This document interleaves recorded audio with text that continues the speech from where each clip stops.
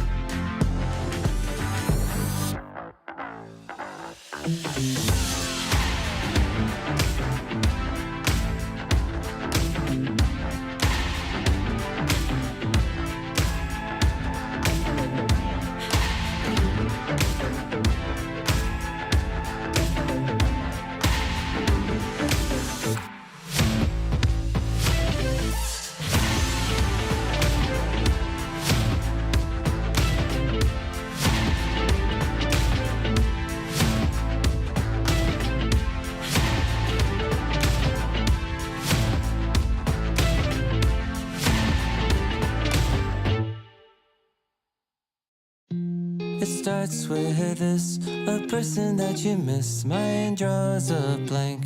I wanna go back to the early days when life was an escape. Now I just wait for better days. I lost myself in your reality. Lost myself. I lost myself in your reality. Lost myself. I feel that life, according to a friend, we're all shrink wrapped in families and making ends meet, stuck in jobs we'll never leave. I never wanna be like that, so I wanna go back to my reality. Wanna go back. I wanna go back to my reality. Wanna go back. Didn't mean to sound so concerning. Am I alone in the hurt? I never followed anyone in search.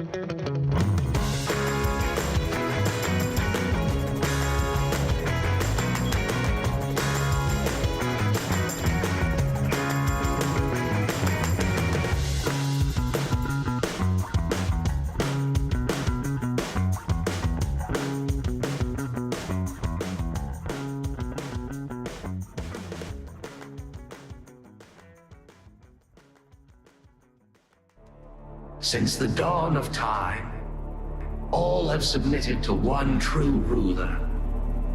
Fate, moments of euphoria, sorrow, acceptance, all are fleeting in the face of destiny. Yet only the bold dare defy this rule. Dare to triumph against all odds. Dare to rise above fate.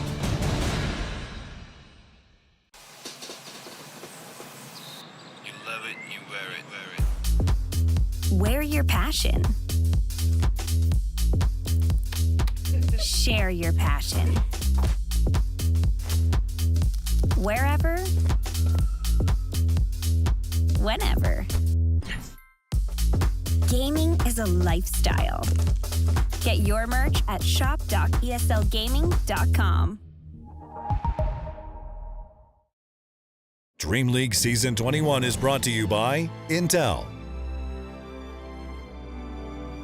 Acer Predator, DHL, Monster Energy, and 1xBet. Hello everyone, welcome back. Dreamleague Season 21 harkens for yet another day here of Group Stage Dota, and the very last day, and therefore a half day for the group stage here. Thank you guys for joining us over on the Ember stream. Seek and Strike here and joining me. Normally you say as always, but on occasion, seemingly, is Winter. Winter, how are you doing today? What do you have to say for yourself? I'm so sorry I abandoned you last night. Apparently I forgot to pay for my internet and it got took away, and I left you with a cup of tea that has no sugar. I know you love your coffee so much, so today I brought you some Balinese coffee. So hope that you'll be happy. Thank you, with boss. milk. Thank you. Very good. Very good. You know, it's funny as I actually am drinking a cup of tea today, so we'll see how that settles in. Our first day of Dota. Yes, I've immediately ruined the bit, but not to worry, of course, because it's going to be hard to ruin the Dota with the matches that we have in store for you guys today. But first, let's go ahead and take a very, very quick, brief look again at our tournament overview and what we're looking at here. 12 teams we're going to begin with today. We are cutting that down to 8, trimming the fat, so to speak. And well, sadly, one team already mathematically eliminated. We'll take a look at that here in just a bit. Right after we see what they're playing for, of course, just as a reminder, $1 million prize pool event here, part of that ESL Pro Tour for the Dota 2 title, of course. Lots of teams, especially Gaming Gladiators, in the hunt, I assume, for yet another title this year.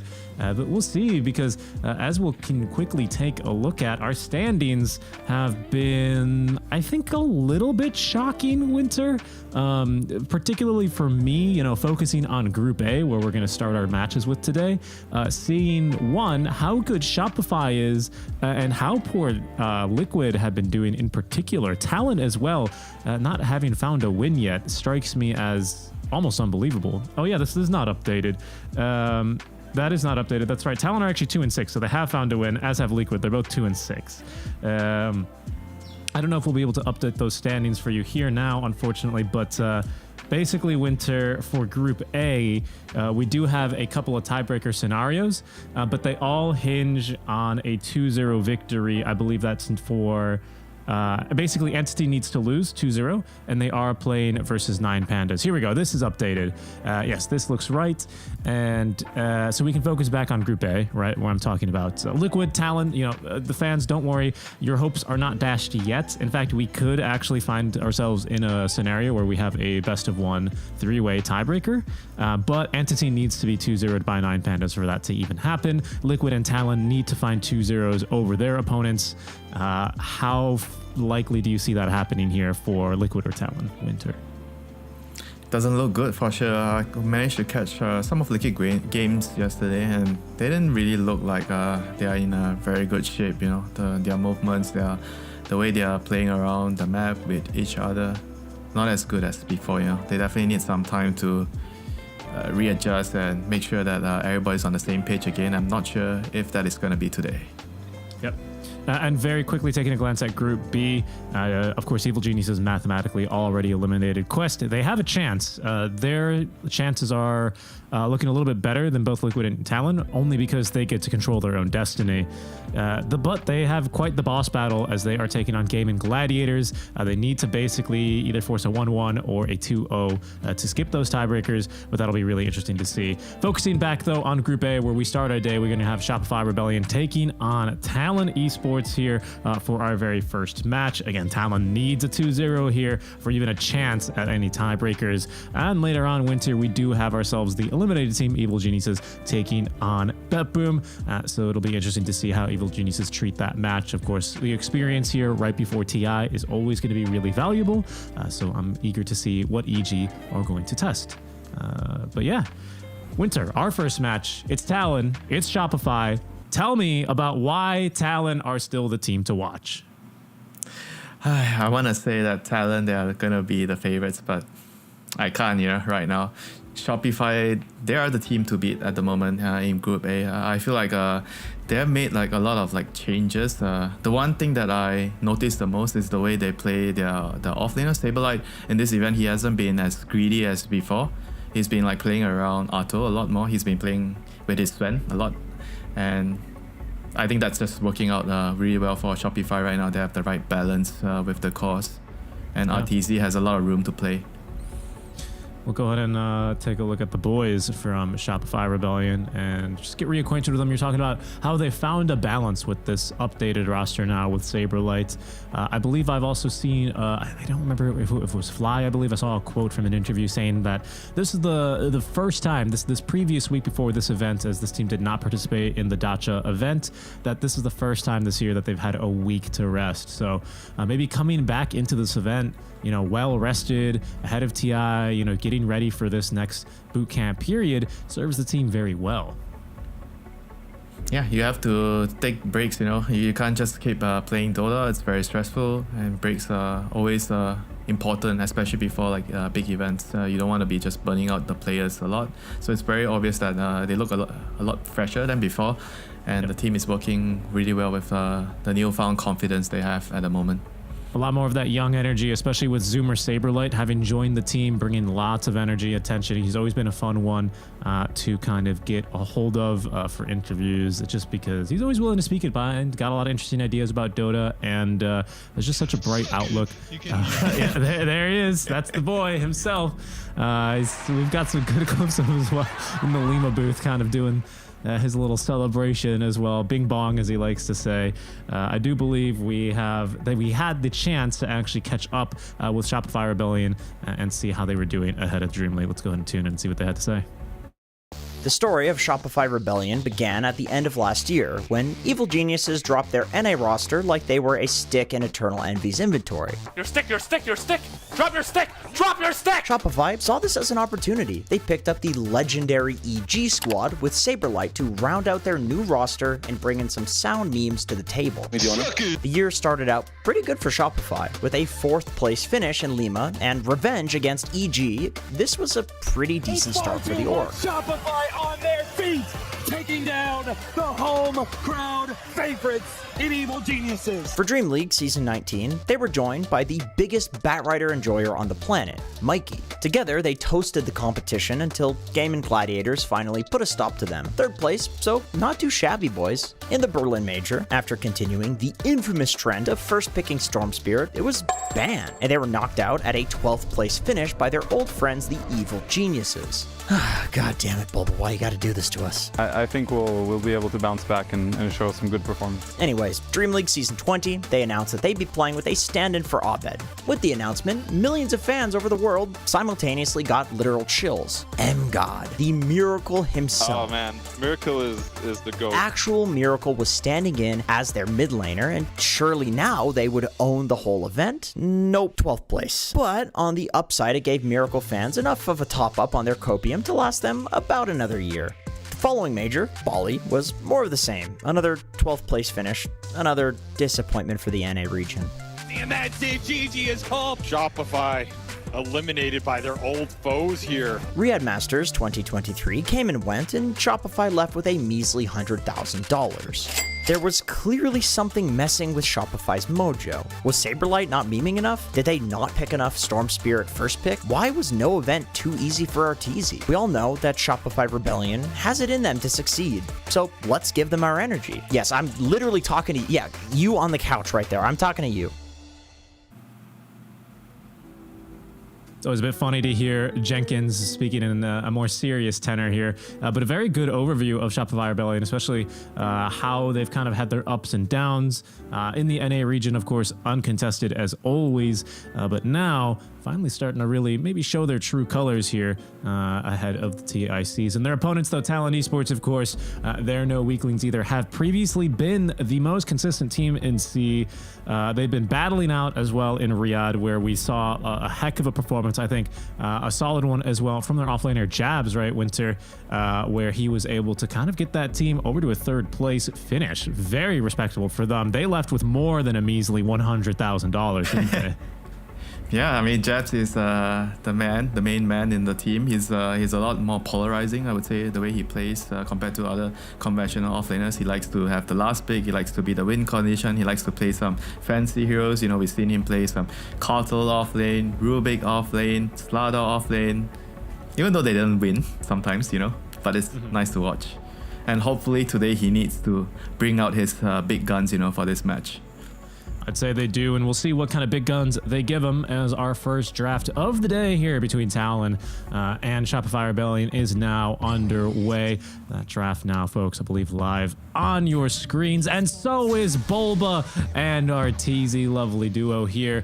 I saw that very quickly. So Talon had priority, and so I'm going to assume they chose second pick, is what that said.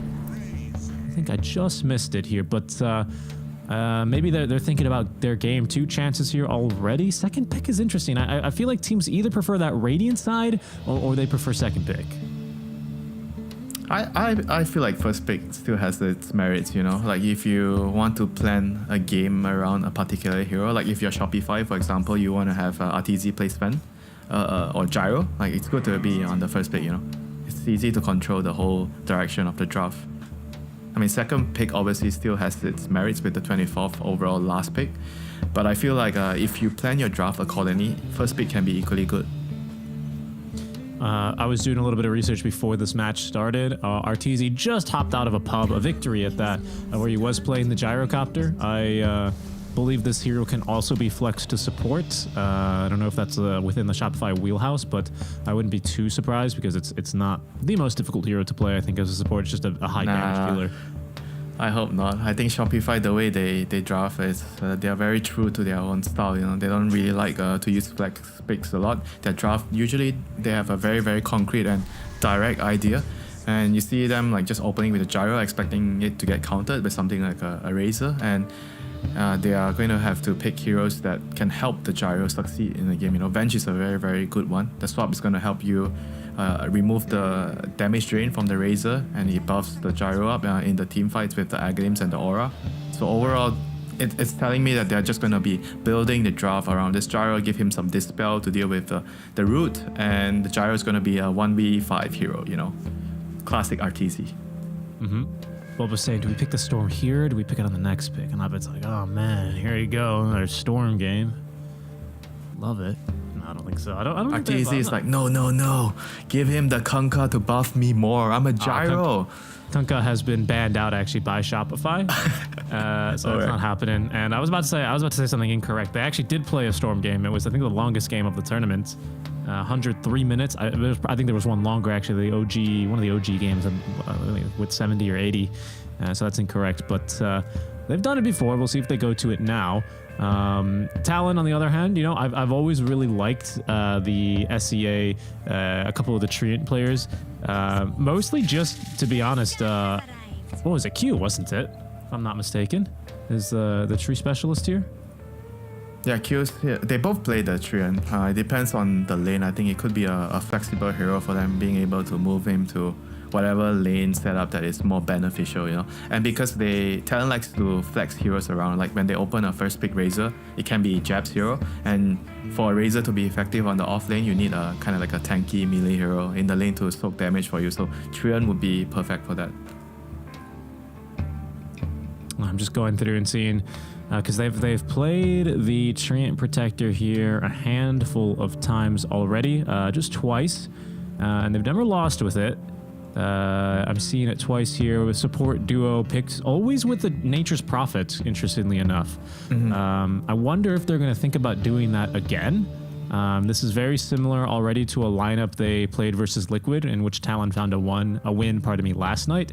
Did rely on that Earth Spirit mid and that Beastmaster, so it's going to be a little bit of a different draft, but maybe there's something they feel to that tree synergy lineup that they'll go back to here.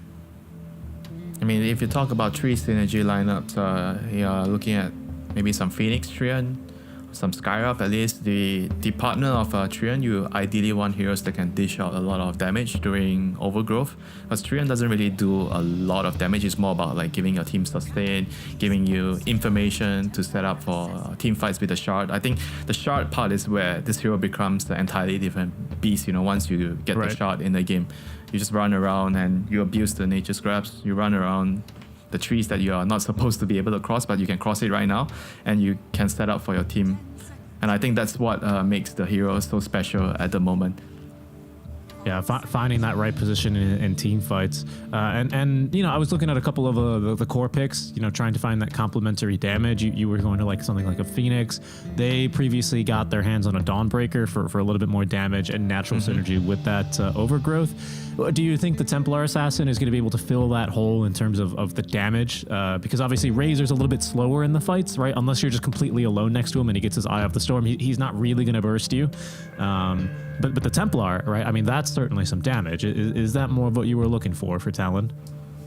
Yeah, the TA is a nice pairing with the Treant for sure.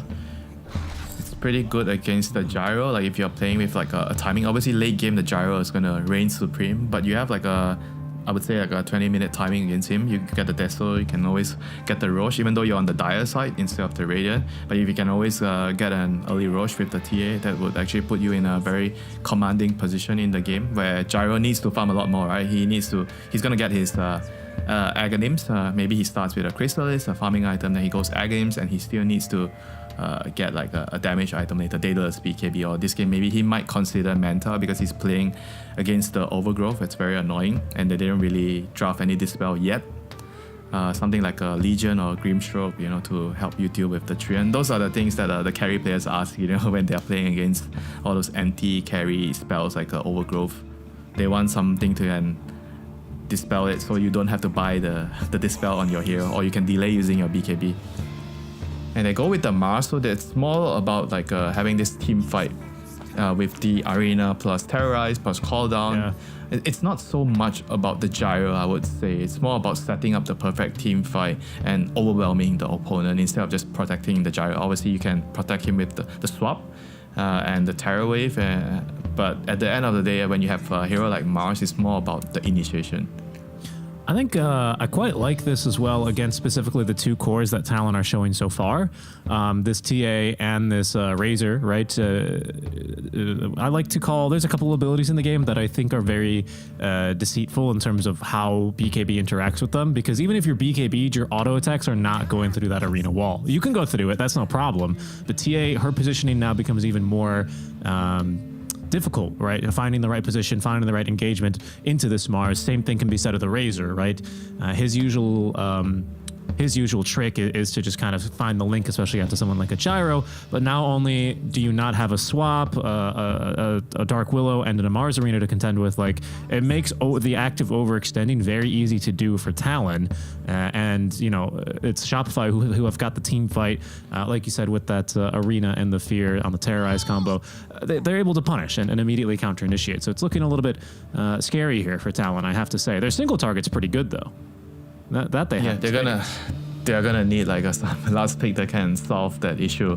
Sure, you have the Treant overgrowth, but that alone is not enough. Like right. Lion and Razor, they are, I would say, much better at picking off heroes. But when it comes to direct engagements, they are not as strong as like a Mars or a Gyro. So looking at the ban so far, Shopify has decided to remove the Primal and the Puck. Those are gonna be heroes that could very well be effective against Shopify's team fight composition, especially the Primal, because Talon needs somebody to run in and start the fight right away for them. The other heroes are quite clunky in my opinion. They are slow. They need somebody to run in first. They don't really like to be the first hero running in, you know, even if you're the TA or the Razor. You want somebody else to open the fight for you. And I'm not sure what good heroes are remaining, because most of it are banned. You know what I'm seeing, Winter? A Storm Spirit for Talon. Yeah, I mean, it could work. Definitely could work, but the lane's gonna be a bit on the tricky side against Queen of Pain. I've seen that matchup kind of go either way, though. There's used to be a little bit of a matchup I think Storms have had to learn to play into because of how popular a counter pick, but that's also something I'm a little bit scared of for sure. The Omni Knight's not something I was expecting. Okay. So this should be, I think this should be Jab Zero. It should be the off lane, and they're gonna, yeah, I mean, it's Jab Zero. Like, he's gonna try to sustain the team fights with his Guardian Angel, Repel, whatever it's called right now. Yeah, that's right. He's it's really Repel. strong. He's really strong in the lane now with the changes to his laning spell. What the hammer of what? Hammer of Purity. Hammer of Purity. And I see at least in some of the games that I played recently in pubs, I felt like when the hero is picked as an off-lane core, it definitely scales very well into the late game. It kills people very, very fast with the talent. So, I mean, curious to see how well it's going to do this game. I feel like the lane could be troublesome, you know, against the Gyro. You're going to take a lot of flag damage. You're not going to like it. There's a Venge Terror in the lane. He's going to be laning with a Lion. Yeah, talk to me a little bit about the little switcheroo that Razor and Templar have done, because now it's actually a Razor safe, which is not that crazy these days. Sometimes you see him as an off, right? But Makoto as well on the TA, you know, it tends to, I think, be more of a carry hero these days. How do you foresee this matchup, especially against the Queen of Pain?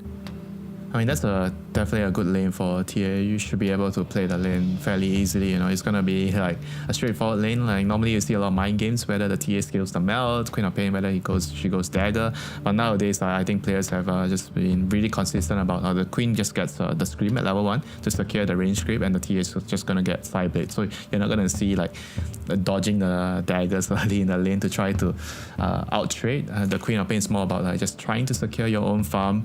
And without the melt, like TA should still be able to do really well. And it's about like the ancient stacks, you know, she wants a position 4 to stack a lot for her. And hopefully the Omni can have a stable enough lane so that the position 4 hero can just constantly stack. Q has to do a lot of that this game. I think it's a heavy stacking game, that's for sure.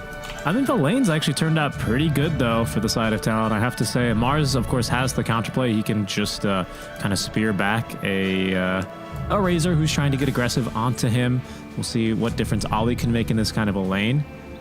It's still not fun to play a melee hero against Razor. No, certainly not, but I think there are worse ones to play into a Razor, that being said. Yeah, I mean, I guess that's true. Like, you don't want to be like some Tide or Underlord against Razor. Right.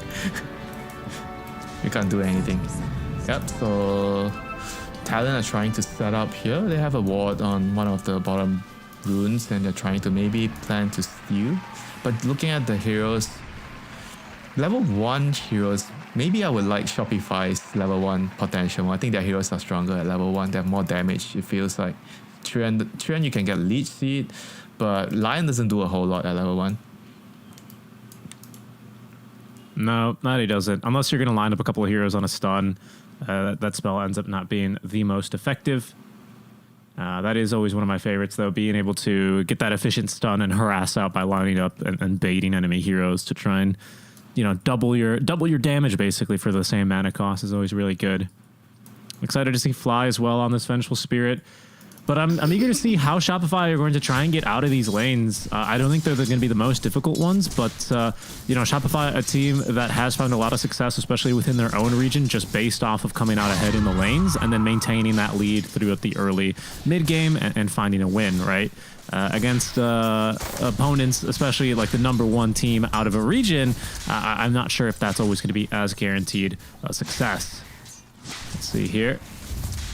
Nice double stun. I mean, overall, I feel like they have pretty good lanes here. If you look at the bot lane, Gyro, Venge, this is pretty standard stuff. You know, you have Wave of Terror with Flat Cannon. You trade very well with this lane, and Omni Knight and Lion. At level 1, you're not that scary, you know, against the Gyro Venge. the gyro is going to be able to have a very, very easy first couple of waves here, for sure. And the top lane, you have some mini combos with the Bramble. When you get Spear, you can spear them through the Brambles, doing a lot of damage. It's really good too as well because crit, one thing that's kind of annoying sometimes but very effective in this matchup against a Dream Protector, even though they've cut down most of his trees, that being said, is crit can effectively deny a lot of these tree crossings unless he wants to just eat a Bramble, right? That's something that's not going to be super sustainable. I think it doesn't matter as much nowadays, you know, because if you're playing around leech speed to heal your carry, and then maybe you can consider getting the armor, he's going to get the Nature's Grasp, he wants to play aggressive. You can just stay back. Don't play aggressive, just make sure you protect the carry. I think even without the tree walk, it's still fine. You know? I feel the lane is not that bad for Trent. Blood Grenade thrown at 23 spear as well. Doesn't find the tower. Don't think that's enough damage. Just at level 1. First blood instead, Winter. It's down bottom. Arteezy is going to get the kill on DQ. He did drag them pretty far away from the lane and also inadvertently stacked the camp, it seems. But a little bit of space created in a first blood for Arteezy. We'll see how much more difficult this lane becomes for Talon then, especially as they miss out on that stun. Yeah, I mean, Jabs is not too upset about it. He has the wave in front of the tower, and Q is trying to if he connects this wave, it will be amazing for Omni Knight. So maybe the first blood isn't as bad, you know. Since he gets the wave in front of his tower, he's going to be able to farm a couple more, 1 to 2 waves more. And they're going to have to try to last hit the big creep. Yep, they got it. Yeah, Arteezy got all 3 of them as well with the flat cannon. Really good move. I think I saw the blue, yeah. He even pops the thanks. He's happy with that. Top lane, we see them going again aggressively here towards Saberlight and Crit. Crit needing to just be a little bit careful with his mana reserves, right? He's got a really good combo breaker here, although, yeah, he's going to be fine. He's got a good combo breaker here, but those rely on having actually the mana to cast that Bramble Maze to actually stop 23 and Ollie from just running down the Mars. We'll see how big of a difference that Lotus makes. Ollie he was able to get the Lotus, so that's gonna help. He immediately uses it on 23, so giving him a lot of his HP and mana back, and now he's gonna get the wave pulled. So perfect for Talon on the top lane. And on the mid lane, Arbet has been taking a lot of harass from Cyblade. I mean, this is a pretty normal thing to see in this matchup. Like Corp, you just want to try to break even with your Scream of Pain. Try not to play too aggressive. Control the runes because you have Blink when he steals it, so you're gonna be able to more or less get the runes and refill your bottle and play for an even game. And you have to be happy that the T is gonna farm a little bit more than you. Yep, not really much else you could do. The damage is kind of incomparable as well when you do have that refraction bonus damage. Ooh, you just gotta be careful not to die here, but did get within Meld Strike range. Those mid players, man, they always make you uncomfortable. One for the rune, we'll deny it. Unfortunately gets his clarity denied as well here from Abed, so unless he gets this other water rune, he might just have to make a run back to base, and he doesn't have blink, so he's gonna have to acquiesce that water rune over to Makoto. That'll refill his bottles. Sure. I felt like he was considering taking the blink to get the rune. Yeah. And maybe he feels like staying in the wave denying creeps was more impactful for the laning phase right now. Maybe he just wants to get his experience and kind of get out of this lane, right? Got 2 skill points saved up. You don't want to play the lane too long against TA. You want to just get your levels and then rotate with the runes, help the side lanes. Right. I mean, either way, I think he knew he was going to have to run back. Even if he takes the point and blink and runs, he's still going to get, taking a ton of harass from Makoto because he just didn't have the mana, to be honest, to hit him with all his spells. So, I mean, you do the best you can with what is an unforgiving lane matchup here for the Queen of Pain. I think she does have really strong lanes to road into, particularly both supports. I think they easily facilitate some sort of gank here. Crit staying alive here. Does have some good brambles placed down, but Ollie's going to take the racing line through the trees. A little shortcut here. And he will end up dropping. No blood grenade required. So finally, Talon gets something in this top lane to open it up. Yeah, that was very much needed, for Razor. Razor hasn't been having a very good amount of CS. Mars is actually ahead. So I think my assessment of the lane is actually incorrect, I felt like initially Razor and Trian should have some advantage in this lane, but clearly not. The spear into the brambles is doing a lot in this lane. I think it's just the fact that these two heroes, this Willow, this Mars, and perhaps the threat of that combo really prevents Dream Protector from popping off like we normally see him doing. Ollie still doesn't have that second point in Leech Seed. I think the heal is just way too valuable, and that second value point is amazing. But I'm eager to see if he's going to decide to perhaps switch that up and 6 minute power a different skill build. Power Rune does spawn down bottom. Makoto will bottle up the haster, and Fly may just have to take a death here. Makoto, yeah, is just going to easily get the kill. Although Fly, nah, it's still a kill. I mean, he tried to. I think it was a reasonable play. He tried to stun and steal the rune, but just certainly was a little bit shy of it. And Mikoto did a good job holding on to the rune. He realized that he didn't have to use the haste to get the kill on the bench, and it's gonna be useful after this. See where he wants to go with it. We're approaching the Wisdom Rune timings. Immediately after his death, I think I saw Fly start painting a line over the Dire area. I don't know if anyone's going to be able to reach that, given that he's now taken a death. I think Arteezy happy with his lane. Saberlight not too happy here, though, as he is slowed to a crawl, but should be able to make it out alive here. It's a lot of damage on that Leech Seed. My goodness. Yeah, nobody likes to be alone as an offlaner against a Treant Protector. It's a nightmare. That's when he'll move in. I mean, the double bracelet is definitely helpful, allowing him to survive there. I think that's a very smart choice. It's just mandatory here against very difficult lanes. I think Jabs is able to sustain through it just because he's got Purification and that point in Repel, allowing him to avoid a lot of damage. But I've seen so many, offlaners, because of the strength of some of the fives, particularly in this meta, you are starting to see that double bracer really start to come back. Yeah, and Omni Knight allows you to play a little bit more greedy, rush the Midas, because you have your own sustain.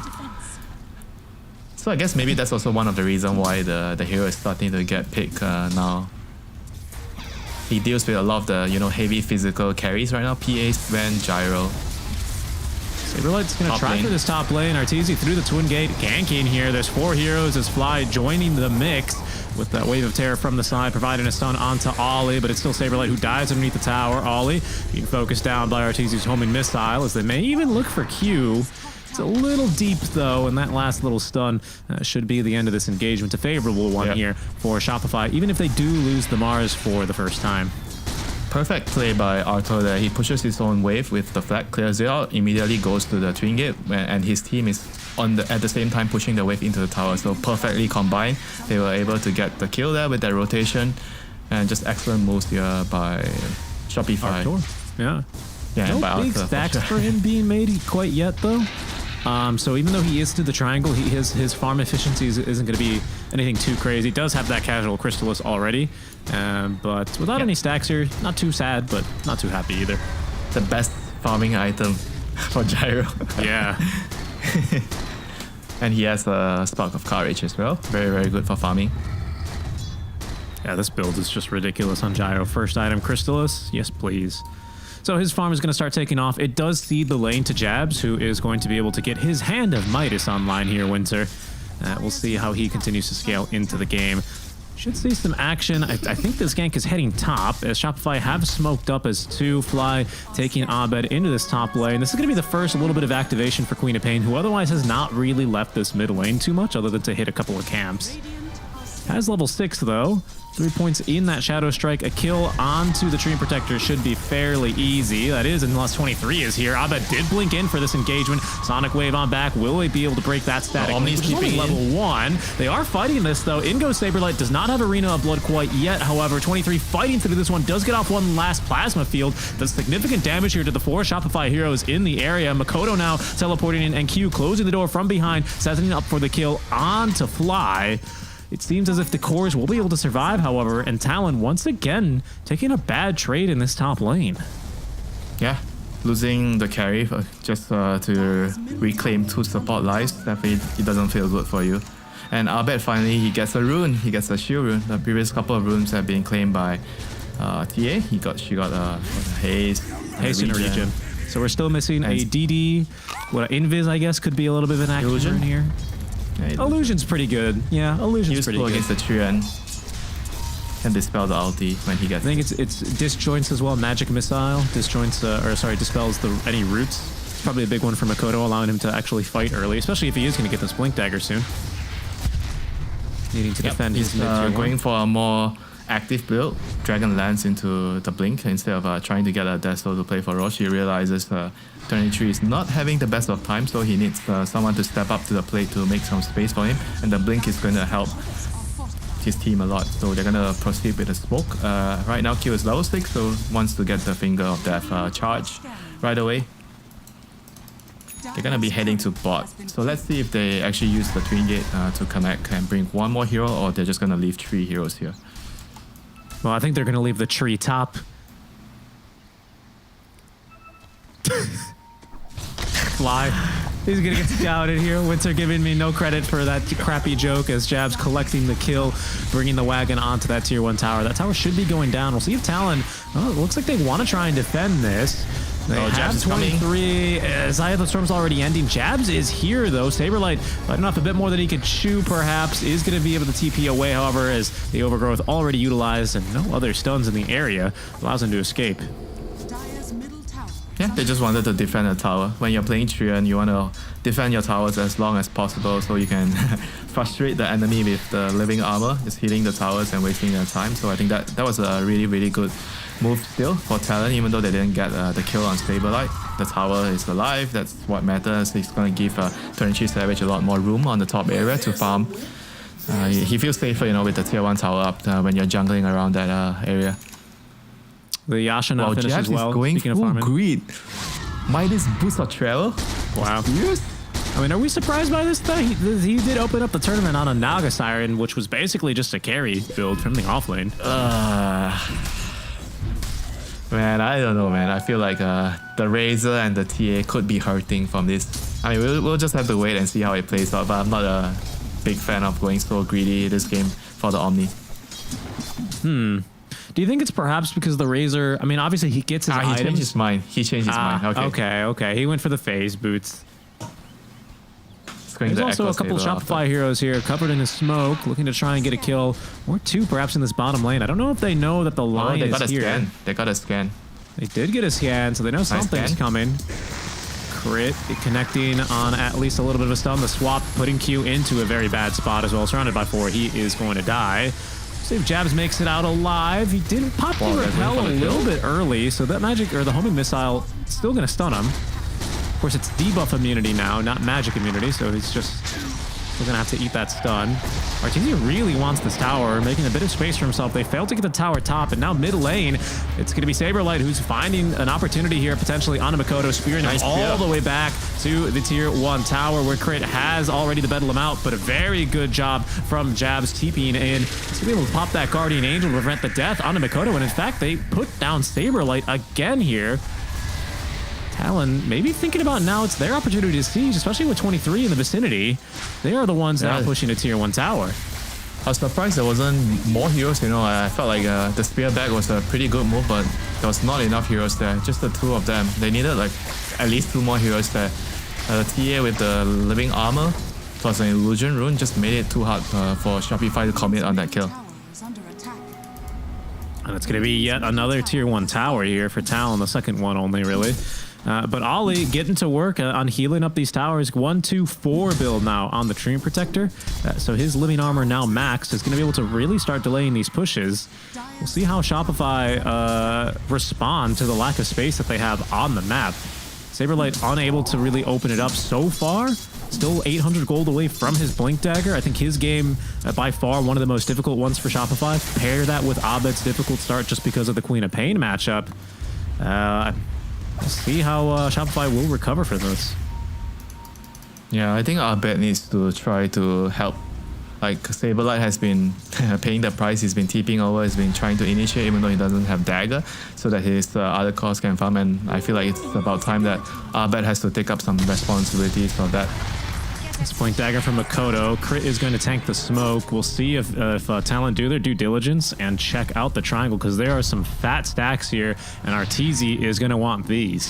In fact, he's TPing for them now. Makoto is going to be starting them up. They have to defend it. I don't know if he's going to get through these fast enough, though, to be honest with you. Swapped out, but Blink immediately from Makoto. Saberlight as well, closing the gap, has the Arena Blood, getting all 3. Overgrowth, though. Sonic Wave onto 3. All the AoE damage as well coming through. Shopify Rebellion, they take down the supports. Makoto, it might just be a second for him, as Saberlight will be able to get the right click on him. That's the gold he needs. That's the initiations that they were looking for. 23 is joining this fight, finds at least the counter kill here on a Saberlight, who did buy out for that Blink Dagger, but he's got to get the hell out of here, Winter, and he's not going to be able to. Crit respawns, finds the Bramble Maze. Talon, they're going to lose 4 heroes for that move, and I don't really think they got even half of that stack. Yeah, like they that definitely would have made it worth it. Shopify. That was like a huge arena on 3 heroes, and the Sonic Wave was perfect, pushing the heroes into the arena, doing even more damage there. Just perfect execution there from Shopify. It all started with a swap on the TA, and the TA was quick enough to blink away, and I felt like Talon was thinking about still taking the fight, but Mars came in on the side with a huge arena that sealed their fate. Yeah, Shopify defend the stacks. And Arteezy is going to be very thankful for that now, as he's going to complete farming them, and now is only 600 gold away. Winter finishing this up is his where axe. you give your team some tax gifts, you know, after you're defending your stack as a carry. Yeah. Finally, Shopify taking down the tier 1 tower. You can see how big of a difference his living armor makes. 10 bonus armor to a structure is no joke. The heal is certainly really good, but that's where that really ends up making a difference here. Ali will actually get speared. They know that he's here, actually, because of the effect. They were just kind of farming here. Jabs in the vicinity, trying to make his way on over to Ollie to defend him. Arena Blood will come out. It's going to be completely dealing damage now with the GA, as Ollie can actually walk through that spear wall. Finger of Death onto Crit. He is going to die here eventually, but they are not going to give the stack over to Q. He died a little bit too late for that bonus damage. That wasn't so bad for Shopify. They got out with one death. The other 2 heroes were able to TP out, Fly TP'd out, and Sableye was able to use the Twin Gate to get to top. Could have been worse. This is a super awkward fight to start there. Yeah, they didn't Ollie just expect so many heroes around the area. They wanted to just go for a pick off on the train, and then all of a sudden there's the Omni, there's more heroes coming in. What are we looking for here? The GA. Ollie walking through the arena walls because he does have Repel on. So he's able to get through there. Yeah, so 23 also has a BKB now, so he's fairly strong. Yeah, Makoto They should be looking to take a fight with the Deso for sure, or at least try to get Roche. Deso and BKB on Razor. Exactly, and now a Blink Dagger on the line, which we saw in that last fight. Tree Shard, and Omni Knight has his full Echo Saber online. So they are coming along pretty nicely for their items here. Hammer of Purity Shard as well in the quick buy. So Talon, you know, they're keeping pace with the farm. Arteezy now, especially with Ag Scepter, he is going to start really taking off here. But Talon have done a great job of keeping up. I think other than Solar Crest soon to be completed for Fly and the Kaya for Abed, the next big item, I believe, is going to be Abed's Ag Scepter, which is still about 1,500 away. The Solar is going to be huge for the Gyro, for sure. Like if they get a good fight, get a Roche as well. 23 has BKB, so he might be okay if he reacts. Yeah, that's true. And he's in the Mighty Mines. He's got that 7 HP regen, so he might have probably The Mighty Mines. The Mighty Mines. Do you know the creeps get the Mighty Mines here as well? I only thought it was for heroes. Everybody gets it. It's fair. Everybody gets the Mighty Mines buff. So he has the Radiant advantage, the 15 to 20 minute rush on top. I mean, I think Talon knows they're smoking. They do. Yep, they do. Let's see if they can delay this. There's no ward on the Twin Gate. And Mikoto has what, double damage? Yeah, he has double damage. Oh, this could be big. They do not have GA for 15 seconds, though. That's BKB double reveal. damage. This could be a big Deso DD. That's all they need, along with the good overgrowth here, as Talon will be able to at least recapture the Watcher. There's a ward here from Shopify Rebellion. Roche is going to be moving as well in 20 seconds. The DD rune is popped. Talon, they're going to want to try and take this fight down bottom. They believe that Shopify cannot take the Roche. I think they're right about that. And they're setting up with traps, and they're just moving around the area with wards as well. Sentry. And Trian, by the way, has the shards, so he's going to be very, very annoying from now on. And check out, by the way, real quick, while we're waiting for Roche to come through that gate, Ollie's got a beautiful ward right next to the outpost. So they have got really good intel over this area. I love this ward. It's so good at this stage of the game. Yeah, I don't think Shopify can actually contest right now, and they're doing the right thing, you know. They're just going for the Tormentor. At least they're trading something, you know, and they're getting a pretty useful shot on the bench. The bouncing stun, the double stun, whatever you call it. Did get nerfed recently, thankfully, but it is still really good, if only for how annoying it is. Just kind of standing what you think is a safe distance away from the Venge as a support to not get swapped or magic missiled, and then just get magic missiled anyway. Yeah. I mean, against the Aegis right now, Shopify might want to chill for a couple of minutes until the Aegis is out. Talon definitely hitting their timings with the TA Deso. Omni Knight with his... well, he's going Blink next, so I felt like he was gonna finish the harpoon. Me too. But no, he just wants to get blink. I think he feels like it's hard for him to save whoever gets flopped because the distance is too far for him to catch up. That's why he wants to get a blink for that. It's true. One change, of course, to this repel rename and skill adjustment, basically, that I didn't consider is the fact that he can use that to enable his team to get through arena walls. So that's pretty big for himself as well. Yeah. It's okay. He's not gonna get it. No, he didn't get it that time. That's totally fine. It happens. You know, 20 was like so chill. He didn't even pop his he finished farming the wave. He's got a freaking homing missile on him now. He's good to go. Yep, and who's gonna get solo the the Tormentor? Yes, he can. Okay, I mean, it's a TA. Who are you kidding? TA is the best Tormentor killer. You get the double melt strike on it. Like minus armor works really well on the Tormentor. That's true. Minus armor. I mean, I think we've seen it all quite a few times. So any minus armor, like a Solar Crest with an enchant totem hit on that Tormentor, and that thing just dies like it's made of paper mache. So it's, I believe it was the Lion getting his shard there, which is a pretty nice one, honestly, this game. It's okay. I mean, that's your revenge spot, so it could still mean that you're gonna die. But that's true. It's a nice shot anyway. That's true. Because the does get already has as well. Yeah, I like it that the Oli actually just bought the shard, you know. I think on this hero and Phoenix maybe, because the shard is so valuable that I feel like you should just buy it, you know, instead of just try to bank on the 50-50. Would you put Grimstroke into that category as well? Just buy the shard? Yes. Yeah, Grimstroke. Okay. Grimstroke is a pretty huge shard. Some games it can be even much more valuable against like a lot of like lockdown like Raws that you can dispel. Well, it's not a shard, but it is an Ags that Abed is keen to show off to Talon Esports here. Paired with Arteezy's brand new mana style, they feel 2 minutes though, Richie. I know, that's what I was gonna say. They feel like they can still fight into this Aegis, and with the swap, ooh, they didn't really communicate that jump, but it might be still good enough. 23 is falling real fast. It is gonna die actually. The Omni Knight not in the area, couldn't get the repel off in time. By the looks of things, nor the Guardian Angel. A kill onto 23 Savage here as Shopify Rebellion. Look, it's this ward that they're standing on right now, really making the difference, finding them the vision, and allowing them to win the fight. Really good usage there. I mean, Talon still feels like they want to go. Aegis is still there. They feel like Shopify used up a lot of their spells, the Sonic Wave especially, so they are confident enough to push for the tower, and they are rightfully so. I mean, they have to be careful, you know, like if they lose 1 or 2 more fights like this, the Gyro is gonna reach a stage where I feel like he's just gonna eventually dish out too much damage that you can't really deal with, you know. If the Omni Knight is not there, people are just gonna die. Right. Yeah, I mean, that's tough, right? Because even just a little bit out of position, farming a camp, you know, just a couple screens away, and he's unable to reach in time. 23 just dies that fast, even through the BKB. Just honestly, I mean, even with the 17 armor wins, he's just not that tanky. They've got a couple of ways to reduce that. I'm wondering if they're gonna get a nullifier for the Omni Knight's ulti later, you know, on the. I mean, it's not the best item on Gyro, but I wonder if they're gonna have to get it on someone to deal with it.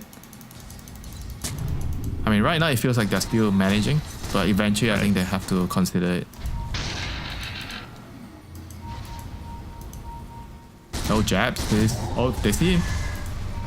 Yeah, but the Zero's coming through the Twin Gate here for Talon, so I think this is not going to be as strong as a position that Shopify may think it is, especially with the Aegis still, you know, 20 seconds left, but it ends up respawning you as good as it does when it has 1 second duration, as it does when it's still fresh. Yeah, I think Shopify wants to wait out the Aegis and get this butterfly on Arthur. I think this is going to be a huge spike. Nobody's going to be able to get a MKB in time. Oh, T is actually killing one. He's halfway there. But there might be a small window that you have butterfly on Gyro for 1 minute or 2 minutes before the TA has the MKB. And that's what Shopify is going to try to abuse. The butterfly plus solar crested Gyro seems like I don't think he can die in the fight.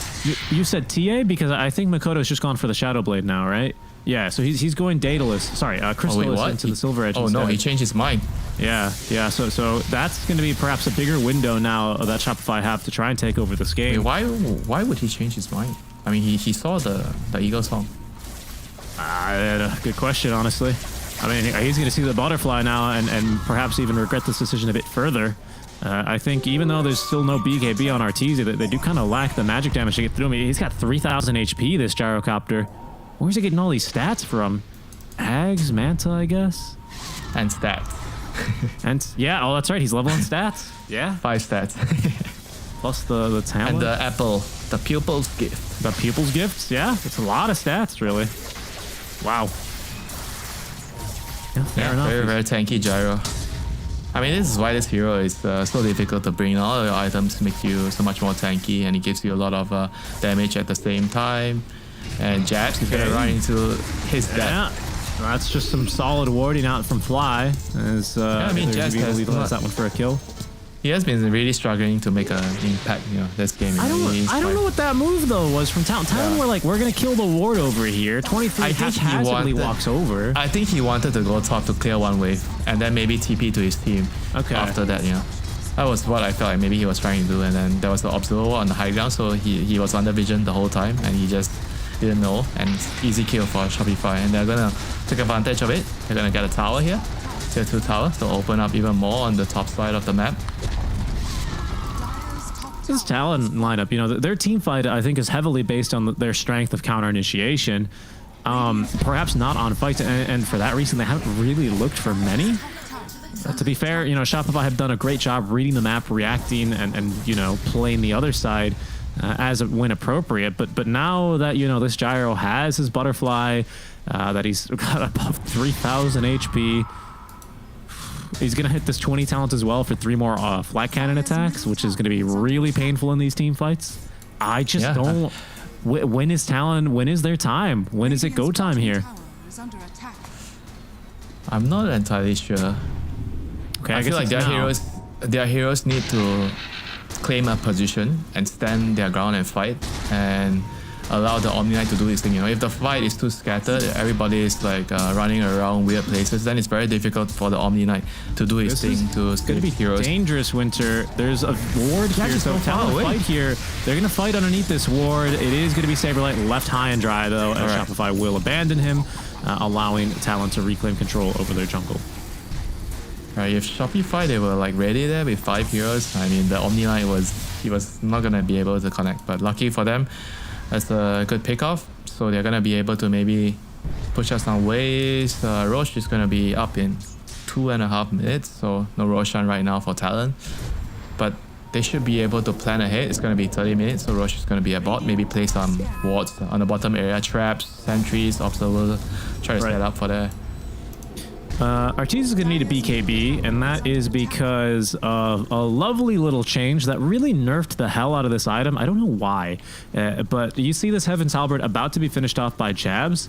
Very good item against ranged heroes, of course, such as this Gyrocopter. However, as of 734, no longer applies the disarm if you BKB after, basically. I'm not sure why they made that change, because this has been a mechanic since forever, as long as I'm aware. It's the dawn of time, right? It did always feel stupid. Like, you got disarmed by Heaven's Halberd, you would BKB and you still couldn't attack. Like, fair enough, but it felt so core to me for so long, Winter, that to change it now, well, we'll see, right? I'm sorry. I'm afraid your story has to stop. They're gonna smoke to fight the Roche right now. That's right.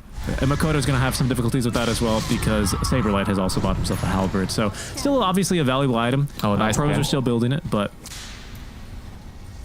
indeed, a good scan out from Talon. Maybe gonna make this fight a bit more difficult. Yeah, they try to go for the rune first. Check if they get some random ass double damage.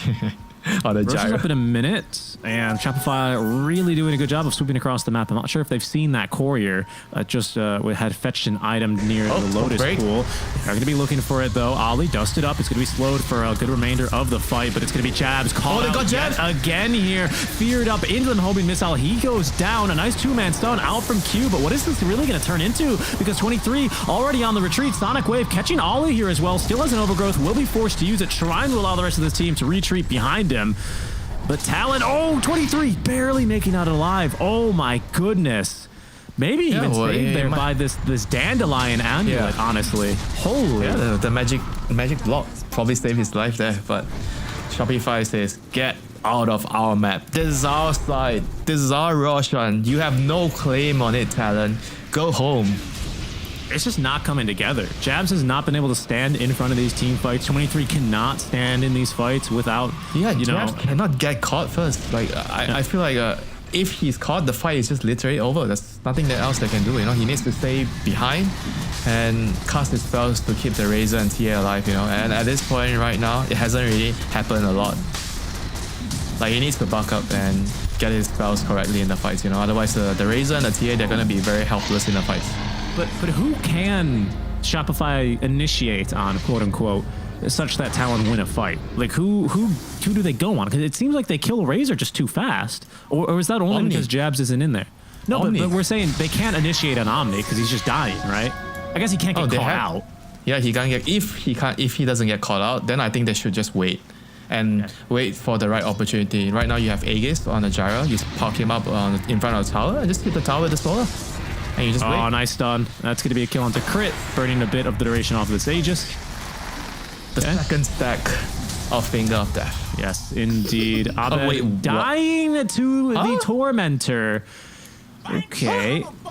What? I've seen that a surprising amount of times. Sorry, make that Fly dying to the Tormentor. Not Abed. Oh, Fly. I was so confused when you said Abed dying to the. I was like, huh? Yeah. I was even more confused. I was like, He how does this hero? got the shard. He got the shard.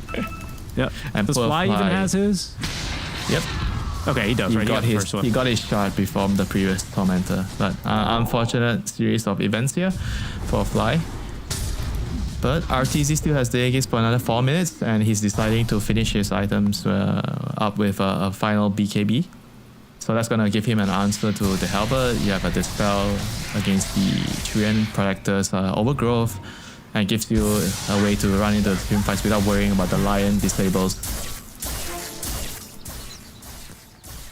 Okay, they've got the Static Link Shard as well, which did receive some changes. Wow, these like little slows and vacuum effects now on heroes with the slow resistance. That's the same like what the EMP shard. Yeah. Pulling people. They haven't added any place to where you can easily see what the slow resist is on any of these heroes, I guess. Oh yeah, we don't really talk a lot about it, and you get what Rocket Barrage or what Sven has the slow resist on Ghost Rank. Yeah. The Golem is like slow immune or some garbage. There's always like all these really weird ones, right? But we don't really talk about them, and mostly because it's so hard to know. You just have to kind of find it. It should just show up in the stats under defense. This is an awkward place to be standing. There's a gem. They see RTZ. They saw RTZ there. Stone Cold just Aegis. looking at him. Aegis RTZ. It's not RTZ without Aegis. Think twice before you touch the man. Javcher's tied up on Saberlight as well as he's doing his due diligence, checking for wards on cliffs. There's a DD though for Makoto. Talon would love to find a fight here if they could. But again, with that DD into this butterfly, again, still no MKB for Makoto here. And without buyback Winter. Yeah, they both don't have... Okay, I guess Razor, you don't really need it that much. I'm not sure, but I'm surprised that the TA doesn't have one. See that living armor really making a difference as well. Razor, all that physical resist. Plasma Field Slow does barely nick this gyro.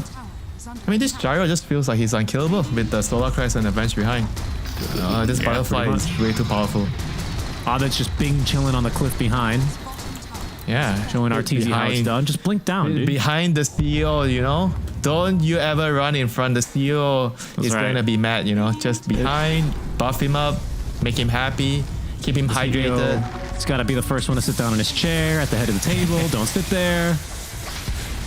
Oh, there they go. Solar Crest, tier 3 tower, taking a lot of damage, living armor or not. You can see this Treant Protector really struggling to try and heal that back up. Makoto able to, at least equalize here for Wisdom Runes on the opposite side of the map. As he does find a Haste Rune. He's going to force maybe ATP here. Because there's a double wagon wave approaching with the wave pushing under tower. But for now, action is going to be up onto the high ground. We're 23 really making good use of the Dandelion Amulet, able to avoid a lot of damage. Where is Jabs, though? He is farming. Now he's back. Makoto's still not here, though, as the Fortify is going to be forced out from Talon. Really? I mean, are they going to trade a tier 2 for this? Makoto has now the 2 wagons hitting that tier 2 tower. I mean, Gyro has Aegis for another 40 seconds. They want to try to wait it out. Maybe they would just be able to do that. Or Jab's going to jump in. There goes the Aegis. They've deleted him. 23, though, has been caught. Nice stunned up. He might just be dead. No save for him as the Guardian Angel not in time, and I believe he was out of range. Q to make that Ollie, trying his best to counter initiate here, but they've just opened this up for Shopify Rebellion. 3 dead already. No buyback here on 23. Rakoto's got the buyback, but might just have to use it here as he's going to end up getting caught as well. What was that? I mean, the arena, he got the spear into arena combo instantly. That didn't allow him to get his BKB off. I mean, what a play by Saberlight, the chat, you know. He just, the homie missed out to set that up. Bramble Maze, homie missed out. 23 not wanting to pop BKB for that. I mean, they're trying to end the game. And you're done. And they are trying to end the game. No 23 Savage. Few ultis remaining here for the side of Talon. We'll see what they can get done here as they're going to spear back Jabs in some serious trouble. No spells to use here. He will go down. Buyback immediately. That's 4 buybacks now out from Talon. He's in trouble. They've got a Gem of True Sight dying underneath these tier 4 towers. Shopify Rebellion tanking as much as they can. Nice little mana drain from Q. Will slow them momentarily, but he's going to be swapped into his death here as it's Abed who picks it up. RTZ just focusing onto these structures, wants to find this last little win here in the group stage, but will be forced back by the respawn timer here of the Razor. That is some heavy losses here for Talon Esports. Yeah, that was a very, very costly defense there. What, how many buybacks? 2 buybacks? 4 buybacks? Holy 4 shit. buybacks. I mean, they have to try to, I don't know, they need to make a play with this, you know, when everybody's up, try to smoke out. I mean, this is such a bad fight, you know, it crippled the whole game. As Gyro, like I said, you know, with this Butterfly and Solar Quest behind him, he just feels like he can't die in the team fights. Yeah, and he's got Ninja Gear. T was going on about how he feels like this item's broken. Ninja Gear? Yeah. Ninja Gear's a little bit too OP. Unlimited smoke. Everybody goes for it. Here they go. Yep, they got vision on 23. Nice job using the Mantis style at least to avoid death for now. Fly, he's fishing here, looking for a swap. If you get a break here onto RTZ, out comes the link. It was reflective though, so 23, he's not getting any damage, and he's just gonna go down. They killed Ollie before he can even overgrowth. That has to be it here, Talon. They're gonna lose their 4th hero now, or 3rd without buyback as Makoto swapped in aggressively by Fly. GG, well played is called. We'll see if they get any more in the fountain as Q dies as collateral. But it is Shopify continuing their streak of dominance as they effectively and literally eliminate Talon from playoff contention. They're done.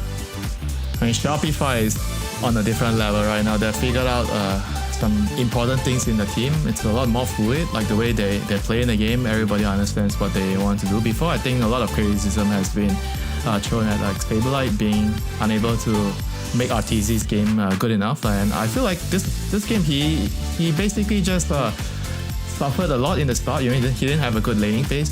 Double brace, soaring, you know, running around defending towers. But RTZ, he was happy. You know, the CEO was happy. He was able to farm his stacks. They defended the stacks, throw their bodies, and they were able to guide RTZ into the path of victory at the end of the day. Or RTZ is guiding them into the path of victory with the gyro.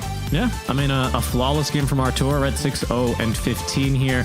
Abed as well going flawless. Again, in a very difficult matchup, so I give him a lot of credit for that on the Queen of Pain. Saberlight tanking a very difficult early game, but I think both of these supports, Crit and Fly, really showing their worth here in terms of why they're so highly rated, especially in, you know, NA and when they do play these international opponents.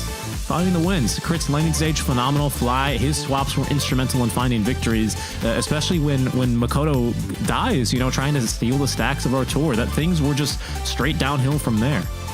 Yeah, and on the other side for Talon, their CEO, Jabs, definitely lost the plot this game. I think he wasn't really on the same page with his team, or his team wasn't on the same page with him. And I feel like there was a very clear disconnect about whether he should be joining fights early or whether he should be hitting creeps. And a lot of the fights they lost, I just feel like he should be there, you know, early. You know, he has to be there to keep people alive. And once he's late or he got jumped first, like when they were trying to contest the bot Roshan, and he was hiding beside the Lotus pool and he got stunned, and that was it, you know, team fight was over. Felt like he was just not really sure what he's supposed to do this game. Identity crisis, you know, when you try to be too fancy, you play a lot of different heroes. Every game you have a different role. Sometimes you are playing for the team, sometimes you are playing for your own items. It can get a bit cloudy, you know. Not a difficult game there. Arteezy, he warmed up his day before his first official with a pub on the gyrocopter, found a win there. He will extend his gyro win rate today to 2, as they are going to be able to take down Talon Esports in game number 1 of our best of 2 series. Do stick around, folks, when we're going to a quick break. And when we come back, we're going to have our second draft of Talon versus Shopify ready to go. We'll catch you then.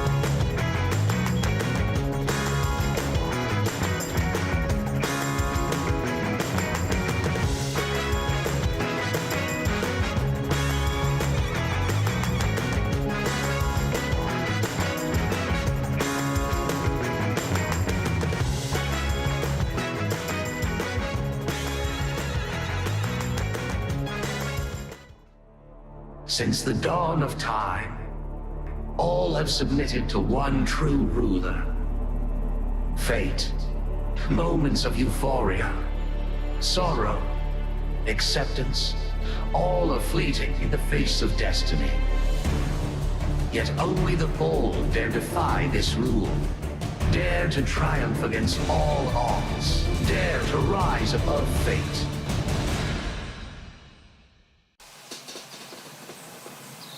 You love it, you wear it. Wear your passion. Share your passion. Wherever, whenever. Gaming is a lifestyle. Get your merch at shop.eslgaming.com.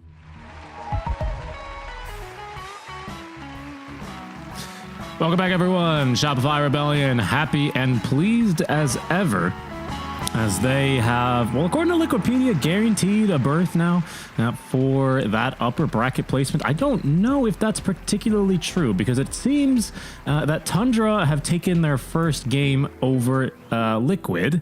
I'm not sure how 9 Pandas are currently faring. They are over on the C stream, sorry, on the Storm stream, pardon me, is where you can find them at and see how they're running along. But if 9 Pandas 2-0s and Tundra also 2-0s, we do have a 3-way tie.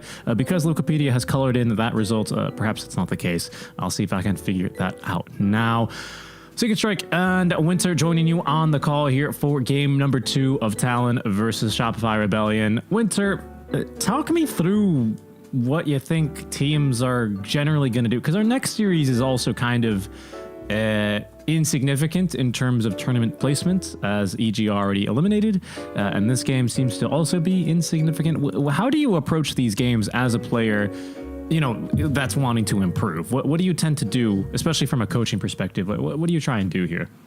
I mean, it literally depends on how the players are feeling. I feel like if the players just are too down, you know, and out of the situation, then it'll be difficult to try to motivate them, you know. And maybe it's just better to just let them just play whatever they're comfortable, since it's not really important, and just let everybody have some fun, you know, let go some steam and try to focus on what's ahead. And ahead of these teams, of course, is a long training period, right? Which is perhaps why you're saying it's important for them to consider that aspect of things here. Okay. No, I don't know. This is so weird. I guess maybe they're going off of map difference. I have to refresh myself on the tiebreaker rules, but I couldn't find any evidence that locks in Shopify Rebellion. It just could be map difference, I guess. We'll end up seeing how that continues going for them here. I can tell you, though, Winter, our priority for this game, Shopify Rebellion had the choice. They had second pick, Talon this time on Radiant. Where do you think we stand here on our Radiant Dire win rate, by the way? Do you think that's continued to be a little bit imbalanced as it was in the first couple of days here? What do you suspect? Right now it's 58%. What, okay, 59? So it's fallen. Radiant's 50. I mean, it's still pretty substantial. 59%. Dire is 41%. I think it's still like a good number. Like I said, you know, the first Roshan, 15 to 20 minutes, it plays a huge role in the current game. People are getting Desolators as bench, there's a lot of minus armor, Solar Crest in the game, so it's very easily abusable, the first Roshan. If timed properly, there's not much you can do, you know, on the Dire side. You just can't contest, because you are not allowed to contest by default the way you're playing the map, you know, it's just not your area. Nope, indeed not. And I think Shopify took pretty good advantage of it last game to try and take that first Roche. Talon with a good read to try and get the game back in their control, and even getting that first Aegis pretty much uncontested from Shopify. But of course, bad fights and you know, kind of lead them this way. Regrettably for them, by the looks of how our first couple matches are shaking out, it seems like even if they did find a 2-0 here, that they still would have ended up eliminated. Potentially seeing how that entity game also turns out. We shall see, as our second draft is about to get underway here any moment now, live on your screens, and we'll see here what the teams have in mind for the second map. Oh, I want to see some Grimstroke, you know. What do you think? Grimstroke is one of my favorite hero. Ramen. No, I don't think rice. it's not. Is it rice? It's rice, right? Yeah, he's having he's using chopsticks with rice. Yeah. Giga Chad right there. There it is. Let's see it again. Ready? Oh, hold on. Hold on. The takeout chopsticks. Fried Ooh, rice. Some chicken as well. Nice move there. Not dropping any of the rice. How can you tell? Ah, come on. It might be all. Look at him. It might be all over there goes a little bit. Okay. Well, you know, if you're not going to be able to get through into playoffs, gotta start eating your feelings. And for Talon, that started basically right away. Abed having a little bit of a laugh. Look at this guy. That lovely smile. There he goes, buddy. He's getting ready to play some Storm Spirit. Yeah, you laugh it up. We'll see how things go for him. As Talon, let's look at a bit at the draft now. I'm just kind of distracted by all the player cams in front of me. Open up with the Beastmaster that they like to get their hands on and have actually moved to ban the gyrocopter in response to game number 1. They think Shopify is just too confident here. Do you still think they're going to... Well, the Sven's banned, so that's another first pick carry. But do you suspect another first pick carry here for Artur? No, I don't think so. I think the other carries you can't do that. Maybe you can do Razor because you can flex it, but not with this team. You know, I feel like the way they draft, they are defining a lot of things clearly. So without a clearly good opening pick as a carry, I don't think they'll do it. So they're gonna go for the Kanka. I think this hero is really good as a response to Beastmaster, because the way you're playing as Beastmaster, you go to an area, you hold that area, you roll a target, you want to pick off the target and get a tower. But Kanka can counteract that by throwing the boat on top of the target, and you can TP over and you have the cleave to deal with your helm creeps, you know. So Kanka is a very, very good response towards Beastmaster, in my opinion.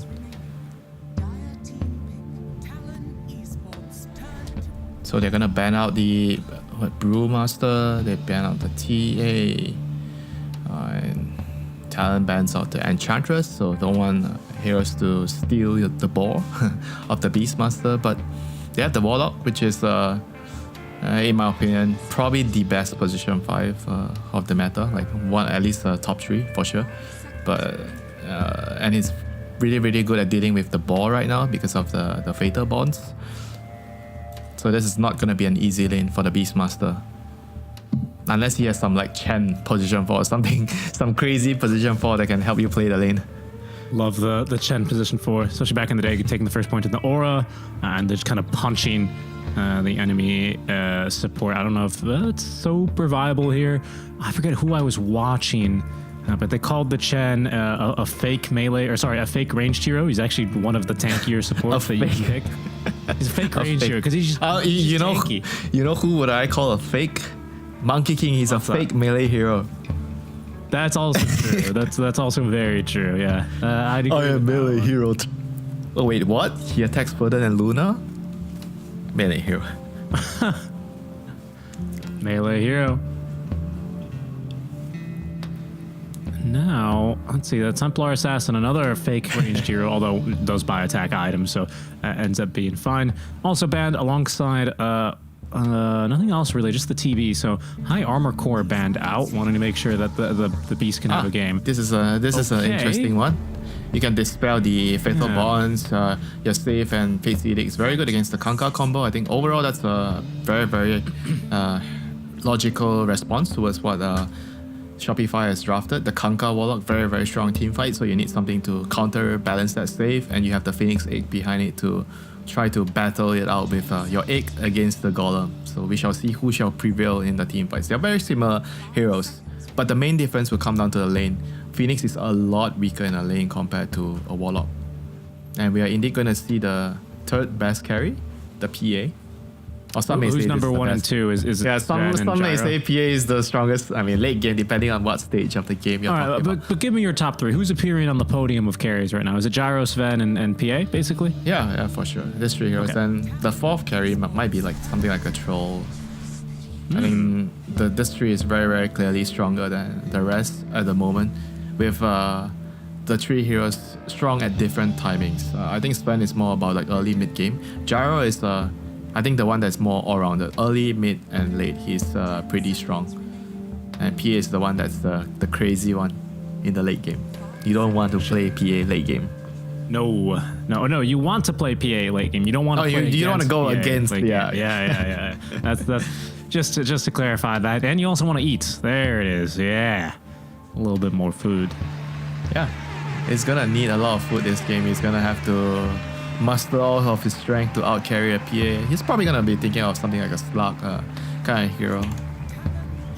Like you can like build Silver Edge to break, so they go for the monkey instead. So it's very clearly trying to boost up the power of the Beastmaster. I think whenever you draft Beastmaster, you want like a active carry that can abuse the Twin Gate and go to your lane and break towers, kill heroes, and ball together. So Monkey King is exactly perfect for that. And on top of it, because you have Oracle and Phoenix, your supports lack some stuns, so Monkey King compensates for that. So he makes it easier for the supports to play the game. This is a lot of sustain, though. It seems like if Talon are able to set up their team fight correctly here, I don't know if they're fighting through a late game PA necessarily, but I also don't know if Shopify can really get through that frontline monkey if he's set up in his Wukongs, he has a stun ray, and of course the Oracle dispels and potentially save behind. I mean, it seems strong. It's a lot of heals, like especially with the Jingu, fully does get doubled within that false promise duration, so it seems pretty good. Yeah, they're gonna be trying to hit like a very sharp timing, provided they can get out of the lanes. They're up against like a Warlock. Warlock's really strong. So out to finish up the draft. So Monkey King is gonna be mid against the Kunkka, and it's gonna be like a carry out against the PA, which is trying to abuse the timing, right? So they have the Oracle, like you mentioned, Oracle with Monkey King, the heal, Oracle with Elk, same thing. You can boost up his survivability in the fights by a lot. And you're a hero that farms a lot faster than PA. You hit your timings faster. We see it from Ramses a lot. They like to pick Alchemist as a response towards slower carries. And I think it has worked really well for them. And it can work really well in this game because you have a Beast, so you have the Aura to back you up. You have the Egg with the Sunray. So it's all going to be about the heals, So you have to buy a vessel this game. I feel like... But you're playing against Oracle. This you're playing against Oracle, so he's got the spells. Yeah, I mean, he is just such an annoying hero in the right hands. Something as well to be aware of, right, is the Fate's Edict disarm, right? That thing's been seriously buffed to the point where now it only disarms opponents and it only gives the magic immunity to your allies, which is a huge buff, right? Because now you can just put that on the Monkey King basically at any time. You don't have to really be concerned about the anti-synergy there and not him getting the Jingu. Lina comes out for Shopify. That's offlane Kunkka. Okay, it's the offlane Kunkka. So Kunkka with Venge, pretty good lane, minus armor, a lot of physical damage, and the Lina is going to, I feel, give them what they need, because they don't have a lot of like burst quick damage when you initiate with the X mark or the swap. So Lina's going to provide you with that, and Lina is very good at killing the egg. He gives you a lot of like a vision as well in the team fight when he gets the Aghanim's. I think Lina is a very reasonable pick. He actually looks really good given the situation here. He has a good lane, he has a good lineup. Because whenever you have Lina, right, you want your off laner and one of your supports to be able to protect you in the team fights, and they have a Kunkka and a Venge. So it's a perfect environment for Lina to do well this game. I gotta say, it also seems like Shopify are out here testing something, because they have picked Lina before. This is the only team that's picked Lina or contested it at all. It only has one pick. But something that's really interesting is that the situation that Shopify picked Lina in last time, they're not facing any of the same heroes, and they don't have any of the same heroes that they had on their team either. So this hero, it's seemingly unlinked. I guess obviously it speaks to more of the hero types they had and the hero types that Nine Pandas had in that particular game. Specifically, I'm looking at this Monkey King and TB comparison. High armor, especially in the ultimate for the case of Monkey King. That surprise sustain as well. Maybe that's something they value, but it's really kind of interesting that it's the second Lina here. Maybe they just value the hero a lot right now. Like the mid lane heroes is, if you don't have the Earth Spirit, I think Earth Spirit is probably the most sought after hero. Like people are just trying to abuse the Blade Mail into hard heroes, the Primal, the Earth Spirit, the Kunkka. I think Lina does kind of do the same, but obviously you don't get Blade Mail because you have a huge amount of magic burst right now with the Flame Cloak. And it's gonna help them hit the egg as well, so it has that extra value towards why they're drafting this game. I love the metal music jumping over to a tree. Good. That mischief now. Increasing your move speed just generally. Yeah, you should always be using it. Yeah. In fact, it just makes it hilarious, honestly. Yeah, it makes no sense before. Why would it slow you? I guess because Valve really thought people were going to see a tree just chilling in the middle of the lane and, you know, get confused by it. The only time I've genuinely been confused by Monkey King when he mischiefs into a tree is when he's already on top of another tree. And I see him on a ward, but I don't see him. Okay. Fatal Bond's level 1. Does latch onto 3 heroes. Yeah, it was always a little goofy. You would just need to like try and find the courier to be able to actually move around. Did they just get all 4? What? They got all 4 runes? Seems like they did. Yeah, seems like they El is like, where is my rune? Guys, I'm out. Where's my rune? How much gold are they missing out on? Bounty gold, so he's missing out 160 gold basically. Is what he should have had. That's a pretty big deal for El. Well, we'll just have to see, you know, what he's gonna do to recover. And he's also laning with a Phoenix, you know, not the best support when you're behind, you know, because Phoenix doesn't really do a lot in that scenario. So I'm looking at the previous game that Shopify picked Alina in, doing a little bit more investigation. Sherlock Holmes Richie. Sherlock Holmes Richie, as I believe everyone always says. And I think Sherlock Holmes Garcia. That's exactly it. Yep. My middle name is Sherlock, even if I don't have a middle name. I believe the reason that they picked it in that game and again in this game is because it simply just outranges easily the enemy mid. That time it was a Dazzle. This time, of course, it's the Monkey King. Yeah. So that seems to make a good amount of sense for me. Yeah, and top lane, they've decided to put the Oracle at top. So he's been like just removing the Fatal Bonds. I think this is a pretty nice interaction. Pretty cool move here. That the Oracle stop the Warlock from doing what he's accustomed to do every lane, you know, Fatal Bond, push the wave out, and this time it's not really feasible for them, you know.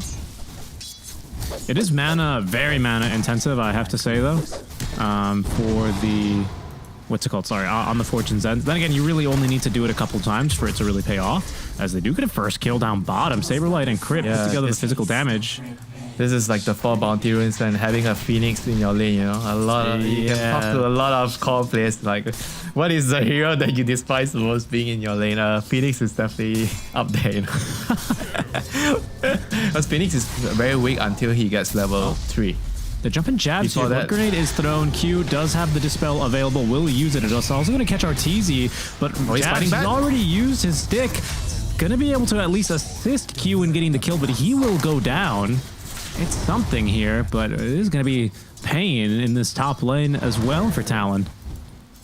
I mean, Arteezy should be happier there. He got the XP, so it'll be coming back with full HP, with a level advantage, and all they need to do now is try to pull the wave back so that the PA can farm safely, and he'll be really, really happy. Mid lane, he's going to be very aggressive. Q, jumping on him. This is just... kind of a lot of action, very kill-heavy lanes, it seems. Yeah, this Lina spam against the monkey is just making life so difficult for him. I mean, this lane is just going to get harder and harder and harder for Mikoto. I mean, this is also the other reason, right? We didn't really talk about it, the lane matchup. That's why they...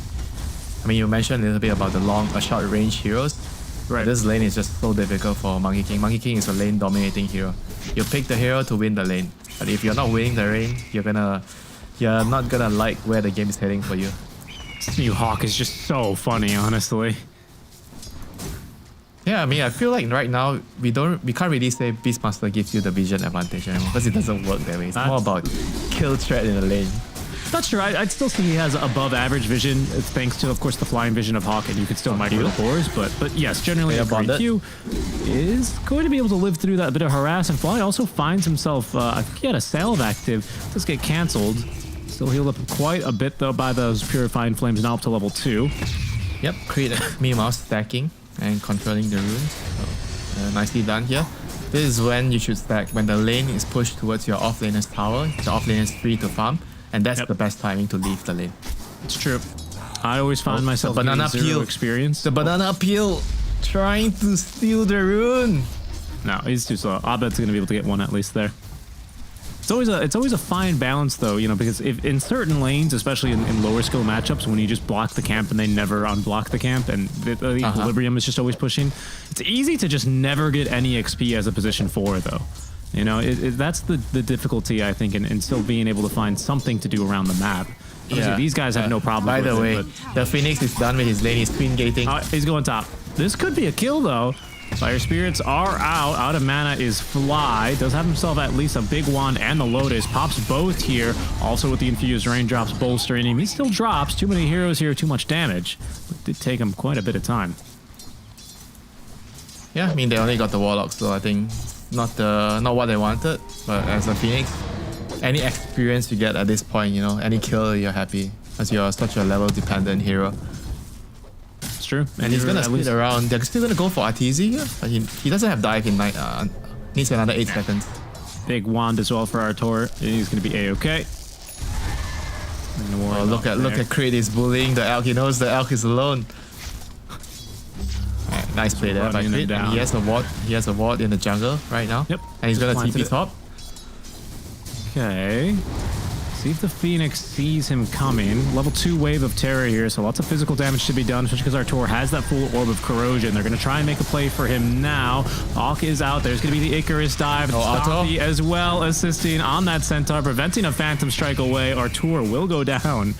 Yeah, the Oracle just having too much burst, you know, at this point in the lane. Level 2 Purifying Flames just out-damaging them and trying to go for the Lotus battle here. Crit using the stun.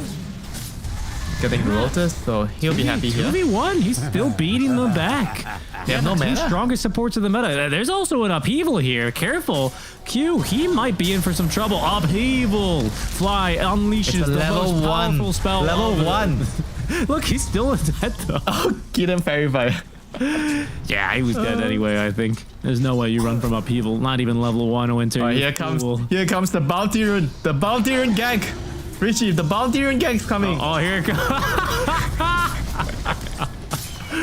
They're going to go on to Fly, who does not have upheaval to defend himself, but he does have Abed in the vicinity. Oh no, the Bounty Rune is dead. Oh no, he's going to go down. Died as a tree at the very least. Still giving much more than a bounty here to all of Shopify Rebellion. This game's already a little clowny here with the Hawk just constantly diving on in. Q is going to respawn, does give the Fate Edict to subsist, jabs through a very difficult period here. The heals are pretty good here. Shopify eventually will get this kill for dead as they also find the Phoenix. Light solo killed the Elk bot. I guess it just must have been with the boat, huh? Indeed. Oh boy, this game is getting ugly for Talon right now. It all started with the 0 Bounty Runes. Yeah. This one's, I think, gonna get out of control. Oh, Fly and Q just awkwardly saying hello to each other. A couple slaps exchanged. They call it on reinforcements to try and defend this top. I don't see this happening very easily, especially because Shopify have 4 heroes here. So it's going to be a 4 versus 2 as they do look to collapse here. Fly, nothing to interrupt them from channeling upheaval. Jab still slowed by it, by the way, as Fly is just letting loose. RTZ now taking down the Hawk, makes the jump onto Jabs, who is not going to be able to live even with the helm and the diadem. He is going to die to dumb. Haha. Not looking good for our Sea Brethren right now, Talon. Nope. They're gonna have to try to figure out a way to get level 6 from the Phoenix and try to make a play around the egg. And Saberlight is going for another solo player. Yeah, well, he's got level 5, but I don't think he's going to get level 6 here any time soon. Level 3 Fire Spirit. Saberlight eventually gets the attacks out. There's still Shopify Rebellion heroes here. There is, however, a Roshan Courier ganking from the mid lane. Uh-oh, here it comes, the Roshan Courier. They know it's not a real Courier, though, as, of course, the stun comes out from Crit in time. 23 still will be able to find himself a kill here on his Saberlights as it goes to Makoto with the Boundless Strike. At least finally something for the mid lane Monkey King. But they still do have to lose their Phoenix at the end of the day. The Monkey King needs whatever kill he can get. You know, he had a very, very tough lane against Alina. RTZ top lane going on Jax with the rock. Wow, yeah, they dropped the goal on him. And most importantly, of course, the upheaval. As Get Fly out of my lane, Jabs! Makoto should get Fly here in return. And he does. Might be able to farm up kill the golem. Warlock Golem Kill as the well. golem. You can see how fast Kill the this thing golem. moves now, by the way. It's unslowable, I believe. Again, it doesn't say it anywhere, but you just can't slow it. Yeah, it feels really bad to lose the rock, yeah. But every time Warlock gets level 6, you want to use your rock right away so that you can actually farm with it. Ideally use it and you get a kill or get a tower. But overall as a Warlock, I don't really like waiting around without pressing my R button, you know? Every time I get it. You hit level 6 and immediately start farming the creep wave and say, now it's my turn. Makoto, looking to gank. Always gotta try and prepare, for the Blink Strike away or the Phantom Strike away. It's not a Riki. I'm serious, you know, you should just drop it whenever you can, you know? Like, I feel like that's why the hero gets a lot of gold and net worth right now. You think it's because of chaotic offer? You think supports are dropping the 160-second cooldown? They're gonna find an excuse to drop. They're gonna find an excuse to drop it. I'm not telling you. Damage over time. Bot lane? People. Yeah. Okay. Winter. 23 Savage. We'll see if he buys that load because I don't think he does. He's gonna get receiving some support now from the Talon supports, but they are not up to level 6. Crit is gonna bait in the Icarus dive into the Sunray as well, but he's got plenty of healing here, and he is going to die. All right, Q, who already has used that false promise here for 23 Savage, is going to live through this one as Makoto once again ganking, but they're going to need to cancel Fly's upheaval here. They're going to start beating into him now. Fly and trying to make a run for it. Might be able to make it out here. Don't think so now that 23 has dispelled himself with the Chemical Rage and will be able to collect a kill. Okay, just a little bit of a clown fiesta here, honestly. This is a little bit of a goofy game. Yeah, I bet meanwhile keeping things serious, getting the tower, you know. My teammates are clowning around. It's okay, I'm here to do the real thing, get objectives for my team, and he's gonna TP bot. They're gonna catch the ult, swap him back. Stun. He was here, but doesn't really have much in the way for a save. It's good enough actually for now, as Q's gonna have to sacrifice himself out to watch the fight. But he doesn't have Chemical Rage anymore, Winter. Xmark will find him. Maybe thought Saber was gonna go for a quick little torrent play. Still dodges the torrents, but could not dodge that attack out from that maxed out Tidebringer. Yeah. I mean, this is not good news for the Elk right now. He's Tree gank on the mid lane. Here it comes. Oh my goodness. Who could it be? A Monkey King perhaps? I think it is. Makoto throws out the Boundless Strike. Fly simply walks away from the Supernova. And unfortunately, Drop the rock. There is no counterplay. Farm the mid wave. We need to keep a timer, you know. So he just got his rock. So I see immediately smoking. He needs to use the rock. I have to use the rock. It cannot be ready. It needs to be on cooldown ASAP. Winter is addicted to dropping rocks. He goes to quarries and just starts picking up as many rocks as he can before they infallibly fall. And look at Fly. He wants to drop the rock. Look at him. I mean, he wants to fight. Makoto wants to fight as well. Hasted up is Ollie, who is going to hit the stun right now onto Abed. The swap out is going to come out in time, though, from Crit. So, Jabs is dead. Unable to find much. Jabs does die, but dies to the Ancients, I believe, which is not too bad. I mean, still, a death is a death. I don't think I've ever seen an enemy offlaner farm these Ancients this early, by the way. Yeah, I should have used the rock. Oh, that's Take true. the creeps. That's true, and he would have gotten, yeah, you're right. I mean, now it's been a whole minute since Fly has had the rock. Look where he's going. He's looking for places to drop the rock again. Winter's trying to... Winter's getting the urge to go into demo mode and just drop the rock just so he can... You know what's the best part of it? The sound, you know? Yeah. Especially because when you can cancel the you start the animation. You just annoy all your enemies if you're in vision. TP scroll gank. See Saberlight. Oh no, here it comes. It's like that's definitely not my TP scroll. Is my TP scroll moving? Is that a thing? Did they have that in the last game? Ollie dies. As it's 15 kills now for Shopify Bellowing, up 4 to 5k. This Alchemist has the Relic online, so you know his farm eventually is going to start taking off. But Artur, he's already turned on the crappiest songs you've ever heard. He's out of that era now, I should correct myself. He listens to regular rap for the most part. At least if he would stream again. For now, though, Fly is going to be going on. Does drop the rock. It finds 2. The combo's pretty good, but Makoto will be saved at the very least by the false promise. Plenty of healing now for him. With a supernova on top, a good fight here for Talon as Makoto is actually going to drop. Plenty of damage out from Abed here to ensure that the big kill. That false promise. Saber Light, I think, is going to be a bit too speedy, though, and has a full Crimson Guard here.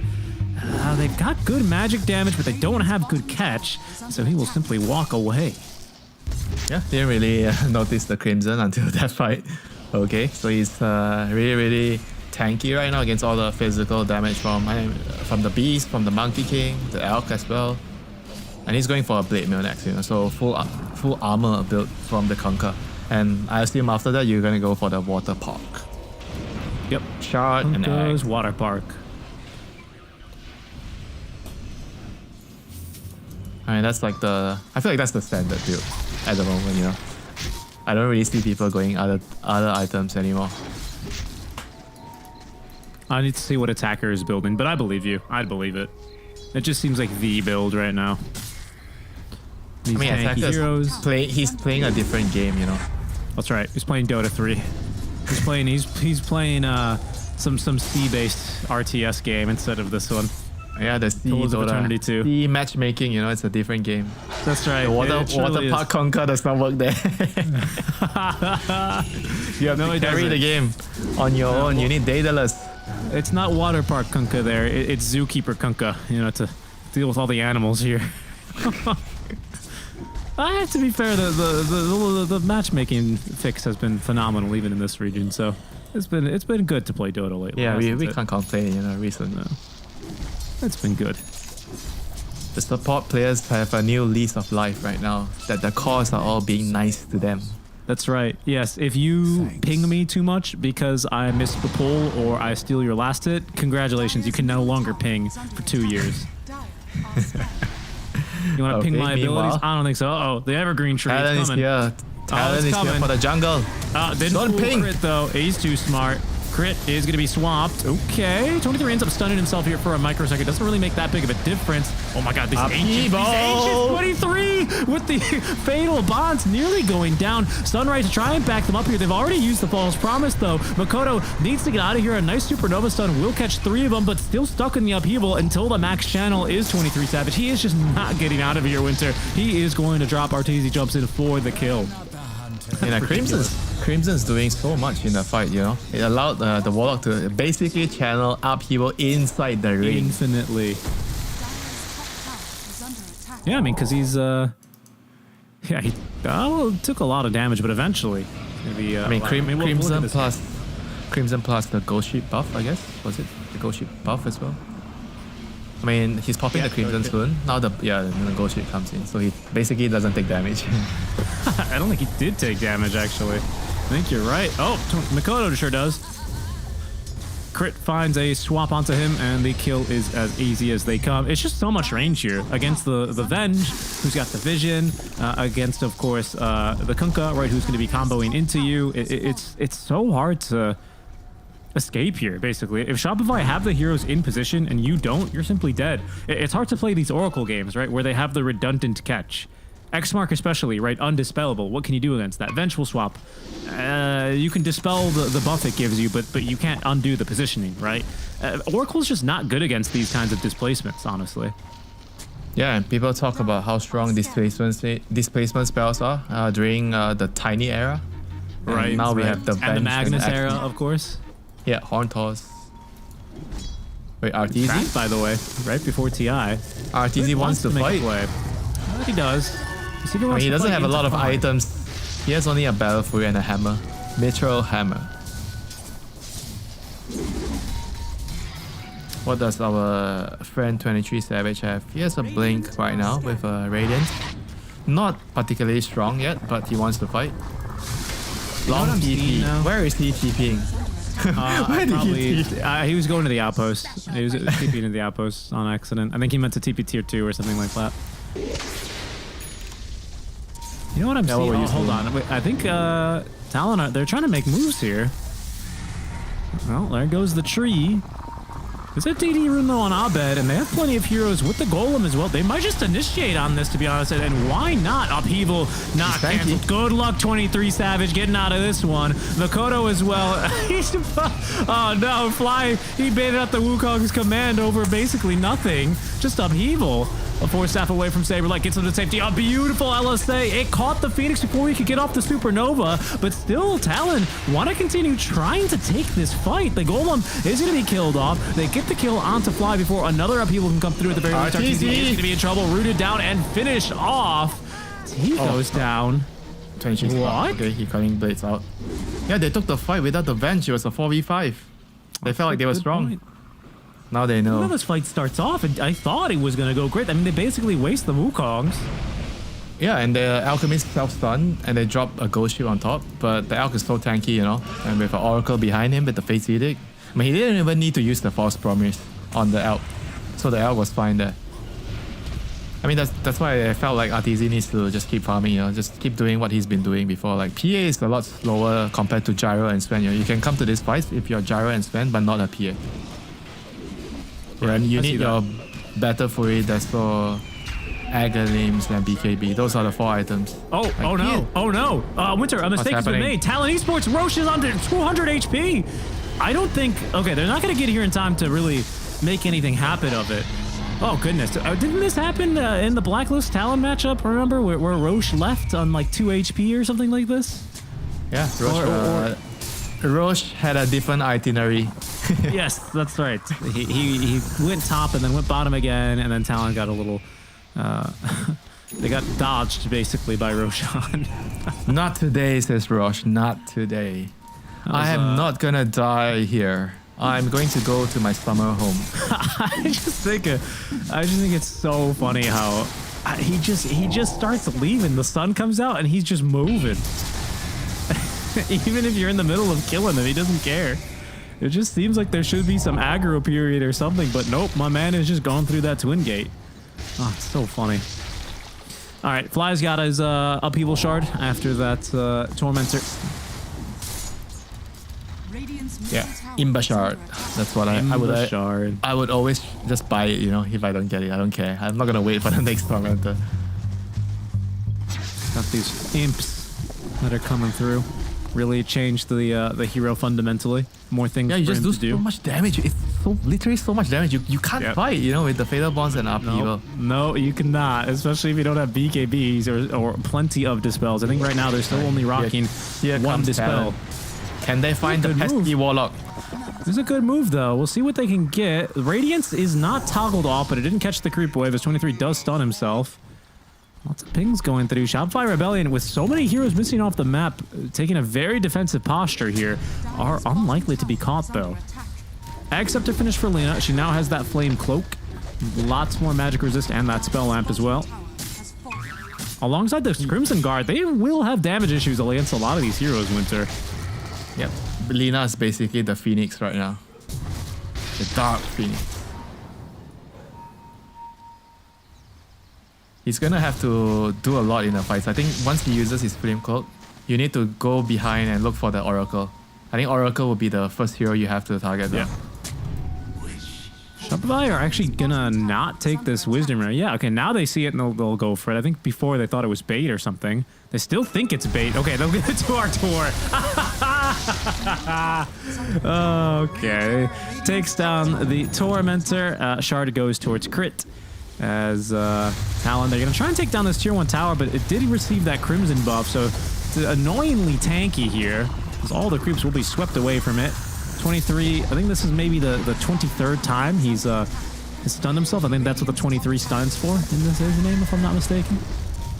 Self-stun. Good catch, Richie. You're so funny. I got you, man. I think you have a future in stand-up. You think? Yeah. I'll be the first audience to buy your show. Thanks, bud. I'll be in the front row seat. Audience of one, unfortunately. No, I'm sure I'm gonna bring my wife along, so don't worry. It won't be me alone. That's true. That's very true. Well, we'll see how that goes. But for now, for Talon, you know, making pretty good use of this first Aegis. They're still down 7k, which is problematic to say the least. For for them. Deso's completed. BKB's about to be completed. A Blink Dagger soon for Abed. And Saberlight. Who has this Diffusal Blade? Okay, it's the monkey, right? Okay, that makes a little bit of sense. 23 stunned himself again. I mean, that was a farming stun, obviously. We all saw it. Ali, nice TP away. Will not be caught by that torrent. For Talon, though, I mean, I'd say it's still they're playing a pretty good game, but I'm wondering what moves they really have to make, considering how accelerated this PA's game has been. Already up to level 18, has the Deso. Wukong's command is out. Saberlight is taking almost no damage, and with little slows, a little chance for a kill as soon as he's out of that mana because of the Diffusal Blade build. Oh, Arteezy, he's rolled. Arteezy. He does have BKB about to be delivered here. Now it's delivered, so he can turn and fight here. It seems like they're going to have to leave Crit behind, at least for now. He will go down as the Hawks continue to bombard him. Jabs has even more Hawks as they're going to be set onto the creep wave. DD Rune active for Abed. I think Shopify are going to turn this here pretty soon. We'll see when they decide to do so, as the Rock is ready to be dropped here. There is no more Crimson Guard fly. Will now let loose. He is going to die before much upheaval or even Fatal Bonds are cast, though. Rock goes down as quickly as he does. So Talon wanted a big team fight win here, surprisingly. I thought there were plenty of resources here for Shopify to use, and they decide now is not the moment, especially with the Aegis being reclaimed. Yeah, surprised they just didn't back away, after the swap there. They were still like posturing around trying to find another moment to reinitiate. Felt like they just needed to wait for the Aegis to time out, and just chill for a bit. Even though PA just got his BKB during the fight, like you mentioned. But I still think that he needs to keep farming his axe, Get to that dream 4-item timing. Battle Fury, BKB, Deso, and axe. Indeed. And he's just on his way there, right? RTZ living there, so he's not too upset by that sequence of events.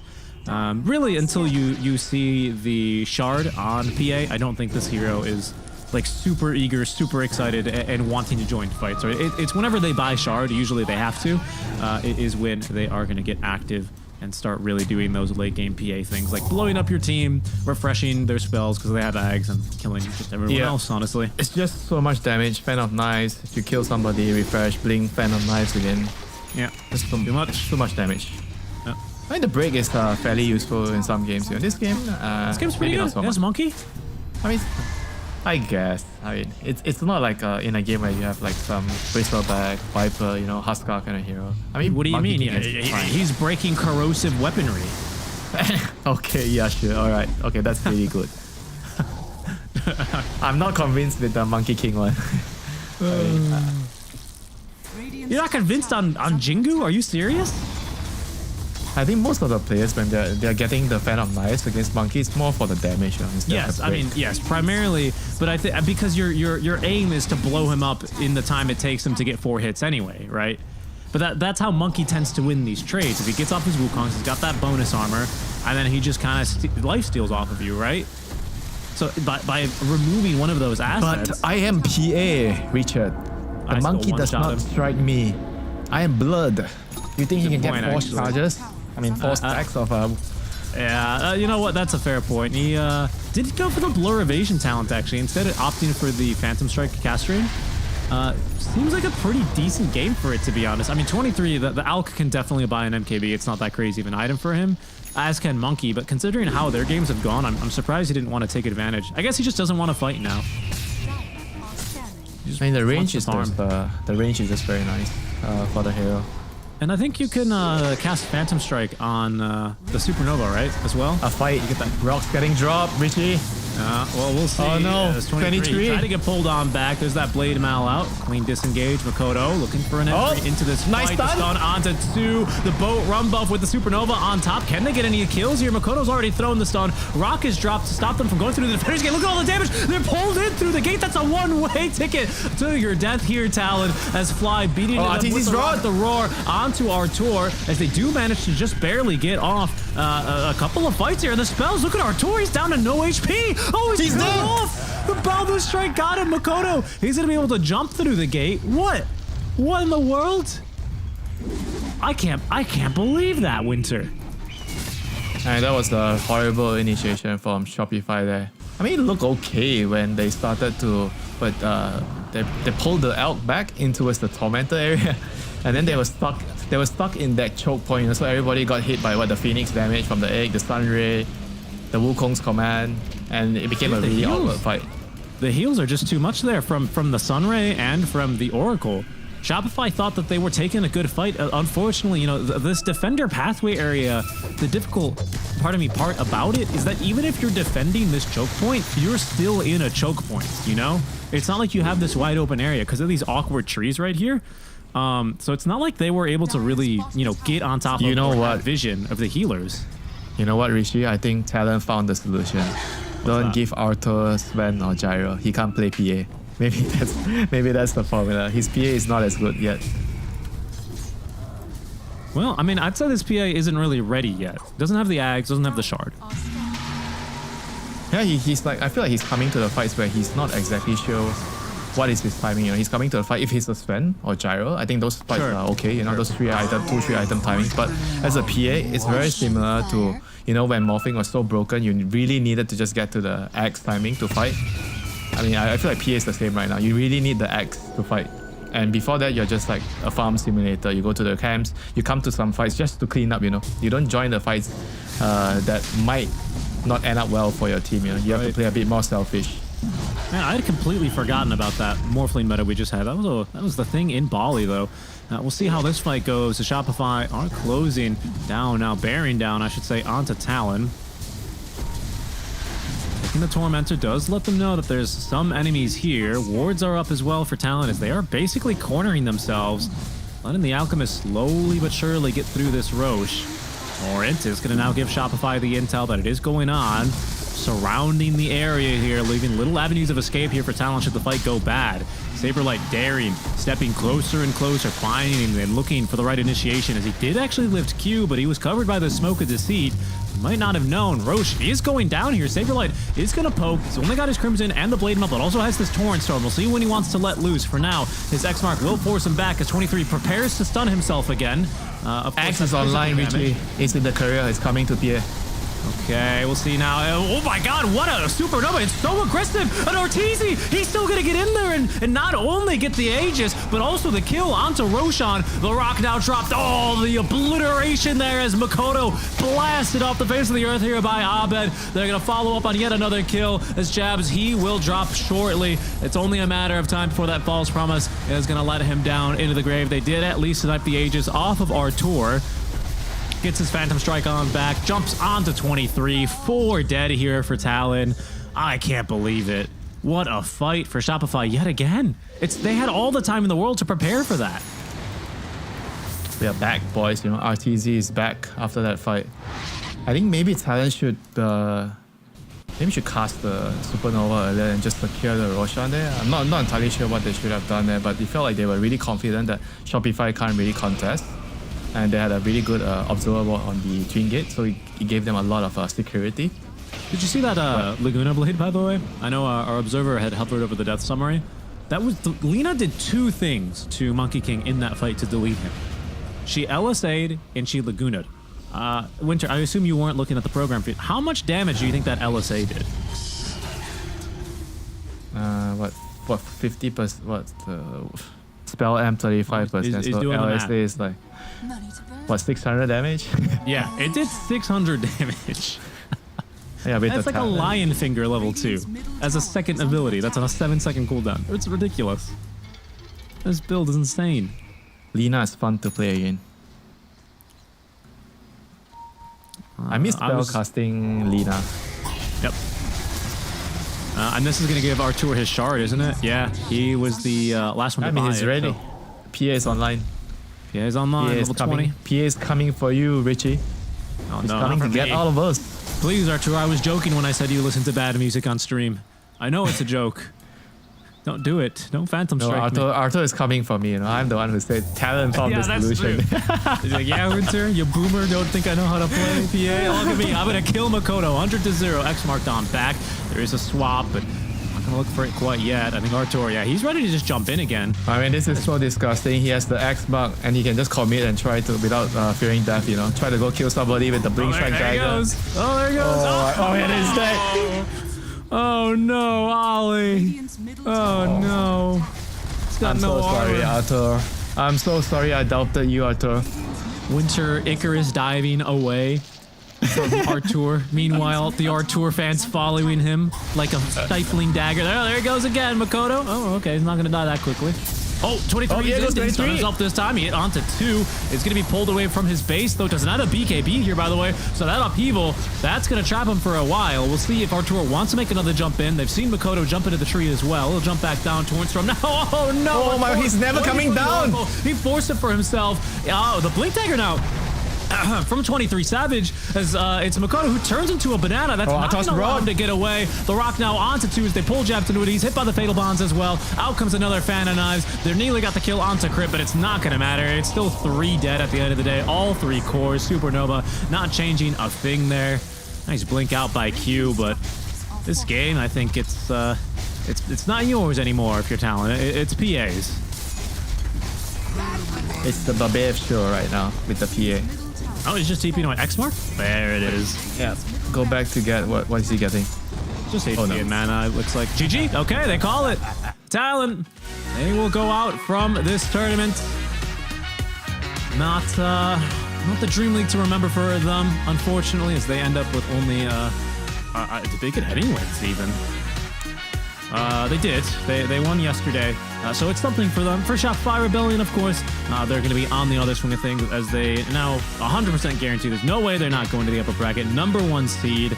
We'll see who they get to face off against in Group B later on today. But they have earned themselves a break here before they get underway with some more officials tomorrow. No need for the tiebreakers for them.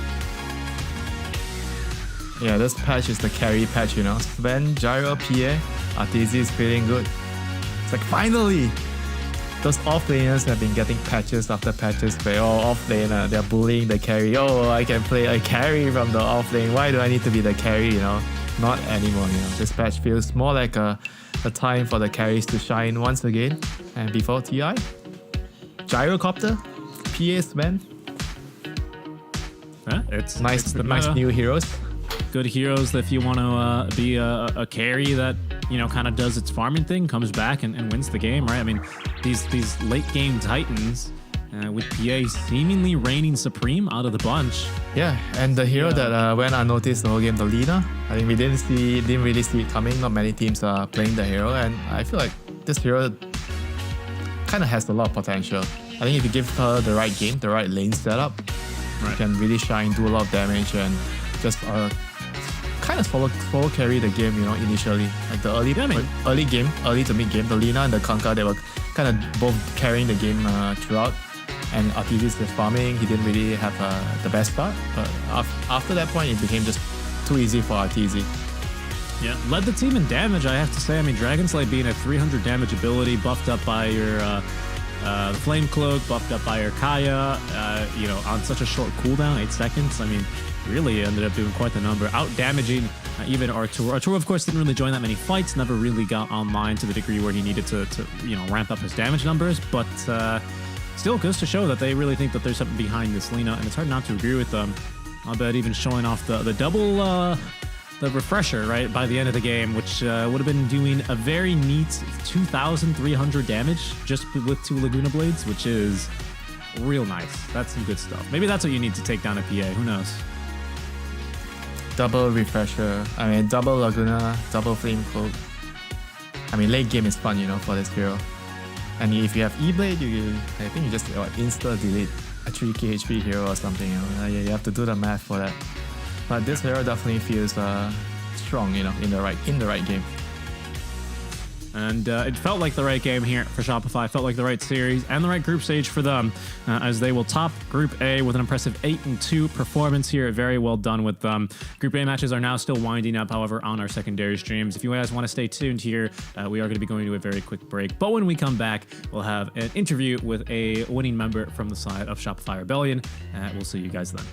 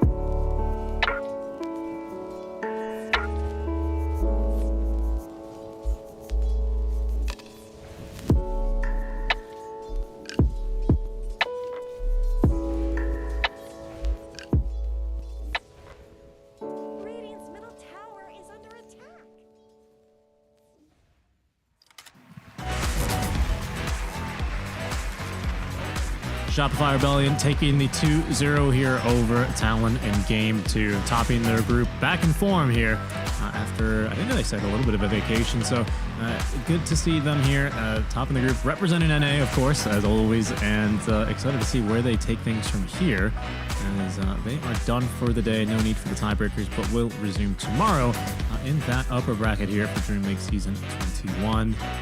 Seeking Shark and Winter here on the call with you guys as we are shortly about to get underway with our interview. Winter, any other high words of praise or anything else that impressed you here from Shopify, especially in this second game? I think every series they've played so far has been impressive to me. I think they improve a lot based on what I've seen before. Doing Riyadh, they look like a completely different team right now. They must have made some huge progress the last couple of weeks. And you said they took a big break before they came here, so the break also potentially helped them a lot in the game. I think the fatigue, right, of Dota.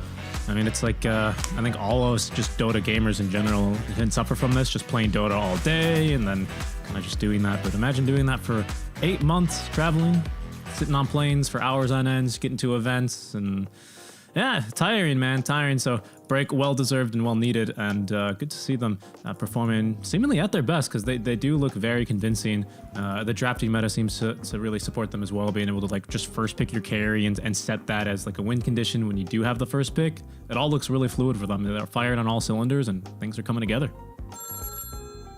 Oh, and speaking of coming together, I believe we have our interview ready.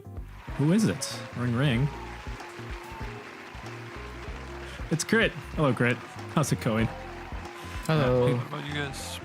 Not so bad, not so bad. Thank you for asking, and congrats on the 2-0 win and for topping Group A. Starting off with just a boring question, but like a retrospective of your group stage. How were you guys feeling ahead of this event, especially compared to other ones, and how does that compare now that you're on top, you've ended on top, basically? I'd say maybe a little bit unsure, but at the same time, I think we did a lot of work in the last month, all of us individually. So even though we didn't have too much time as a team before going into this tournament, I feel like we were all in a pretty good spot in terms of confidence and just feel for the game. So I think that's the most important thing in Dota, that everyone is able to perform individually, and I think it's coming together well. So I think that's the main thing. Speaking of like the confidence and stuff like that, I wanted to ask you, kind of unrelated actually, but a little bit more about the support meta in general right now, because there's like a couple really strong supports, your Venge, your Warlocks, who don't have, I would say, the most engaging gameplay. For you, when I think of your heroes, it's always this Tusk, this Earth Spirits, the higher sort of skill ceiling heroes. But what do you think about like the support meta at this point of time, really? Well, I don't think it's too much about the heroes necessarily, more than like the roles that you have in the game. Like the heroes all fill a different role, obviously, and then you just have to make sure you understand what your job is on each hero specifically. I think that's the hard part about Position 4 right now, is that there's a lot of different heroes, different styles of 4, and I think just making sure that you know what you need to do when you pick your hero, and then also translating it to the game. More than anything, I think it doesn't really matter if you're melee or range hero. Like, you just need to understand what you do in the game. And I think, yeah, I mean, I do have like preference for some melee heroes, but there's also, I have a lot of games played over my career, and I've played a lot of Vinch at TI and stuff. So, and Willow as well at TI. So I know how to play these heroes as well. So I think it's a good patch for me, because I think it lets you think a lot as Position 4, where I think other patches were a bit more static. Like, the role wasn't very complicated. It was very much just like you do your job, and it was pretty simple. Like, you just secure your lane, and then you buy Solar Crest, and that's pretty much it. And now it's a little bit more free thinking, so I think that's nice. Talk to me just a little bit more about, the role in a game, especially as a Position 4. We're starting to see carries, take this kind of twin gate gank, to try and kill the enemy safe laner, sometimes assist in the tower push, usually around like 8 minutes or so, or maybe around the second wagon. Obviously, as Position 4, it's a bit harder for you to naturally reach the enemy's twin gate, because it kind of puts you in a position. Sometimes the waves push too far. How do you see Position 4s trying to play into this, or counterplay this kind of cross map movement that can be kind of hard to counter just with TPs? Like, what's your read on that? Well, I think you just have to. I think mostly the Position 5 is the one using them. Like you said, that there's more distance for the 4 to get to the gate than the 5. So the 5 is usually the one that goes for the carry. So then for the position forwards, you kind of have to just see it coming. Like you have to also read what when I'm playing 4, I'm playing against their 5, and I can tell my safety when he's missing and he's coming to them. So it's just about being aware of what's going to happen and what potential is there. Really insightful answer. Thanks for that. Winter, anything for Crit?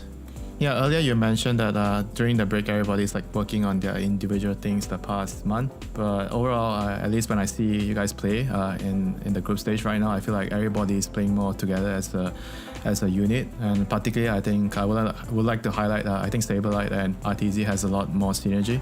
So I was wondering what actually caused that. Is it that everybody's just working on what they need to do? They're focusing on their own roles in the game and it just clicks in the game, or they were able to work out their differences before? I don't think there was any differences to be worked out really. It's more about being ready for a tournament individually, and I think when everyone's playing at a high level, that just naturally happens that you're going to be connecting and playing good Dota. I think that's pretty much it. I don't think there's any specific effort needed to make that happen for us. So I think it was just like everyone being ready to play a tournament. Yeah, and you mentioned you really like the current meta as a support. What about RTZ? Is he enjoying his Sven Gyro PA meta right now? Yeah, I mean, it's some fast farmers. I'm sure he's happy about that. It's some Svens and Gyros that can get very high net worth very fast. I think he enjoys that. So. Is there another hero right now apart from these 3 that can actually contest with the 3 top carries right now? Would you say like Troll can be a 4th close counter?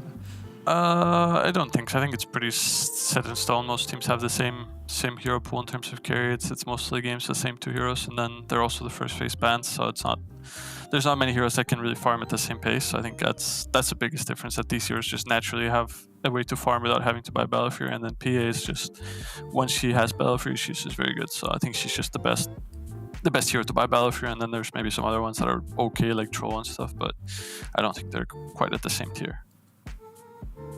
Right, thank you so much. Yeah, I don't have much more to add other than it's cool to see Shopify really clicking, firing on all cylinders and taking wins, especially ahead of course, the TI season. Anything for the Shopify fans or friends and family listening? Yeah, thanks for the support to all our fans as always. We always have massive support also from the org. I know they have some big news coming up soon, and that's going to be exciting. Not necessarily Dota related, but I can't wait to see what they do in other esports as well. So things are going well for them. And thanks to always to my family and my girlfriend. Awesome, man. Well, congrats on a very well played series. Enjoy the rest of the day off, and looking forward to seeing you guys rock it more in some playoffs. Crit from Shopify. Thank you. Thank you. Really cool stuff. Yeah, I mean, it's always funny to hear how players kind of think about the meta, what the roles are. I was really curious about what you can do, because that's something I've always struggled with. I can somewhat read a map in my pubs. I know what's going on, but as far as like what the actions you can take or what you're supposed to be doing when you see those twin gates going and you're the 4 in the lane and you can't really leave, it's tough. But seeing how he does it with grace and ease, it's inspiring stuff, isn't it? Yeah, the 4 and the 5 are very, very different on what they do in the early game. I think the 5 is like you're trying to pull waves in your safe lane, and then you look for opportunities to use the twin gate. Like you said, it's always mostly the 5 using the twin gate, and then the 4 is like going to control power runes, stacking ancients, and trying to figure out when they're going to come together. I think that part is really, really crucial, that the 2 supports have the same mindset on when they should be making the twin gate move, when they should be stacking and doing things together. Yeah, and I think Shopify nailed it in that previous series and a lot of their other series. This is the first one I've been able to cast of theirs. Pardon me, and the only one, because of course playoffs begin tomorrow for them, and we're just going to be here wrapping up groups today, and that's exactly what we have coming up next winter. We are going to be going to a very short break, actually maybe a little bit of a longer one here, but when we return, it's Evil Geniuses, who are already eliminated and might have some fun practice strats for us, taking on Bet Boom Team. That'll be live on this channel, folks. Stay tuned. That's up after the break. Since the dawn of time, all have submitted to one true ruler. Fate, moments of euphoria, sorrow, acceptance, all are fleeting in the face of destiny. Yet only the bold dare defy this rule. Dare to triumph against all odds. Dare to rise above fate.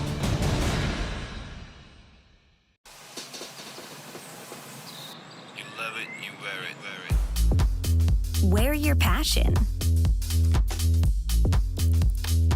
Share your passion. Wherever, whenever. Gaming is a lifestyle. Get your merch at shop.eslgaming.com.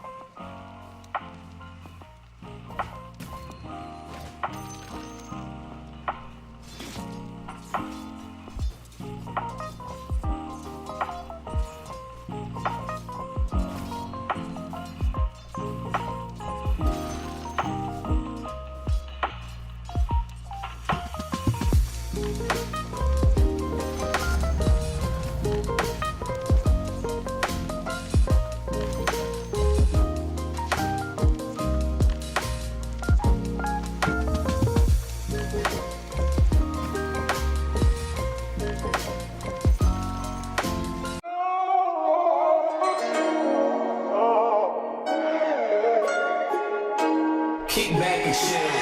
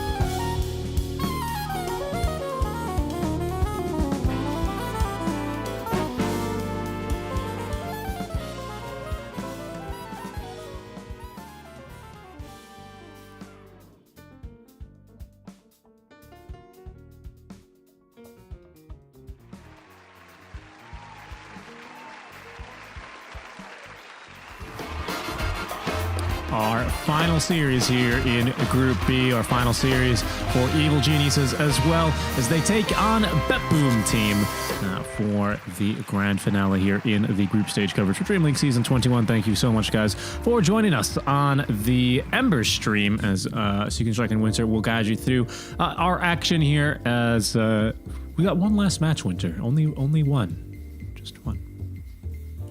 This is the best match, man. The team that has nothing to lose. Nothing to win either, unfortunately, as Evil Geniuses were the only team that were eliminated already at the end of day number 2, given that the group was a little bit more one-sided. But now taking on BetBoom, we'll see what they can show us and what they can learn. You know, Winter, you and I started casting quite a bit of SA, not last year, but two years ago? No, it was last year, wasn't it? Last year. Oh my goodness, so much. Wow. So much has happened this year. It's felt like 2 years, I have to say, Winter. But last year, this EG team looked a lot more like the Shopify team we just saw. Look a bit different now, in case you're not familiar with them. By this stage, we can go ahead and take a look at the Evil Geniuses, and of course, the players that consist of this roster. I think it's always funny. Matthew usually wears glasses as well, but usually for hero shots, takes them off. Glasses meta for this team. Good observation, Richie. Because I need glasses as well, you know. And we'll take a look at one of our men in glasses, and that's actually Panda, who is the position 5 player for this team. Has quite a storied history as well within the SA region. I've always been, I've followed him, especially for our last season, and quite a lovely guy here. Whenever you see him at tournaments, had a big showing on No Ping back in the COVID tournaments, especially during what was the one? The Kiev Major, or the Ana Major, pardon me, not the Kiev Major. That was a little bit too long ago. And then most recently as Thunder Awaken. But now on EG, we did manage to get Jenkins to sit down for 5 minutes, which was an accomplishment in of itself, and go through the Evil Geniuses road to this tournament. At the start of this year, Evil Geniuses, no, not that Evil Geniuses, no, not that one either. Okay, yeah, that's the right one. They dropped their entire roster, some of which had been there for years, but these are new times and it was time for a new, even more evil era. In an unprecedented move, the pressure was on for the boys to prove that they deserve to be the most historied organization in North America. The story started with an event on their home turf, the Lima Major. With the local crowd behind them, they felt the support. What could stop them? The birds, the damage, it's far too much Shopify on their feet, taking down the home crowd favorites in Evil Geniuses. Yeah, that's gotta hurt. They got knocked out by none other than Shopify, the previous Evil Geniuses squad. Over to Germany for the ESL 1 Berlin Major. EG was thriving. The team picked up 4th, getting knocked out by Liquid. A respectable loss and a redemption from Lima. There is no way to stop it. They say we cannot stop these Team Liquid ball. We cannot stop Team Liquid. Come Dreamleague Season 20, the Geniuses struggle to find their footing, drawing every single series in Group Stage 1, and ultimately getting knocked out in Group Stage 2 for a 6th place finish. A decent result, at least they're the best placing SA team. Time for a sunny and rainy Bali. A very disappointing group stage led them to a last place finish at the major. They're no longer placing higher than any other SA team at this point. God damn it, Beast Coast. It was time for the Riyadh Masters 2023. Unfortunately for EG, Zumel was out for blood and revenge on his former org, and Aster swiftly dispatched EG in the first round of the lower bracket. Are Evil Geniuses good? Are they bad? Are they the best team in South America, or are they second to Beast Coast? Who the hell knows? The one thing that you can be sure of when EG are playing is that chaos reigns supreme and that no courier is safe from Matthew. He is PETA's most wanted man, after all, and to all the other teams, please take care of your couriers.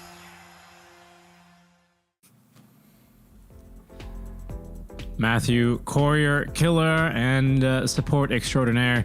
We'll see what he's going to cook up for this match as Evil Genius is getting ready to go against BetBoom. Despite having a tough year, BetBoom as well, a team that have most recently come really into a lot of, well, a bit of success, right? Up until Dota, where they did tend to suffer. But regardless, we're going to be seeing this roster over in TI. Winter, their roster moves were internal, right? Between Pure and Nightfall. But let's not focus on them. They always get a lot of the attention, don't they? Let's not focus on GPK or even Toronto Tokyo TI winner. Let's take a look. Winter, tell me about Save.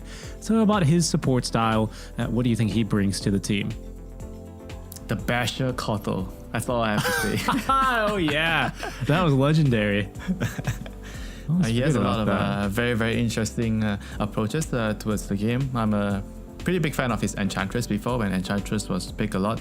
And we go about it time and time again how this team really prioritizes doing well in the laning phase, and Save is part of the reason why, he's very, very good at the lane. He knows all the small little things that he can do to squeeze out an advantage out of the lane, and it's very, very nice for me at least, to follow him. I learn a lot of things when I'm watching him play, things that I would have never think of doing, in the lane. Well, it's a good intel. Maybe I can learn a little bit more from watching his replays closely. Yeah, you should. Look at your lanes, man. Look, okay, I'm too turbo moded. I'm too turbo pilled, okay? I still cringe whenever I remember in our very first game, I went, oh, 1 minute, 30 seconds, time for the Lotus. And you went, wait, what? Oh, goodness. Let's look past it and look forward to our series on our first draft, which is going to get underway very shortly. I do wonder what there is to learn from this one here from EG. Didn't get to catch up with too many of their games here. This is the first one we've had here, you and I, between the two of us. But they've always been, kind of the more consistent carry team, play around him. Panda always securing the lane for Pakaz no matter the cost, to the point where, back during the Animajor days was breaking out that support Viper, right? This is a very high-ranked support player, Panda that is, who on the NA leaderboards I think is easily like top 50 or something. Let me go ahead and see if that's still the case. But playing support, which is always kind of an impressive metric. Seems like his rank most recently is 137, so a little bit above that top 100, but still impressive nonetheless here. I always like watching this support duo. I mean, you would think that this patch should be good for them, right? The Sven PA Gyrocopter patch, since you already brought up, there are a lot about playing around Pakaz, how he excels, getting a lot of space to farm, playing around the map. He's very aggressive. And quite surprising to see them not doing well in this particular meta. Maybe they're going to have to take a page out of Shopify's book, I mean, again, just to learn. That's true, but just to refocus back on the Panda and bring the conversation back there, it might have to do with some of the support heroes, because Panda's always struck me at his best, on a hero with a Dispel specifically, right? Your Oracles, your Abbas, saving, but more specifically, saving via Dispelling, right? Because Venge doesn't always dispel, right? She's got a very different save mechanism that I don't know. I mean, obviously by now I'm sure Panda has quite a few games of it, but previously it never really brought that out during the DPC when they were back on Thunder Awaken. So we'll see now what they're going to get their hands on as our draft is going to be getting underway very shortly here. Any predictions from you, Winter, about this series overall, other than it's going to be entertaining? We are definitely not going to see a Basher Kotal. Okay. Are you willing to bet your dinner on that? Yes.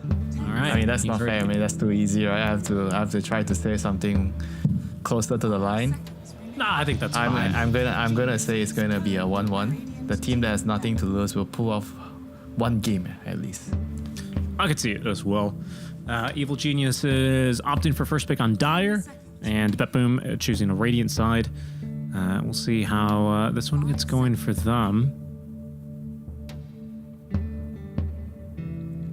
Looks like someone's watching a build on YouTube. Second pick Radiant. Wow, okay. So I guess EG really wants first pick? Yeah, I guess some teams value different things. Like I said, most of the teams, they like to be on second pick, but first pick still has its values right now, because you get to choose the overall carry that you want to go for first, which is what Shopify is doing. I think that could be a really good approach on first pick, because on second pick you have the opportunity to see the overall lineup before you decide your 24th pick. You have the overall last pick, so you can always adjust your strategy depending on what the opponent is doing. So in that way, it's easier, to draft when you're second pick. Okay, so they remove. Sorry, I was going to say it's a surprise. Go ahead. Go. They remove the TA and then they pick the Pango. This is something that I think is going to be done more and more. Like Pango this hero is always there, because of the diffuser with the Swashbuckler. Right, I was surprised to see the hero get through. It tends to be brought up in this burn first banning phase. The Invoker, Tree, TA, Sven, Gyro, especially all very normal. That Monkey, though, perhaps a bit newer to that first phase banning pool. It's also kind of curious that the Tree and Protector is the only support banned in the first phase. So I feel like we started off the tournament a lot of Warlocks, especially on occasion Venges, you would see in this first phase of bans, but it seems like now by the end of our group stage here, it's a little bit more rare.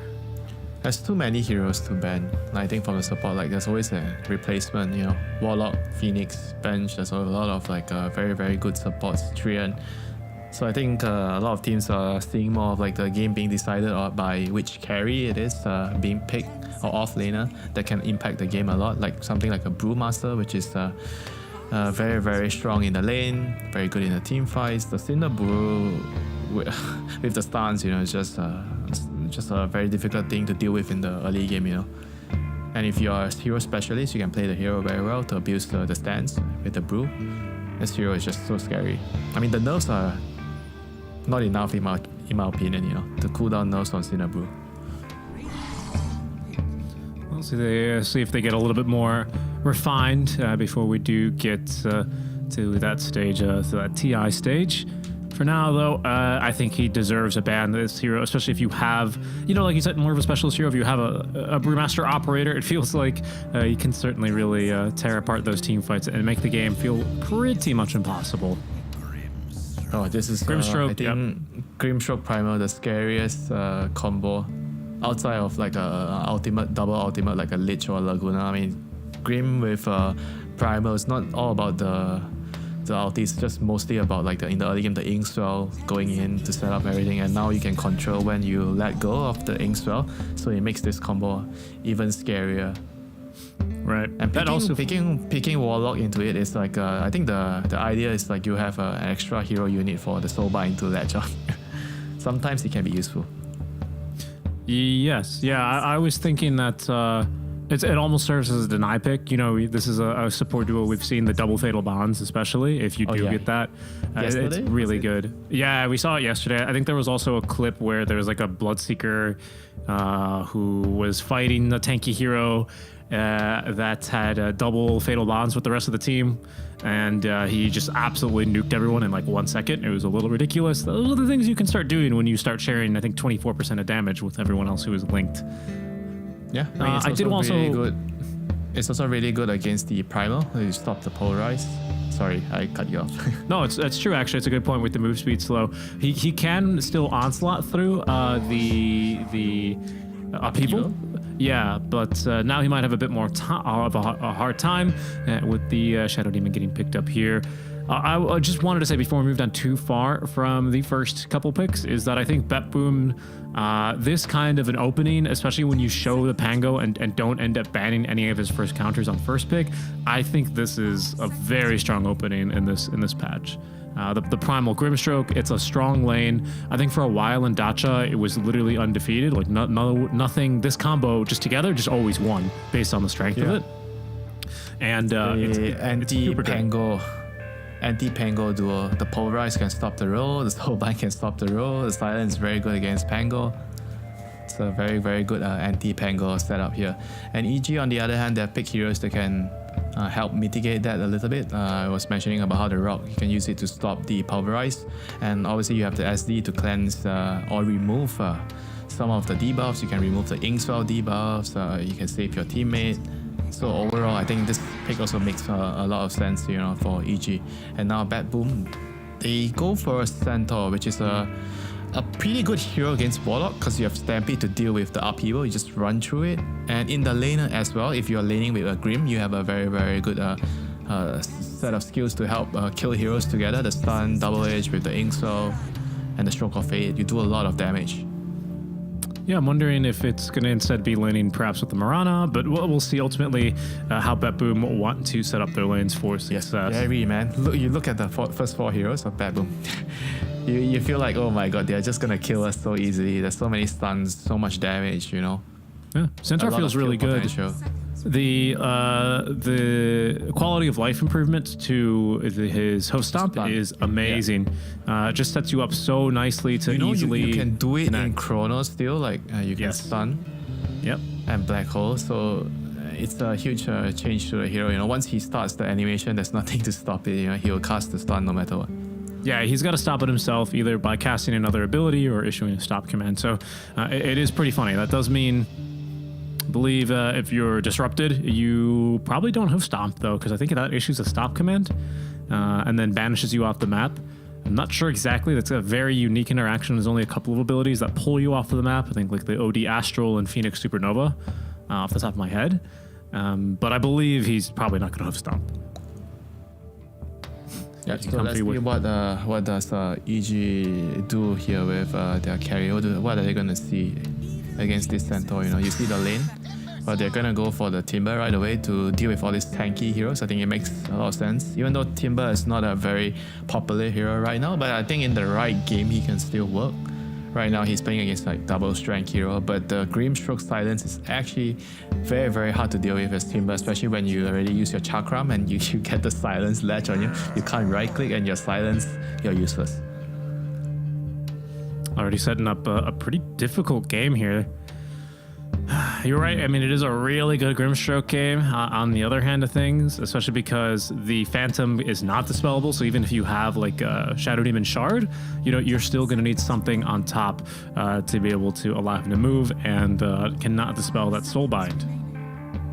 There's a lot of really funky interactions, and Grimstroke used to be real bad after the BKB changes and the Magic Immunity changes, basically.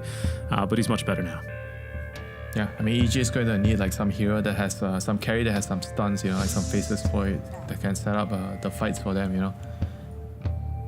Maybe some Wraith King, like that kind of hero that can go in, tank setup.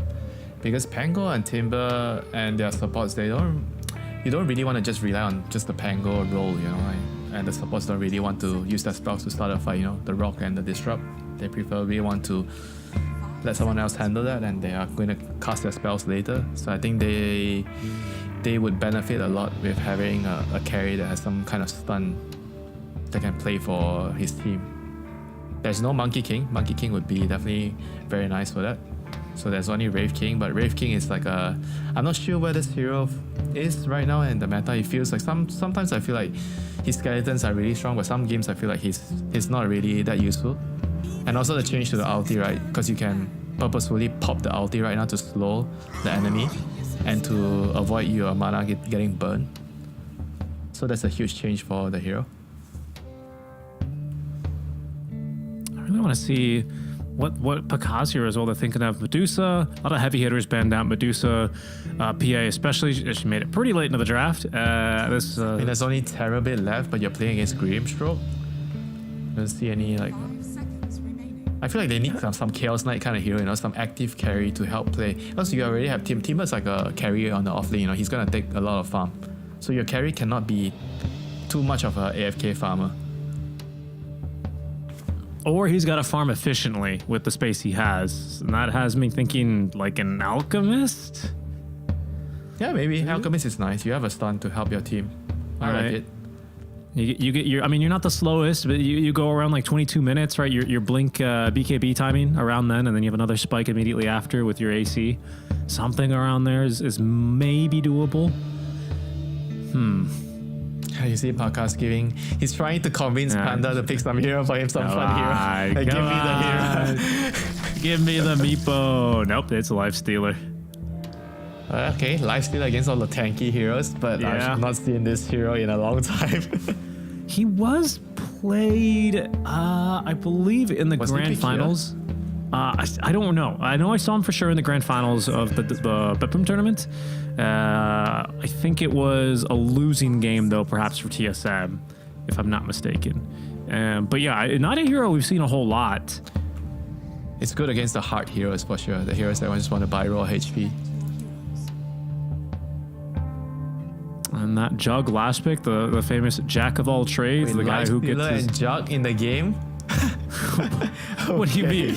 I mean, Jug is not that out of the ordinary, is he? I mean, you have two. Do you realize that how often can you see like those two heroes again? You know, in the same game on both teams. You don't get to see that a lot. You know, like the Jug, you have the Inkswell combo, so it's a very very powerful lane if that's the path they're deciding to go on. Jug, Grimstroke, Centaur, Mirana. On the other hand, EG, they're gonna have. I mean, Timber is actually kind of. You're kind of fine playing against the Jug. You just need to have a Timber chain early on, and once you survive the first couple of waves, you're gonna free farm this lane. This lane is not that big of a deal for you. And you have the Shadow Demon to stack. Okay, this is the dream for Timber, so you know, a position 4 they can stack everything, and then you go farm after you get your levels. And you'll be the carry, you know, and Lifesteal is gonna play the game for you. He doesn't really need, like, I would say Lifesteal is like a cheaper carry. He doesn't need so much from his team. He doesn't go for too many greedy items. And in the team fights, you can invest to save your Timber, you know. I think when you play Timber, it's nice to have a core, safe laner hero to be able to play around you, you know. That's when you feel good about the Timber. I'm a little concerned for Evil Geniuses that their team fight doesn't look so easy, especially considering. What do you mean? They have the rock. But they also have and the roll. They have the rock and the roll. They what a joke. I've got to give that one to you. They do have a rock and roll, which is very good, quite famously against the Bepum team. Lose? We all know that. How can you lose? I'll tell you how you lose these fights. It's that if somehow Whisper and C Smile ever get soulbound, I suppose, how do you win? You can't move in the fights. Both these heroes are mobility based. What are you gonna do? I don't even think a rock is saving you. The rock is supposed to be there to tank the soulbind. You think it's gonna be so easy for the Grimstroke to just run up and soulbind two of them? I don't think he has to run up. I think he can take his time. Well, unfortunately, you can't really get away with maxing Stroke of Fate these days. But I mean, you can. Yesterday, Fly did that. Oh, did he? He was playing. Yeah, he was playing against. I think it was the Enchantress. There was a Dispel, so he was just like maxing Stroke of Fate to farm. You know, fair enough. That's right. They always call him Pure de Papa. Do you know what Pure de Papa is? Obviously no. Well, thank you, Winter, for being a very good audience member. I thought you said you were going to show up to my stand-up bit, and if this is how you reply every time, you know, maybe you shouldn't come to the show.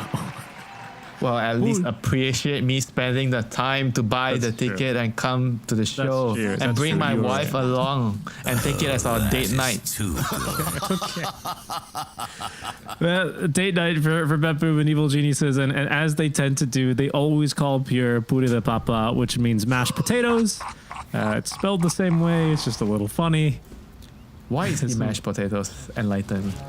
It's just how it's spelled. Pure is like a puree, basically, in Spanish. So if you say pure, if you say pure de papa, it's like mashed potatoes. Pure. That's just how we say mashed potatoes. Okay. So double runes. Nothing is mashed. Nothing is mashed, but things will soon be mashed because I expect to see lots of tramples with ink swells. You don't have any aggressive dispels.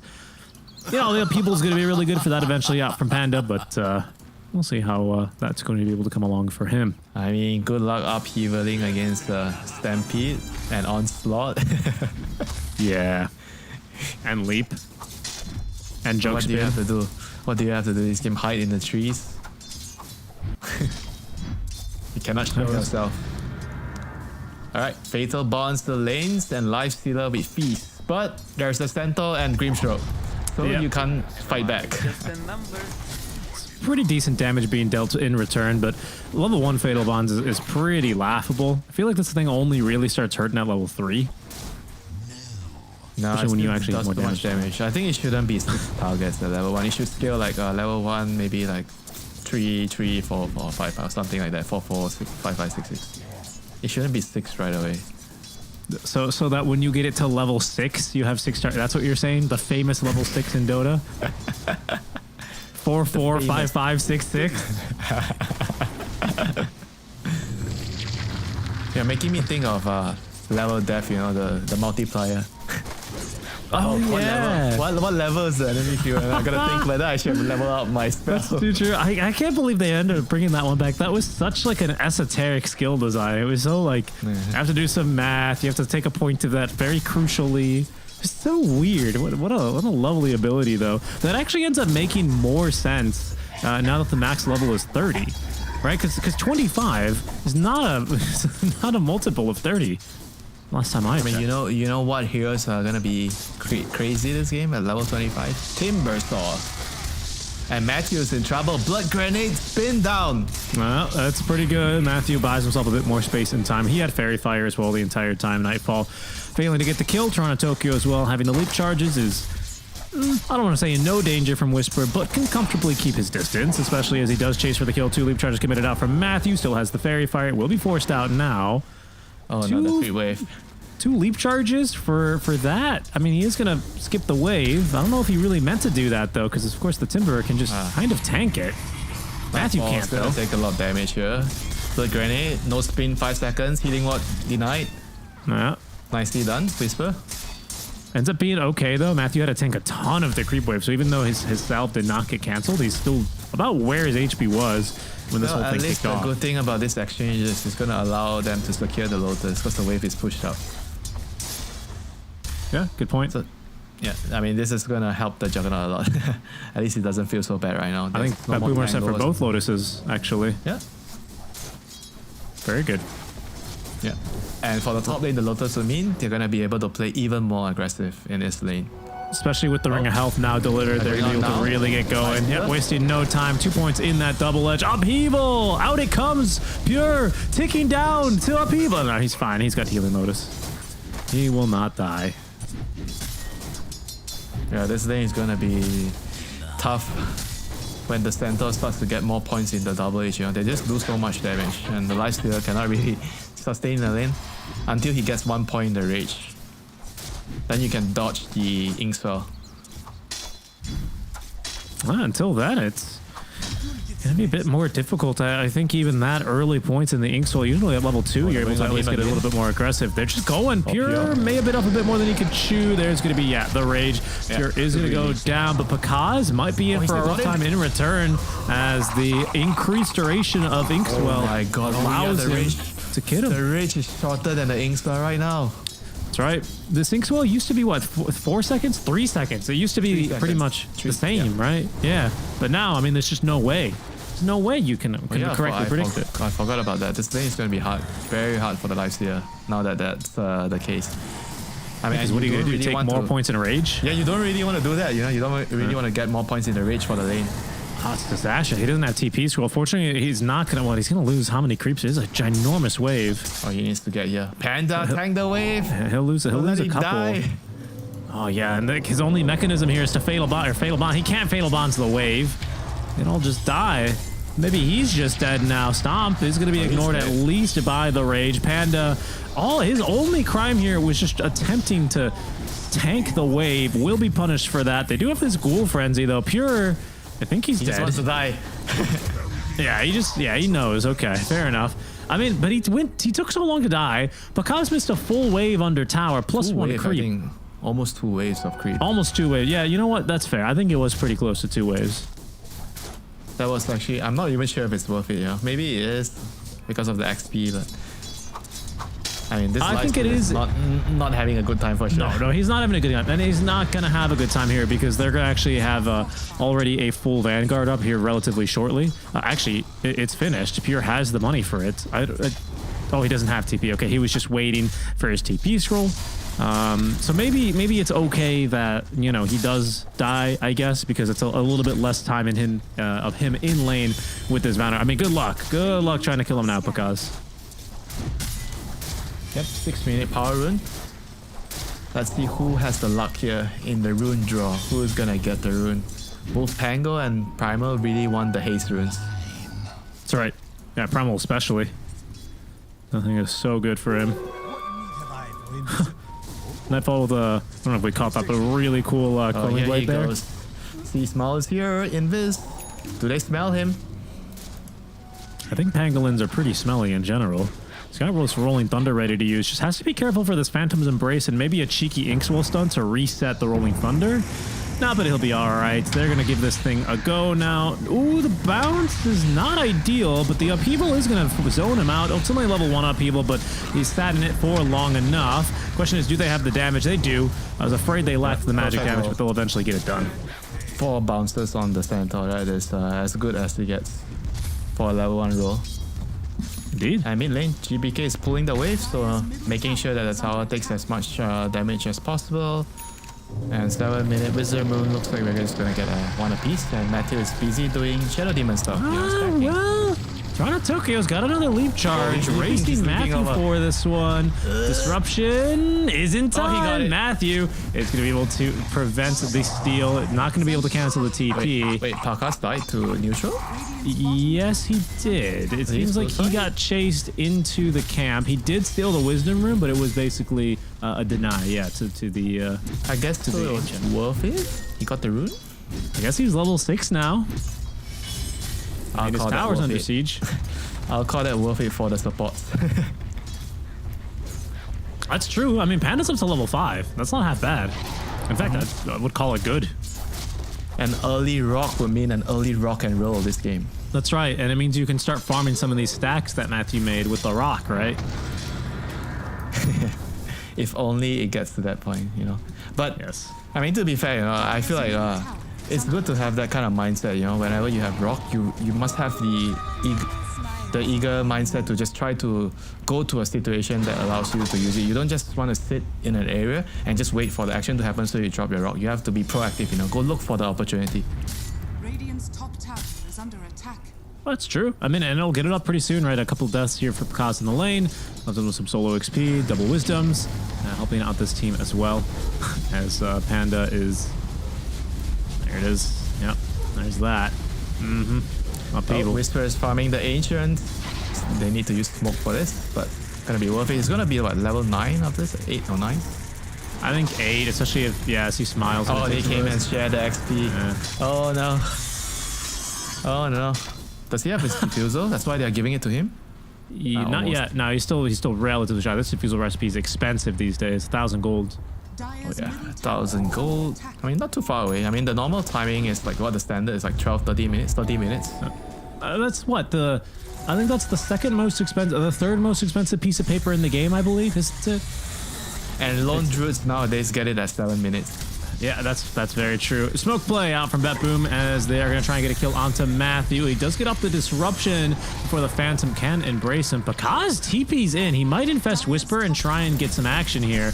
Instead, I think he's just going to try and run down around a Tokyo, but good luck. He's got 2 leap charges. Save, receiving now the Stampede buff. As a GPK, look at the damage. That synergy in between the two.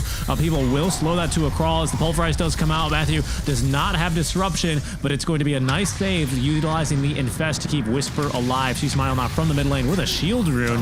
It's going to be unstoppable as he rolls down. Save for the kill. Yep, and right now, Panda's level 6, so the rock and roll is definitely online. And that was a nice play there by Pakas, saving the Timber. Like I said, you know, it's very, very nice when there's a lifestealer behind the Timber, you know, when you're playing Timber. You always feel like you need that a little bit of extra oomph, and lifestealer is there to provide it for you. Oh, Panda didn't have a shield in front of me. That was just a shield from Shield Crash. As the shield rune gets picked up now by Toronto Tokyo. There's a haste. That was the 8-minute rune. Pardon me. Yeah, Golem is ready. There's no Stampede, so you can actually pretty much guarantee trap people in your upheaval. Could be a nice moment. For now, it's been just Stack City for Matthew. I don't know how many times he stacked, but he just stacked this Ancients and Hardcamp area again. It's getting ridiculous at this point. Dude, he's level 7.5. Yeah, that's 7.5 at 10 minutes. Completely worth. He's pretty close to the XP of Centaur, who's had a solo lane for like 3 minutes now at least. I mean, that's crazy. That's actually crazy. And now Pango has his defusal done. 11 minutes. So That's time gotta be to play. Bit careful here, I think. I don't know if he, yeah, I was gonna say lives through this like he thinks he does, but he has the infest and will steal the enemy wagon. He's trying to CS with the wagon. Okay, there it is. He gives up the hunt, but he does at least buy time for a smoke plate to come on out. We'll see what he can actually catch here.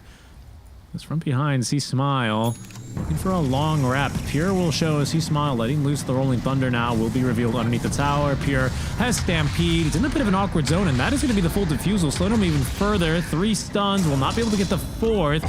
Pure very low on life as the host stomp sees him out, but the Rock canceling that. He will go down, and this is going to be a tier 1 tower to boot with the wagon. 4 heroes here. They'll have this thing dead to rights. Yep, that was the first rock and roll. Killing a core hero and getting a tower as well. Totally worth it. And now you get to farm the jungle camps with your golem because you already secured the tower. So your job is done. And that's when you have fun as Warlock. Oh my god, the juicy ancient cans, man. And Paka saying, no, it's mine. No, bro. it's mine. Thank you for lowering it. No, now get away. It has permanent immolation. Oh, Which, no. you know, I hate to admit it, but I think you've really coined the rock and roll thing is actually pretty funny and catchy. Well done. Thank you. So DD rune in the river for evil geniuses so they can continue to try and rock and roll. The rune control has been mostly to the advantage of EG, or at least effectively, as the haste rune kind of was seemingly neutralized earlier. GPK not really getting as much as he was hoping out from that one. I mean, yeah, that Boom is having a tough time right now. He's dead. They'll get a panda. Easily. Yeah. Oh no! Okay, maybe not. I think he's still dead. Okay, mate, still. Yeah. I got the fatal bonds on the 3. No immediate follow-up is going to be able to threaten Betboom though. Nightfall makes his rotation up top lane. He's about to finish up his own Battle Fury, so he's still very deep in farming mode. Pakaz feels more recovered though, honestly. Is going for that Deso. Doesn't have it yet, but the armlet is ready for him. So that's something. GPK, Blade Mail first item, as you would expect. Nothing too crazy there.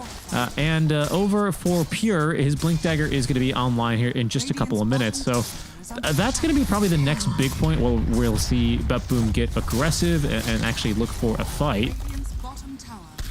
Until then, and especially with this DD rune, which is going to time out in like 30 seconds or so, this Whisper Timbersaw is going to start really making a lot of space. This Diffusal Blade is doing tons of damage.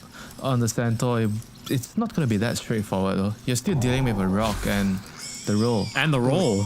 You need to be able... I think maybe what you do is you try to bait like a fight, and then you have to try to force out the rock, and then you have to stampede and reset. And try to take another initiation with the Primal. Alright, well, Whisper's doing Whisper things. Yeah, they might have to Stampede here. He's already used the Onslaught. Rolling Thunder from range, and goes the Stampede. It's a very fast dinosaur, but he's actually not outrunning his 2 pursuers, and in fact will not be able to avoid C-Smile. Picks up the kill there. Big kill. And they're going to get the Wisdom Rune. Oh boy. Oh no, yeah, they are. Salt in the wound. Oh man, they've gotten all 4 Wisdoms, haven't they? And now mid lane even threatening underneath the tier 2 tower was Pakaz. The pressure really ramping up now from Evil Geniuses and Betboom. What's going to save you? This blink? The Moonlight Shadow is out. Evil Geniuses know it's coming though, so they're easily going to be able to avoid an easy catch. Okay. I mean, and Jug's not ready, right? I mean, he's got Battle Fury, so he's farming, certainly, but not ready to join these fights quite yet. I mean, Primal is like, he's also... I feel like he needs to be around the Centaur, you know, only Jug can be hitting creeps at the moment. I feel like the Centaur, the 3-man gang squad, the Centaur, Grim and Mirana, it's not enough right now. They have to bring more heroes, they have to bring numbers. I mean, they're definitely going to have to figure things out in the next couple of minutes. If they don't do anything soon, the map is going to become very, very small for them. Yeah, I mean, Toronto Toka, he's an excellent Mirana player. Wasn't he back in the day playing a lot of mid Miranas versus the Mars, if I'm not mistaken? Back when he was on Spirit, I seem to recall this period where Miranas were able to leap over Mars arenas, and then Valve removed the ability to do that. Pakaz somehow getting caught here. The Rock, not going to save him. He will still drop. His save is the one to pick up the kill there. Utilizing that Inkswell. Okay, Richie, Rock used. Rock used. Time to farm jungle. Time to farm. Panda wants to push the wave. Light Doesn't really want to lose definitely this. did. He definitely did not expect to die there. He was playing a little bit too aggressive, far up. I mean, that's what I want to see. You know, the Primal and the Centaur, they have to play together.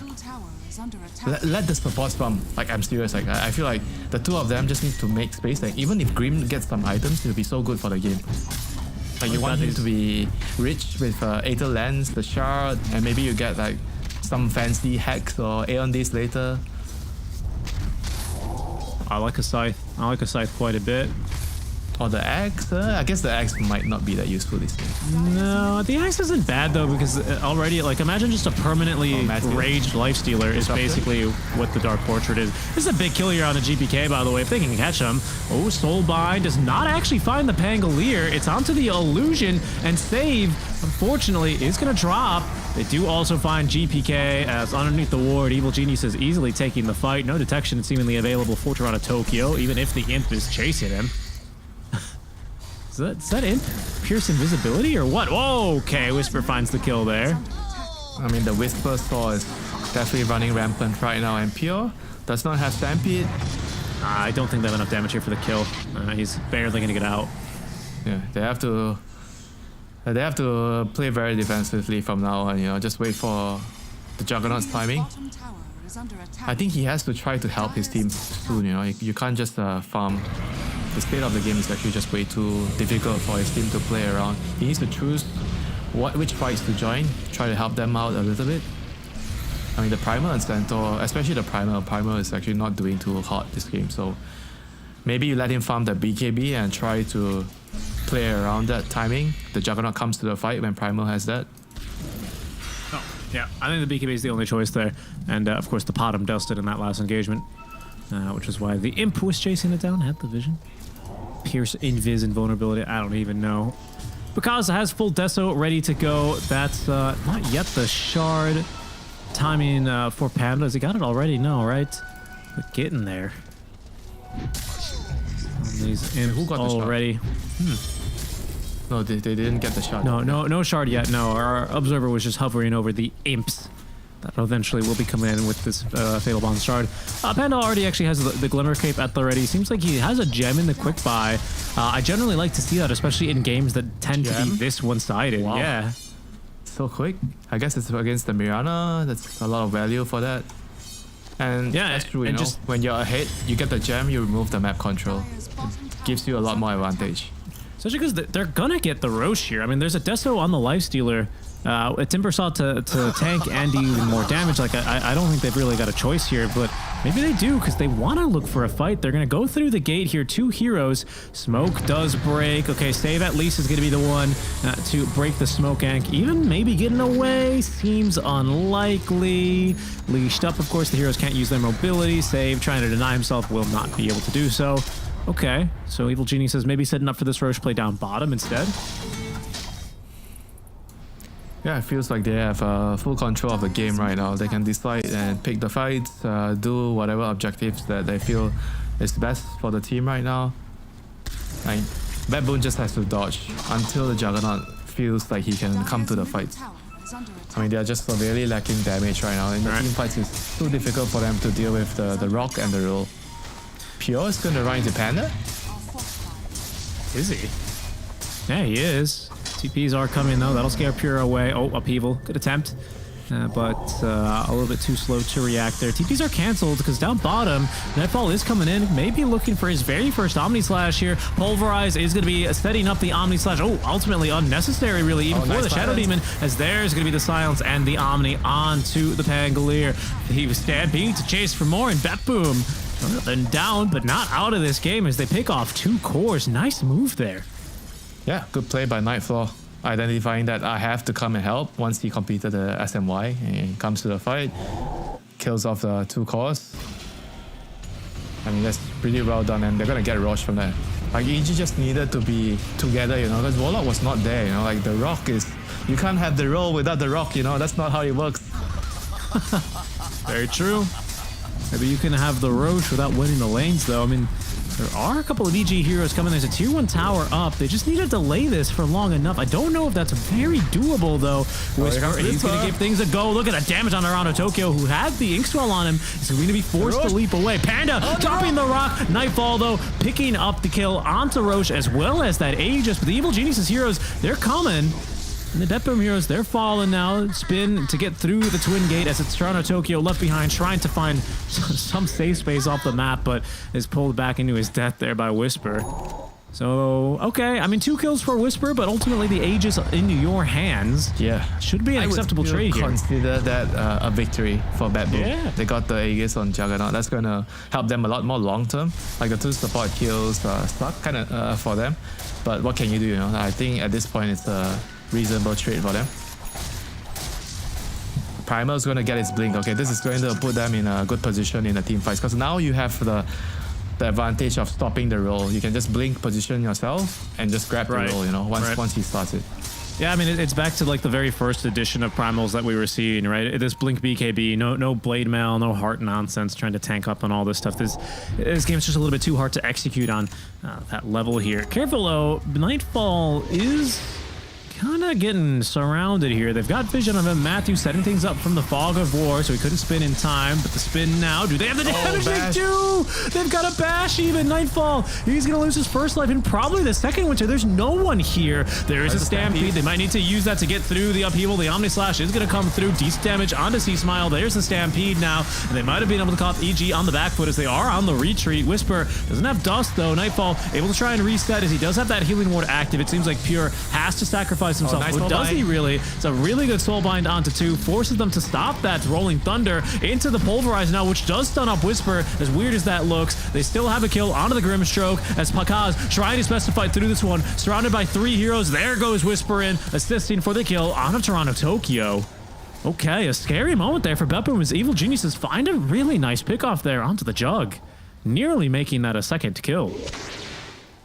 Yeah, that was a very, very good pick off there, removing the Aegis from Nightfall. And now that's going to give them a lot more room to play around. Like, you're starting to see like how strong this Lifestealer plus Tamus are, you know, in the game together. They are both like peaking at the right times, similar times, and they can play around each other, help each other out in the team fights. I feel like without that soulbind on 2 heroes, Bad Boom probably would have lost more heroes there. Yep. And if they had even gotten an unluckier a couple of bounces in the Omni Slash, you know, if he ends up on the wrong side there, I think he ended up, you know, positioned pretty optimally. If he ends up again on top, you know what I mean?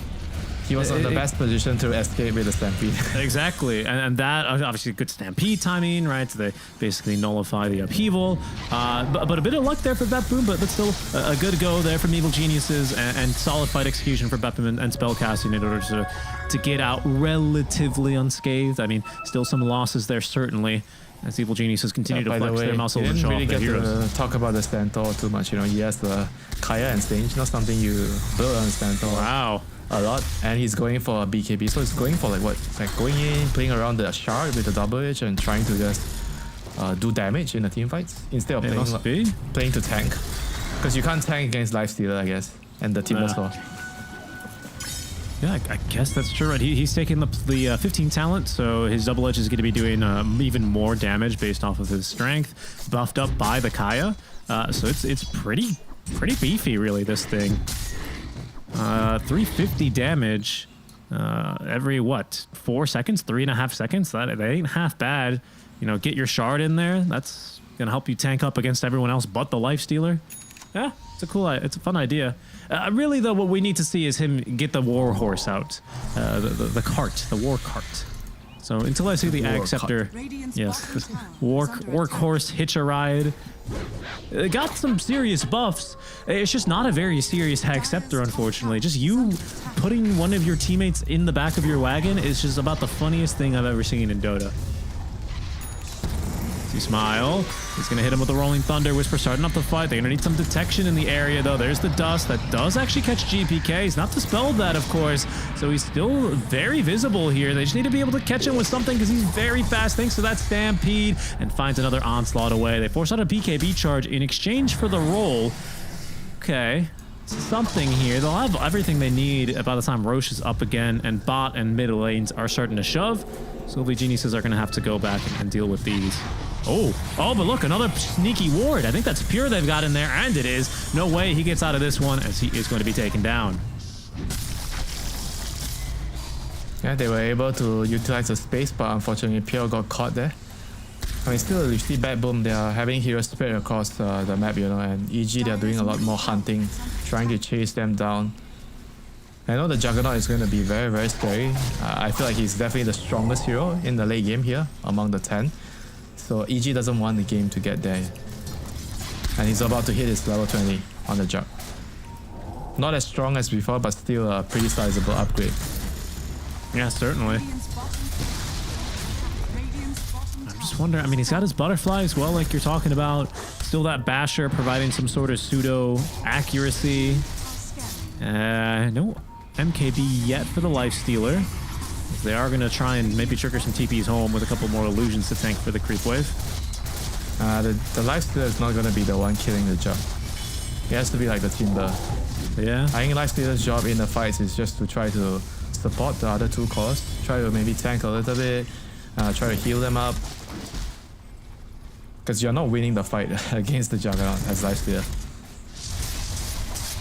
Like, you have to hope the Lotus reflects the Omni Slash, and then you turn the team fight around. If the Jug gets a big Omni Slash in a fight, I feel like the fights are going to be very difficult for EG.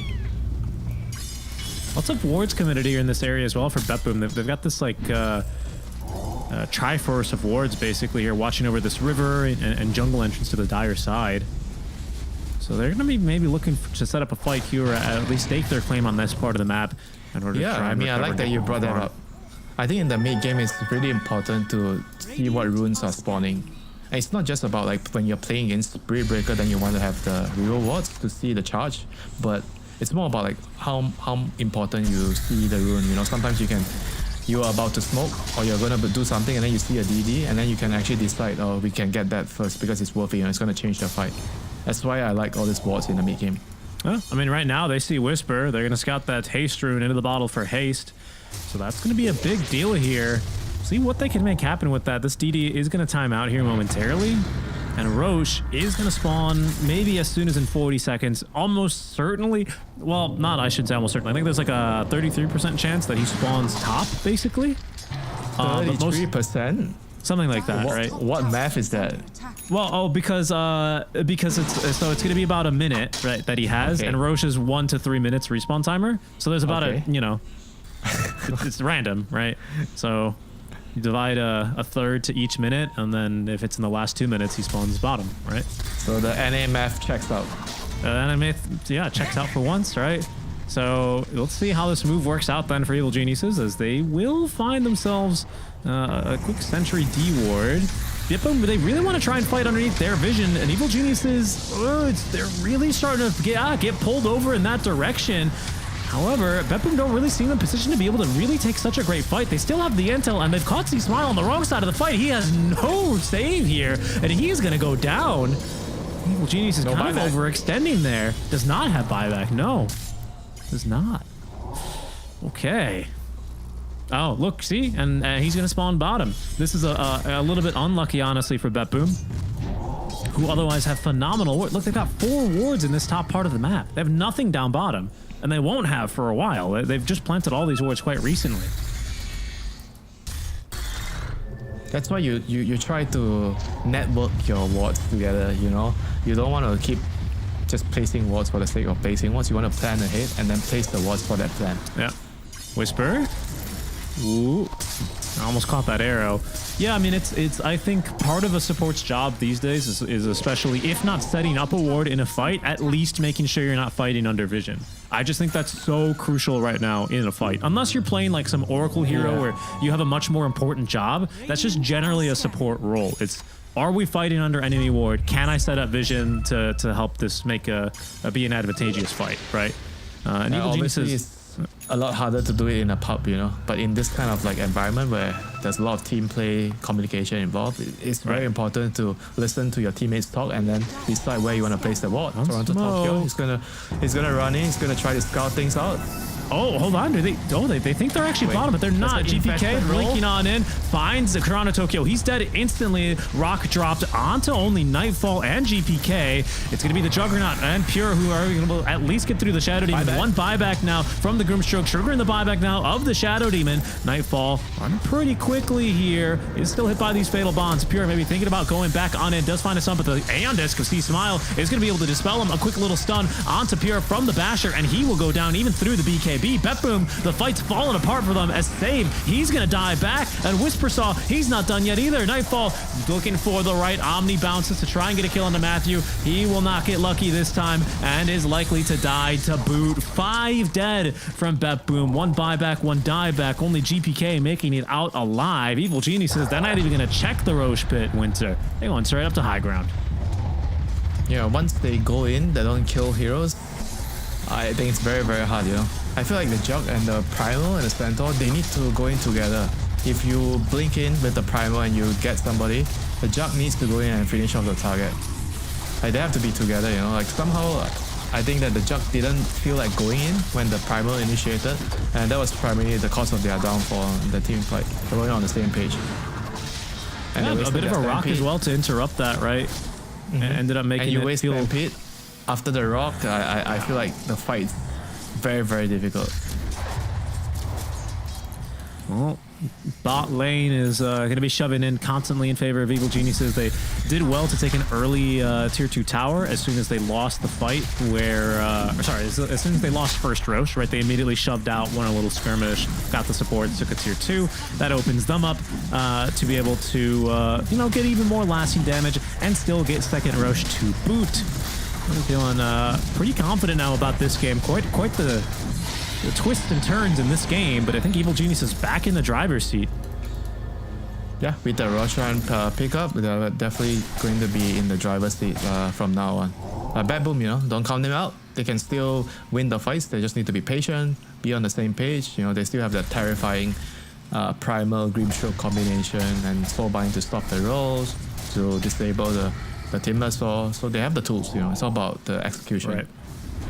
And it almost seems like to me when the execution wasn't really perfect for Evil Geniuses, it was hard for Betboom to really counter-initiate the proper way, right? The roll was kind of off nowhere. Maybe that pull save away. Toronto Tokyo's trying to get this jump onto the backline Shadowed even along with Pure. Like, GPK and Jug are kind of just like stuck in the lane after getting Golem. It was just a really awkward, not well put together fight at the start by Evil Geniuses that they eventually just kind of overcoming Betboom, and that made it more difficult compared to like the fight before, right, where you're fighting under 3 of Betboom's wards and you see like all these rolls going and whatnot. It's just being really weird. I also don't think I've ever seen a dire ward just placed in the camp as Matthew has here. It's kind of random underneath the tier 2. I guess it was just for the fight, but that camp's just been blocked for a while now. Yeah, it's mainly for the fight, I guess, when they were about to clash at top. Yeah, but right now, maybe what the Primal needs to do is maybe he has to wait for the Pango to roll in and just focus on cancelling the roll. I'm not sure though, because every time he goes in, the rock comes down, then the Juggernaut feels like, oh, I'm not going in, it doesn't look like a good fight. So why not just wait then? Just wait, just let the Centaur poke and wait for the better opportunity to arise before you go. Okay.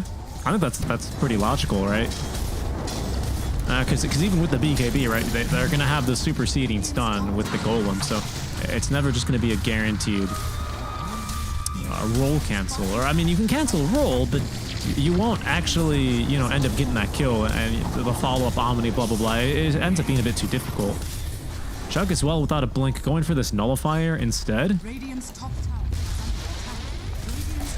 Yeah, to deal with the Aeon Disc, the Ghost Scepters. Yeah, they're coming in from behind. Nightfall's here. Yeah, it's going to be a good jump. There's the grab. Aeon Disc, though, immediately disposes him, and he still has roll and cheese. They found the Juggernaut, a secondary stun. They also blocked the arrow using C-Smile's roll-up, but it's still A-OK. Nightfall able to get off the spin. Stampede trying to reset this fight as Betboom rearranging underneath their tier 2 tower, now looking to try and turn and fight. That's going to be a full Abyssal Blade into the Omni Slash. They're melting!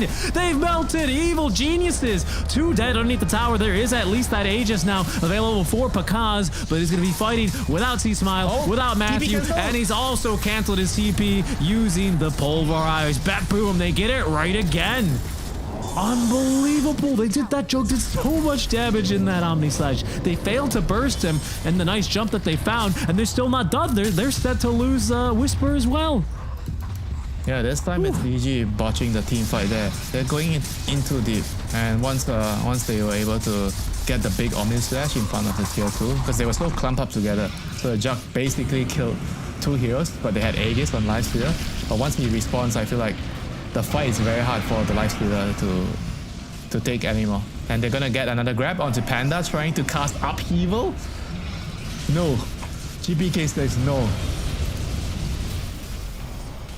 It's a lot of this for me is that was one of the first instances. I mean, I used to see it a lot, but really heavily punished in a pro game with this Omni Slash with Battle Fury as well. Ends up being really painful there. How am I going? No buyback either for Pikaz. Gonna try and force something here. They don't have creeps for top or bottom, so it'll just be the one lane of Barracks, and it seems like no. C-Smile not able to find a kill on a Toronto Tokyo. Try as he might. It's just gonna be shy, and instead may just end up being punished here. There is no golem here for a while. The arrow does actually find C-Smile, but now Pure might be the one in trouble. He's got a Stampede to disengage. Stun is gonna be finding Nightfall as the Stampede is forced out now with Pikaz respawning in 2 seconds. We've seen this before though, Winter. Oh, I thought they were going to perhaps be at risk of overextending, but this time, Bet Boom, they're the ones in full retreat and will safely make it out alive. Yeah, so Bet Boom managed to get 1 melee Rex back after losing 2 lanes, so definitely feeling a lot better in the game right now. You can see like the Jug is really starting to feel like he's the most dominant force in the team fights. You know, Lifesteal can't really fight him. The Timber Saw, if he doesn't have enough stuns, like if the Pango is not rolling and controlling the Jug, the Timber can't really kill the Jug. And that's why he went SNY this game, right? So he can't really get chain stunned by the Pango. And what are your other options? The Shadow Demon, you have to disrupt the Juggernaut, create his illusions and turn them against him. And hope for the best, you know. I think right now the cores are gonna lack damage to kill the Jug, so it's gonna be up to the Shadow Demon. He's gonna play a very, very important role at killing the Juggernaut. I think even Jug's illusions are gonna struggle to kill Jug because again, the Butterfly, this evasion, you know, they'll do damage, and especially with 2 of them, you can kind of maybe somewhat ignore or still have constant DPS in through that evasion, but it'll be problematic. Nightfall now even more damage with a completed nullifier. A little bit more armor as well. Goodbye Ghost Scepter, goodbye Glimmer, goodbye Aeon Disc, and goodbye well. Goodbye Aghanim Scepter of Timber as well. This is a huge pickup. This is a very big power up for the Juggernaut. I mean, if he could get his level 25 before the next fight, that would be even better, yeah. Would you say that Evil Geniuses, they've missed their timing here? It seems like they're really struggling now in these fights. I mean, Pikaz is going to have his MKB soon-ish, and that'll certainly help, but until then, I think these fights are still really difficult unless they can just get a really nice initiation and start off the fights 4v5. Level 25 on Timber to get the second Chakram, because they don't have enough damage right now to kill the Jug. I mean, he's like almost 24, so 1 more level, I guess. But Roche is gonna spawn. Roche may spawn in 1 minute, so if it's a quick one, that would be good for Bat Boom. Yeah, it'll be top one for sure. If it's a slow one, it'll be good for bottom. Sorry, it'll be bottom. I mean, they still have cheese, by the way, Richie, on the Lifestealer. I do. He never got to use it. It was on C-Smile before, but his Aeon saved him from the initial Pulverize. Perhaps Bet Boom were thinking it was still on cooldown.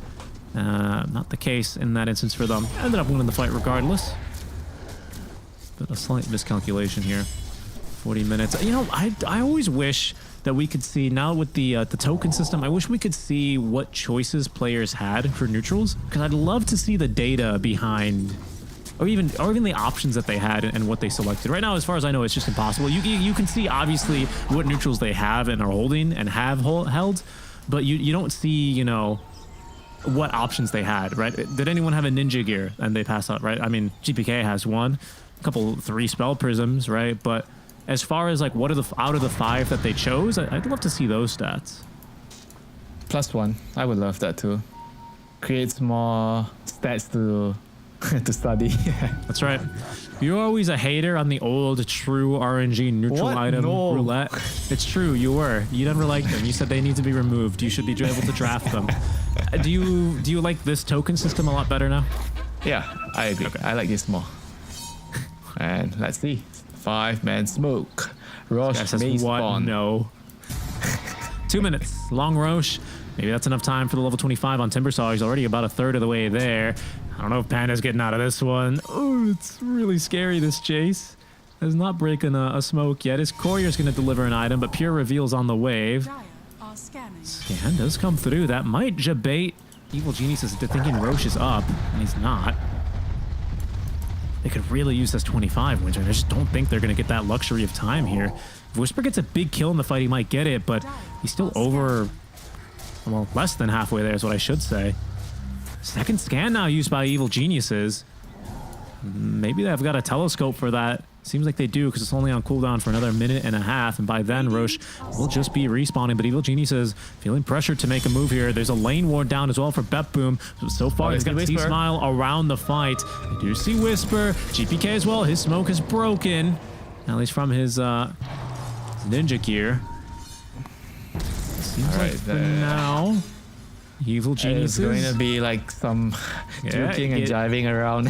Getting the upper hand. This smoke, it's got about a third duration left. Arrow fired, missing. Doesn't give any intel, but now C-Smile making the jump in. Shuts. What? He's off the map. C-Smile jumps on back down, though. Had a little bit of a bad roll there for a second. Now Grimstroke buying back in this engagement. Oh, the lift. Oh, the Lotus in time. Reflects the Omni Slash. A big win now for Evil Geniuses. But the Soulbind is onto 2. There's still going to be the Abyssal Blade coming out, though. Oh, the damage as well from Pure. Immediately nukes through one, but because of trying to fight through this one, cannot land enough auto attacks even with the MKB. Fighting versus 3, he will go down. Save, doing what he can now as Matthew assembles the on disc, but he is going to die. That's C-Smile in as well. And now it's all up to Whisper. The SD Illusions are doing some real work here, but not nearly enough, Winter. Not nearly enough. That was a die back as well from Whisper. Panda getting into this fight far too late as well. Buyback now from C-Smile, using just about everything left in the tank. 5 buybacks in this engagement. 1 dieback. Panda, he looks like he's going to join that count as well. Oh no. Evil Genius, what happened? You see the carry to carrier versus fight. Lifesteal, there's still no chance against Jug. How the hell did this hoof stomp? Look at these hoof stomps. How does this do so much damage? Look, it's hoof stomp. It just deletes Whisper. And here's the double Soulbind, 2 hero. What the hell was that? It's like a what, 3 second, like, oh no, 3.5. 3.5 second stun. So he got hit by somehow 4 double edges, and he took 2,500 damage from double edge, which is insanity. I'm talking about Pakaz, by the way.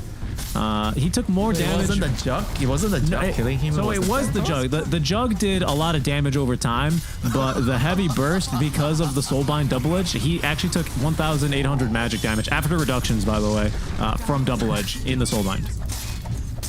Dire's top tower. What can you do? And does he have the talent? He has the magic damage talent? Oh, that's why. Yeah, he has the 25%. So he's got the talent, and I believe because of the Lotus, he also double-edged. So that's why it did so much damage. GPK, kind of getting juked here. Does not want to go into the fountain, so cancels that onslaught. Crunch the numbers, Richie. So how many double edges? Okay. Oh my god, he's got eggs! Oh, the war card! Right. Oh, look at him go! He's so fast, that workhorse. Can't be stopped. Nobody on there. Nope. Nobody yet. I can't wait for him to put the Jug in there. And this team might be just a bit too tanky now for everyone's taste, as a Hex onto Matthew, Pakaz, and GPK. This is going to pop his BKB just to rage out from Pakaz. Abyssal already used, though. Bottom lane of barracks are gone. Whisper trying to TP in the middle of the fight. Of course, they kill that creep real fast. See Smile finding a bash onto Nightfall. Nightfall with his Ags Omni Slash getting ready to go back on in. Bet Boom swinging this game back and forth it goes again, Winter. This time swinging it as far as it's ever been in favor of Bet Boom. 20k the advantage, and a 77 to 20 odd win percentage for them. There's that Omni Slash talent as well taken. That is terrifying. We have 25 on Whisper. That we do now. That we do. And this 25 talent for Lifestealer, is that going to make a difference? This Rage duration, maybe this Feast, Lifestealer damage, will that make a difference? Not that much. And there's already there's a Scotty, right? So I mean, he's like a non-factor in the fights now. He's not doing much. It's mostly like the Disruption Illusions and a Timbersaw pure damage. And maybe the Fatal Bounce. And some of the Pango, you know, spread damage. Like maybe if the Shadow Demon gets his talents, I don't know, like it's so far away. Why the hell does this double edge do so much damage? I mean, I know why it does so much damage. 200% basically of his strength. He's got a Kaya. He's got like 200 odd strength. So you're adding like 400 damage. So it's like it does like 700 damage plus then amped by Kaya. I mean, it's ridiculous. And then reductions. What the hell is that? Don't disregard the soulbind damage, you know. 25%. Oh, that's true. Yeah, that's so true.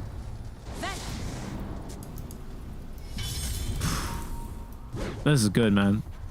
Alright, GPK is trying to find a Whisper Saw. Moonlight Shadow, he has a hack. Oh no, Whisper's gonna go back.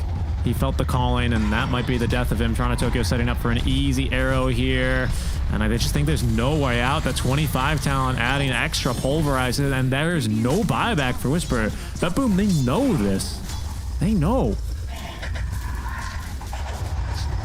The base is so fragile here from Betboom as well, but they're back to push out the wave that was all the way in their base, and they've got a whole minute and a half now, basically, without a Timber Saw, and maybe even a bit more. See Smile, okay, his Aeon Disc will proc, but I think that was only the Swift Slash, even using the roll-up just to get out of there. Aeon Disc now on its max cooldown, but that was the 145-second cooldown. Nightfall, he's here to make sure you don't have any more barracks, though. Panda, try as he might with the upheaval. I don't even think it's strong enough to stop this Jug. Look at the imps. You do. All right, let's see the Jug illusions. One last hurrah, rock and roll. Come on. But you can't. They have to disrupt. I think you disrupt the Juggernaut and go on him. Okay, well, they're setting the Jug illusions on Toronto Tokyo. They did proc his Aeon Disc. Oh, the Omni Slash! Oh no! The Rock drops. It's tanking some of the Omni, but it's killed immediately. And because he didn't even last a second after that. Oh no, Pure tanking up so much there as well. He is just A-okay. There's the buyback. Now you've used the rock. You've used the roll. I think you've used all about the time you've had in this game, Winter. Down goes Pakaz, the easiest dieback I've seen. And there is the Chariot into the fountain. They're bringing him in. Oh no, the upheaval. It's a disaster. Pure, you might have thrown this game. Now, of course, now this one easily won here. GPK is going to go down. Pure stacking up those fountain damages, but to try as they might, I just don't think there's a single thing they can do here. GPK is going to buy back. Mega's starting to filter through now through the lanes. There's Whisper, who is alive yet again. Some more Jug illusions now, but he still has an Aegis here for Nightfall. Well, it's okay. It's been reclaimed now. The spin immediately getting rid of those fatal bonds as they turn back now on to Whisper. Another cart running on through here from Pure as he runs over Matthew. And this is going to save him for a little while longer, but Panda will not be as lucky. The 4-step getting him out of harm's way, but Whisper left behind as both supports forced to fend for themselves. Panda, he's got another upheaval left in him, I suppose. Oh, maybe that'll do something. Oh, no. He got killed in his damn fountain by the double edge that did 1,000 damage. Look at him. 10K oh, my God. He's so tanky. Winter, someone stop him. He's got 70 stacks of fountain on him. Unbelievable. Picks up Nightfall. He's taking him back home. Pure and Betboom, they win a very fun but a very clowny game number 1 over Evil Geniuses. I mean, well I can done. assure you that the Sample had the most fun this game. Oh, yeah. 10k HP with the stacks, running around with his axe. I mean, the man definitely had his fill of fun. I think overall he played a good lane, and after that they hit a point where they just didn't realize they need to farm and wait for the Juggernaut to come online. They were trying to take too many fights, or not taking fights with the Primal, because the Centaur and Primal, they were kind of doing their own things instead of going to fights together. And once they figured that out, they were able to get a couple of pickoffs there, and they were able to stop that EG early game train, you know. And once that Pango rock and roll with the Warlock stopped, and the Lifestealer eventually just ran out of gas with the Timber. They couldn't really deal with the Jug. And you have to rely on your Shadow Demon. they definitely couldn't deal with that Centaur either. I'm still baffled by the amount of damage he did. I think Jug only in those last couple of fights finally overtaking Pure to deal the most damage this game. But yeah, like you're saying, damage issues basically for Evil Geniuses are what leads them to lose this late game. Very funny. I mean, look, I'll be honest with you, Winter. I played a couple games of, albeit turbo mode, Centaur, and yeah, the hero feels like this, guys. It's not that hard to do. He played an excellent game. His positioning was great usage on Stampedes. I mean, that's where the skill comes in. But this hero sometimes does just feel like press W, win fight because of how much, pardon me, those double edges were doing. Again, 1,800 damage on a double edge is a little bit ridiculous. It's really good.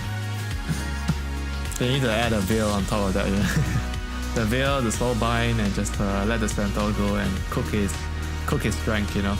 Yeah. 10k HP, like, you think Pudge has 10k HP? You can see a 10k HP Pudge? No, you can see a 10k HP Centaur nowadays.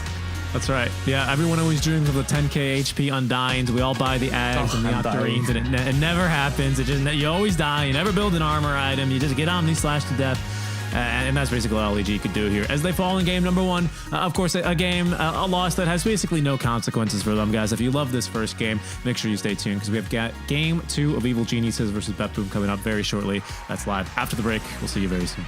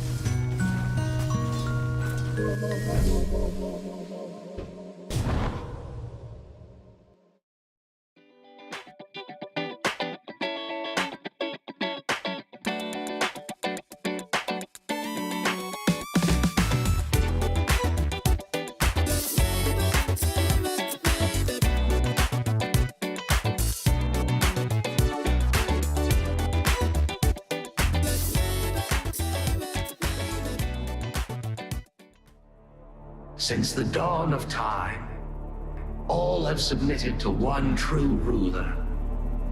Fate, moments of euphoria, sorrow, acceptance, all are fleeting in the face of destiny. Yet only the bold dare defy this rule. Dare to triumph against all odds. Dare to rise above fate.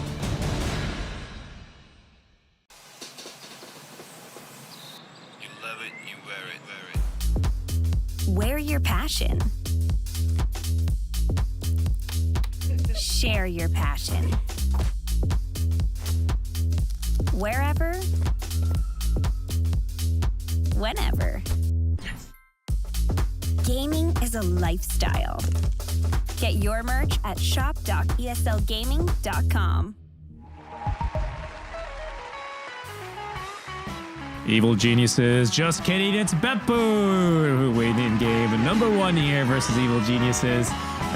Wanted to just make you guys think, but psych, you were paying attention, you knew it was Beppu. Well done, guys, and we'll see if Beppu will reign against Supreme in game number 2 here as we are about to get underway with our last regulation group stage here for Dreamleague Season 21. I do believe we may be set for some tiebreakers. Let me go ahead and check. I know Group A is set without them. And, well, for Group B, I think we're going to have to see how these next games play out. Let's see. OG Gaming against Quest? On. They are playing tiebreaks? Well, they could, right? If they tie, they would play tiebreaks. But I think that game isn't actually happening now. I'm not sure what's the other game going on right now. Because Gaming versus Quest is, I guess, not happening today. I see it. Yeah, I see it tomorrow. So only OG and Spirit is going on. But that's just a regular match, I think. That's the match that's supposed to be going on right now, which is why there's only 2 streams live. Thank you guys for choosing the Ember stream. B for Ember, for Embest. Yes, as I believe they say. There it is. There's the air horns that we were looking for. Thank you, lads. Winter. It's a fun time here. I think, you want a high stakes action game. OG taking on Team Spirit. The last 3 out of the last 4 TIs going to these orgs. Team Spirit winning all these big dollar tournaments now towards the end of the year ahead of TI. OG, of course, fan favorites with Seb and MC as well in that off lane. I mean, you want to go watch some real sweaty Dota? You go to the mainstream. You want some Pride of South America taking on Beppu, playing some games that end up not really making a difference for anything, but you get to see some 10k HP centaurs do 3,000 damage by pressing 1 button every 3.5 seconds. You're in the right place, Winter. You came to the right place. I know you love the clowny Dota. What is the most extreme thing you've seen apart from some 10k HP centaur? Have you seen like some 500 dual damage Legion, 600 dual damage Legion? I think you ask me about the craziest thing I go to. I naturally go to just some of the longest games that I've seen. Does it count as casted or seen, right? Because when we were doing Bali Major, I think the Gaming Gladiators match, which is the 3rd longest game in history, that has to be up there. Celery running around with Swift Blink on Chen with like 2 Divine Rapiers was a little ridiculous. So that's up there, but I wasn't casting that one. I would say personally the game that I've casted was, I think it was Team Liquid versus Chicken Fighters. This was, I didn't do TI quals last year, so it would have been for TI 10 qualifiers in the Western European region. This was Liquid back with Matu on it, of course, in those days. And the game had gone so long that I was joking around how this poor Insania position 5 Ancient Apparition just isn't doing anything. Maybe one day he'll be able to do something. He was like not even 25, like 90 minutes into the game. It was something like really sad to watch because the hero is just not meant to go that late. And eventually he bought an Axe Scepter, picked up a couple Divine Rapiers, and Liquid won the game off of the back of admittedly a lot of other things happening, but the AA also doing a ton of damage in one of the fights. That's probably the craziest thing I've ever seen, but never some like Legion, LC, or Slark, Silencer, never one of these heroes. They never come to mind for me, to be honest. What about yourself? What's the craziest thing you've casted or seen? Plus 100 intelligence Silencer. I don't know. I think those are the things that I remember the most. Or some crazy Pudge walking around with not 10k but maybe 8,000-9,000 HP. Well, that's enough story time for now and into the draft for game 2. I believe, if I heard correctly, Spirit did just win over on the mainstream. Is that right? So I think that would just have been game number 1, which means that Spirit are confirmed. No, I think there's no tie breaks now because Betboom have already won game 1. So the lowest they can finish now is 7-3. The lowest Spirit can finish is 8-2, and the highest OG can finish is 6-4. So I don't think we're gonna have any tiebreakers here by my quick maths. Decisive group stage. Decisive group stage. I mean, we'll see what Gaimin and Quest has in store for us tomorrow. As of course, I believe the news was that Quest Esports have had unfortunately some power issues at their boot camp or wherever they're playing from. So they're not going to be able to play their match today as scheduled, which is why if you're looking for that match, unfortunately things have moved around just a little bit. So you can catch that tomorrow. I think I would certainly tune into the mainstream, especially at the end of the show today, to of course hear the band and check in with the panel and see what the official updates are over there, because unfortunately I don't have them here. But I see that match scheduled for some time tomorrow, so I would assume that's going to take place. Look at what just happened. I told you, like EG, they need to take a page out of Shopify's book, Start with the carry. You have Pakas. It's the first phase special, right? But talk to me through this. I mean, I see the LC pick. We'll get to that in a second, but while we still have these bans and picks on our screens, what is it? Is it just the strength of the hero? Pardon me, the strength of the hero, or is it these 3 bans in particular from Evil Geniuses that enable like this Sven ban? Like, what is it? Is the draft just built for this now? I think there's a couple of things to note. Like I said it a couple of times already. When you're first pick, you're trying to pick a carry right now because the meta is a lot about the stable carries, the Sven, the PA, the gyros, heroes that you can really pick early. I would say mostly the Sven and the gyro, because PA you can't really pick early because she has a lot more counters in the game, even though she's like the strongest in the late game. And whenever you're first pick, I think it's easy to draft a plan around the carry. You just pick it early because you have a lot of control over it since you're picking first, and you try to play around that because you don't have the overall last pick like the second pick, the 24th pick. So you have to play around something. Second pick, it's easy for you to draft because you get to see and you get to choose after, so it's easier for you to counter. So when you're first pick, you have to have a plan and you build around that plan. And I think picking your carry right away in the current meta is the way to go. Crazy how Dota changes, Last couple of months, if you would tell some team, hey, let's just pick the carry first. Don't worry, we'll get bans to protect it. I mean, and that's what's wild about it to me, right? Because I feel like even with the last drafting stage, you first pick, you try to first pick your carry against someone like Puppy, he's gonna like laugh, crack his knuckles, sharpen Masha on his teeth, and then absolutely destroy you in the rest of the picks, right? I mean, there's no chance. But now it's like Shopify. Oh no, they first pick Sven. What are they gonna do? Oh no, they first pick the gyro. And it's not like, again, for me, the wild thing is it's not like any of those 3 specific bans that preempted the Sven pick, being the Invoker, Tree, and Phoenix. Not like any of those are like, yes, we need to ban these heroes for the Sven to succeed. They're just banning heroes. Those are just strong heroes. You can see that no matter what a first pick would be, which is it's wild to me. Yeah, and Betboom have a pretty decent, I would say, response towards the Sven, LC, and Shadow Demon. You have BKB Piercing disables. I mean, the LC can be kind of tricky if the Sven is snowballing a lot and you can't really duel him because you're just gonna die. Or maybe you have to get a Ghost Scepter to duel him, and you don't want a game to get to that point. But the Shadow Demon, on the other hand, is always good against the Sven. The Purge, you kite him around the team fight. Once his BKB is out, God Strength duration is done, then the fight is over for the Sven. And to help that, you have to pick heroes that can allow the Sven to succeed, like what Shopify did, pick the saves, the bench.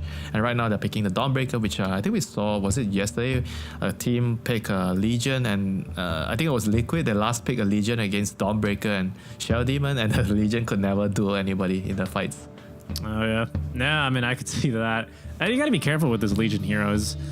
One that, much like our previous game of Pure on his Centaur, can really just take over games single-handedly. I would say Legion's a lot faster at it, but once that Centaur ball is rolling, or in general, once that offlane ball is rolling, I don't really see how you're stopping it. I'm liking this lineup, though, from Evil Geniuses. A deceptively, I mean, not even that deceptive, on its surface, very global lineup, right? You try and gank the Sven in his jungle with a duel, you better believe it that the two buttons are pressing, are getting mashed, right? That's Teleport, and that's Solar Guardian, and there's going to be more heroes than you were counting on for your 1v1 duel. I like this response to the LC.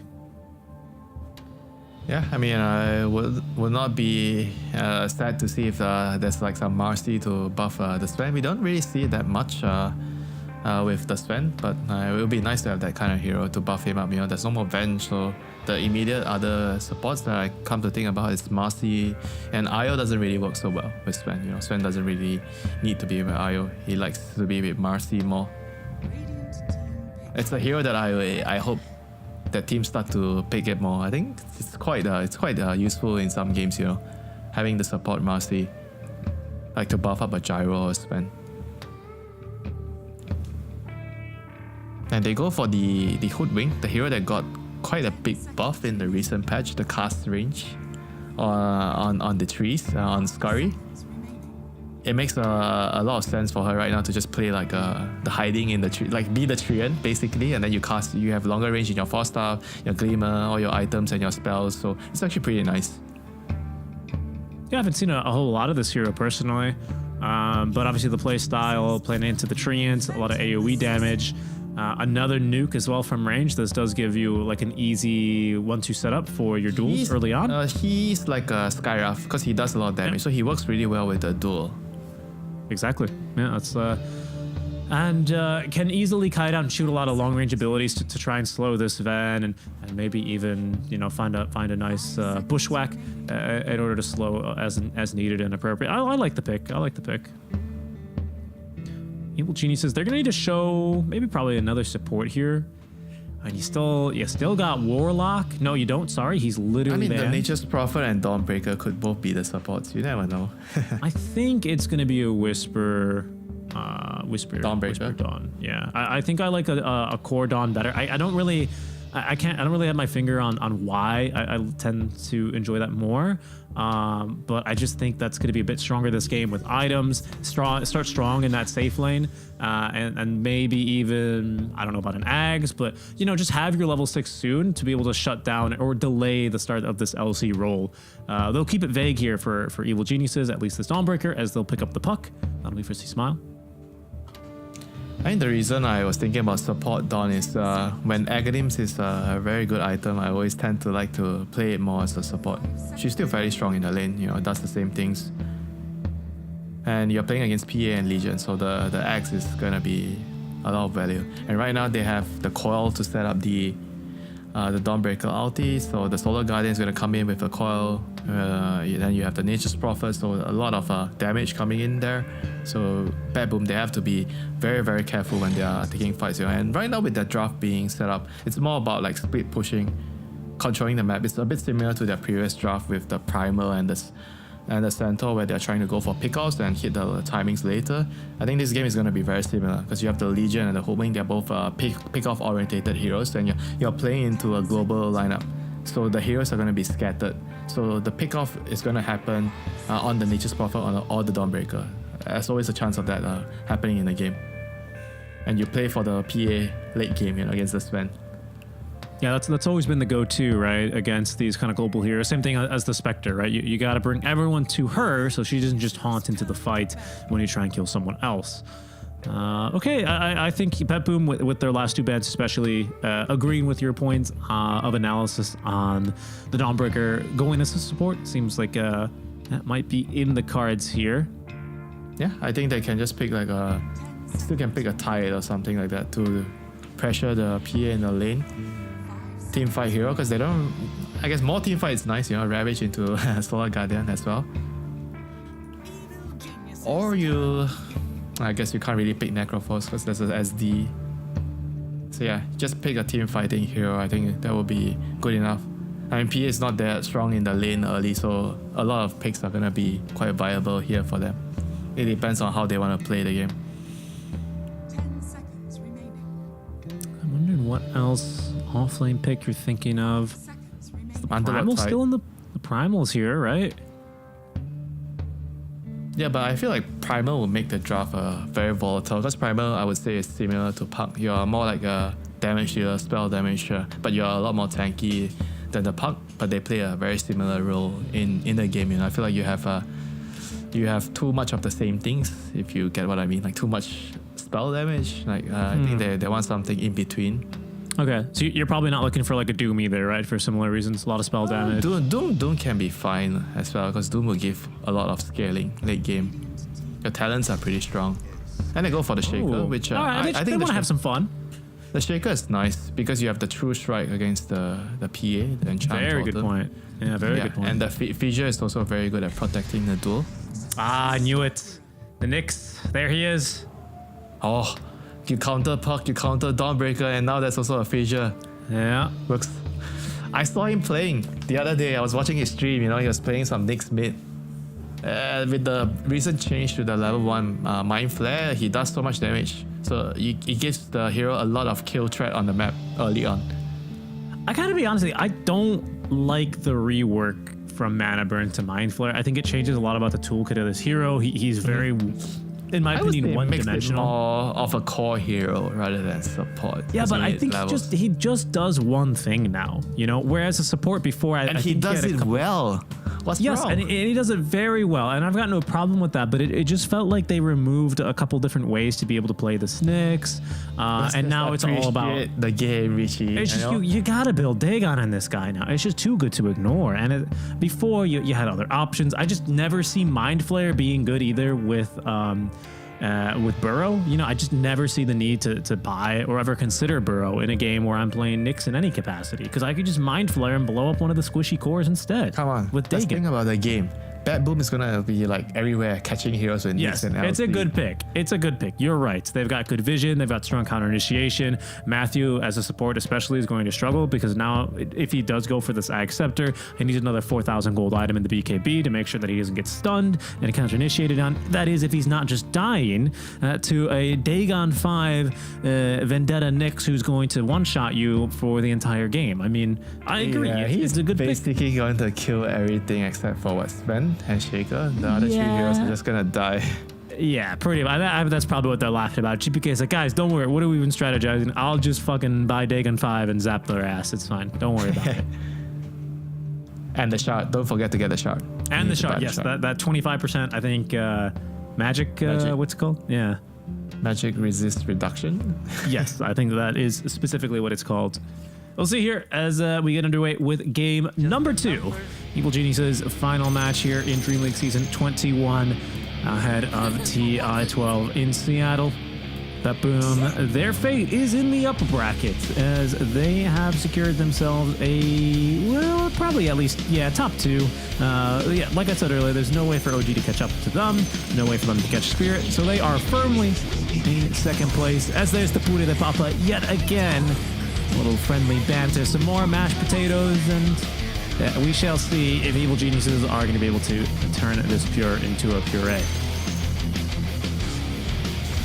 Nicely done, Richie, as always, setting up for your stand-up career fairly soon. Just a little bit of wordplay, I get the urge to play Dota, and I guess I have to take it up by making very... You are not playing Dota, you're playing Turbo. Turbo is another kind of game. Listen, don't out me like that on stream. We talked about this before. No, we have not. I specifically told you to join me for some real games, and you said no. I just want to play 2 games in the same amount of time you play one game. You know what I said? I said I don't want to lose you a moment because I'm untrained, but I'm trained now, Winter, and I'm ready to be 6K again. We'll see here how it goes. For Evil Geniuses and for Bepboom, I don't know, man. I think I'm excited for this Shaker mid. It is going to be that Puck off lane here, and Puck dying. No, not for first blood. Got out the Illusory Orb in time. Is probably going to have to run home. What is this? What is this? Toronto, Tokyo. Look at Toronto, Tokyo. Yeah. Like, go home. Go home. Don't think about anything else. Just go back. And a Dawn has to TP in to block the creeps. Poor Whisper. Not a good start for a Puck. This hero is very, very weak early on, so he's going to have to rely a lot on the Dawnbreaker to protect her in the first couple of ways. I mean, if you think about it, right? You have phase shift. I mean, I guess the idea is like you phase shift to dodge the dagger, but before you get those levels, you are a very low armor hero, so the dagger actually hurts. Oh, Matthew made a mistake. He has the Blightstone. Yeah, Matthew made a mistake. He bloody grenaded already. I think he meant to maybe tango or hammer. I'm not really sure. Wrong hotkeys, you know? Yeah, that's a pretty big mistake here. And he's kind of setting himself up very precariously here. He did it in order to block the easy camp, and he's going to be able to pull at least a little bit of the aggro away. But not the best first wave I think Matthew has ever played, regrettably. Yeah, and top lane we got some. Well, hold on. I don't think we're done with bottom quite yet. I think Whisper, he's got a Illusory Orb, needs to get down the cliff and does. Oh my goodness. I mean, he already just TP'd back to the lane. I don't think this lane is fun for the Puck early. I mean, he didn't even make enough money to buy another TP scroll. I mean, he just has 1 CS. This is... Dawnbreaker, please help me. Please, click your spells, do something. That's what you normally hear. Oh no, level 2. PA is level 2, they're bullying the Puck. Yeah, this is really bad. This lane feels like it's over. Yeah, Matthew's out of mana. I mean, he's got a big stick, so that'll make up for a little bit of that. You know what? At this point, I think the Dawnbreaker is the core. I don't know, man. I think you have to trust in Whisper. Well, there they go on a Whisper. Speaking of, does get the Illusory Orb out in time. The band, they're going to try and set up for this, but they do have the Starbreaker ready this time. Matthew's missed. I'm just going to go real quick and check Matthew's last game on Dawnbreaker real quick. Don't mind me. I just need to see. I need to check something for my very own eyes. And meanwhile, top lane, that's where the real action is happening, you know. A lot of fights, a lot of trades going on. The LC holding, trying to pressure the Sven as best as they can. But they have but he has a Nature's Prophet, you know. The king of the lane right now, the Sprout. Yeah, I mean, Matthew has played Dawnbreaker in the Dutch of Beppu, and he did win with it.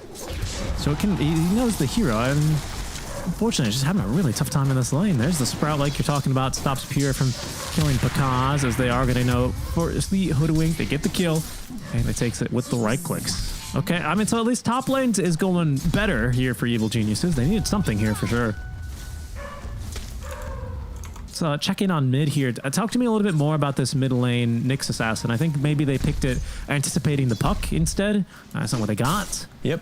How do you think he adjusts? Shaker is not as good as a lane matchup for him, unfortunately. Yeah, they were kind of more of expecting it to be a Puck. But I mean, it's still fine, you know. He can get his levels and make his rotations. Laning phase wise, Shaker is gonna get a lot more CS, but Nyx is gonna rotate later with his Vendetta. I mean, Nyx is never like a hero that you'll say, oh, I picked this hero because I'm gonna win the lane, you know? It's true. I mean, I think you could have done that before in the old days. I don't know about anymore, but you used to be able to do that against OD. You would just completely dumpster him. Good kill onto Pakaz's top lane. That's going to be a bit costly. TP on in, though, as Toronto Tokyo kind of chasing Matthew around. Now things are a bit more reversed. Panda with the ranged auto attacks and Whisper from the lane will come in to assist in the kill, ultimately going to Panda. You smile. Playing a little bit dangerously here. There's a level 2 Spike Carapace at the ready. So a longer stun, literally doubling it.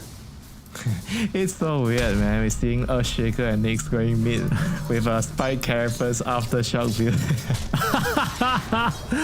What is this, man? Yeah, it does seem a little bit strange now that you mention it. I think it's fun though. I think we need to have some of these wackier matchups in the lane. Oh, I see Smile. Oh, he's juked them out, but Toronto Tokyo is here as well in the mid lane.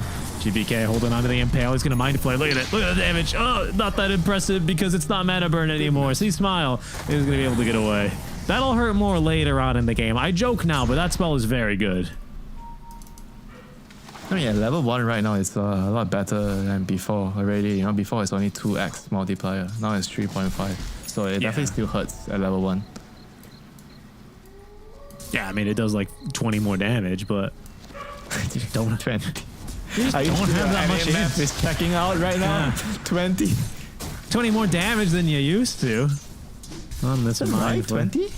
Well, because what? It's equal to a multiplier of their int, right? Oh, okay, yeah. So Shaker had what? Like, what are you doing? Like, literally 15 more damage or something to Shaker? I mean, he's not a high int hero, so I mean, yeah, it's more. I won't deny it. Higher numbers, good, but not by much. And that's the point I'm making here. Whisper in trouble. He keeps getting grabbed here. The disruption, though, they didn't quite catch him here. Good timing by Whisper, or better timing, or quite frankly, really just missed timing by the Shadow Demon in this case. 6-minute power rune times. Winter, time for our Clown Fiesta. I say to officially kick off. Lanes are boring. It's time to fight nonstop. Here we go already. Double TP up to the high ground. The Echo Slam in immediately on the GPK. He finds the stun. Oh, the Sprout, though, will block him off and guarantee C-Smile the kill. Shielder into the hands of Toronto Tokyo. That'll quickly be broken here. Starbreaker and C-Smile. Well, I think he's going to get this kill pretty easily. He doesn't have Fissure, remember. But Toronto Tokyo doesn't have a really easy way to break trees and nowhere to go. He's going to go down. There it is. Those are the fights we're looking for. This Shaker is gonna be so huge this game, you know. I've been watching a lot of Shaker players, and when I always see like a Shaker getting away with this build, like the greedy build, the enchant max with the aftershock, and you get an early timing on the Aghanim, this hero is so scary. Usually the less greedy build, the stable build, is like something like 1-1-3, 1-1-2-2. At least you have a fissure to help your team, you know. And you hope for your team to have ancient stacks, and you go over there and you cast your first Echo Slam there and you get your dagger. Really? People are actually... That's usually what happens. I don't think I've ever seen anyone echo Anciency. Not yet. Not for me, but I believe that it could happen. Because you're playing Turbo games, Richie. Listen, again, we've been over this, Winter, please. I'm begging you. There's another kill on around Tokyo, but he does actually manage to steal away the Wisdom Rune. Nice play there. First duel of the game, because he's actually going to tank through it because he got off the war cry.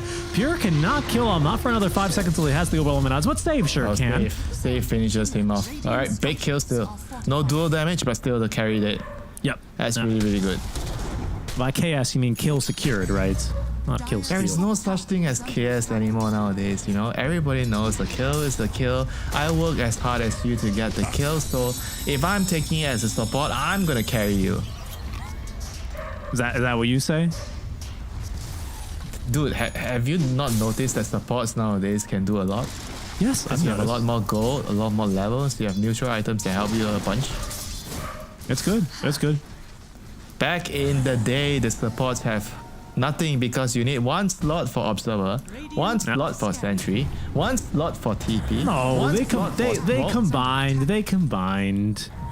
I mean, back in the real heyday, you know. Yeah, Dota 1, the very first Dota All-Stars. Toronto Tokyo, he is going to struggle to get out of this one. Matthew has got Celestial Hammer, is going to predict Toronto Tokyo's going up. Remember, C-Smile does not have Fissure, but he's got a maxed Enchant Totem, so that's 400% damage for you.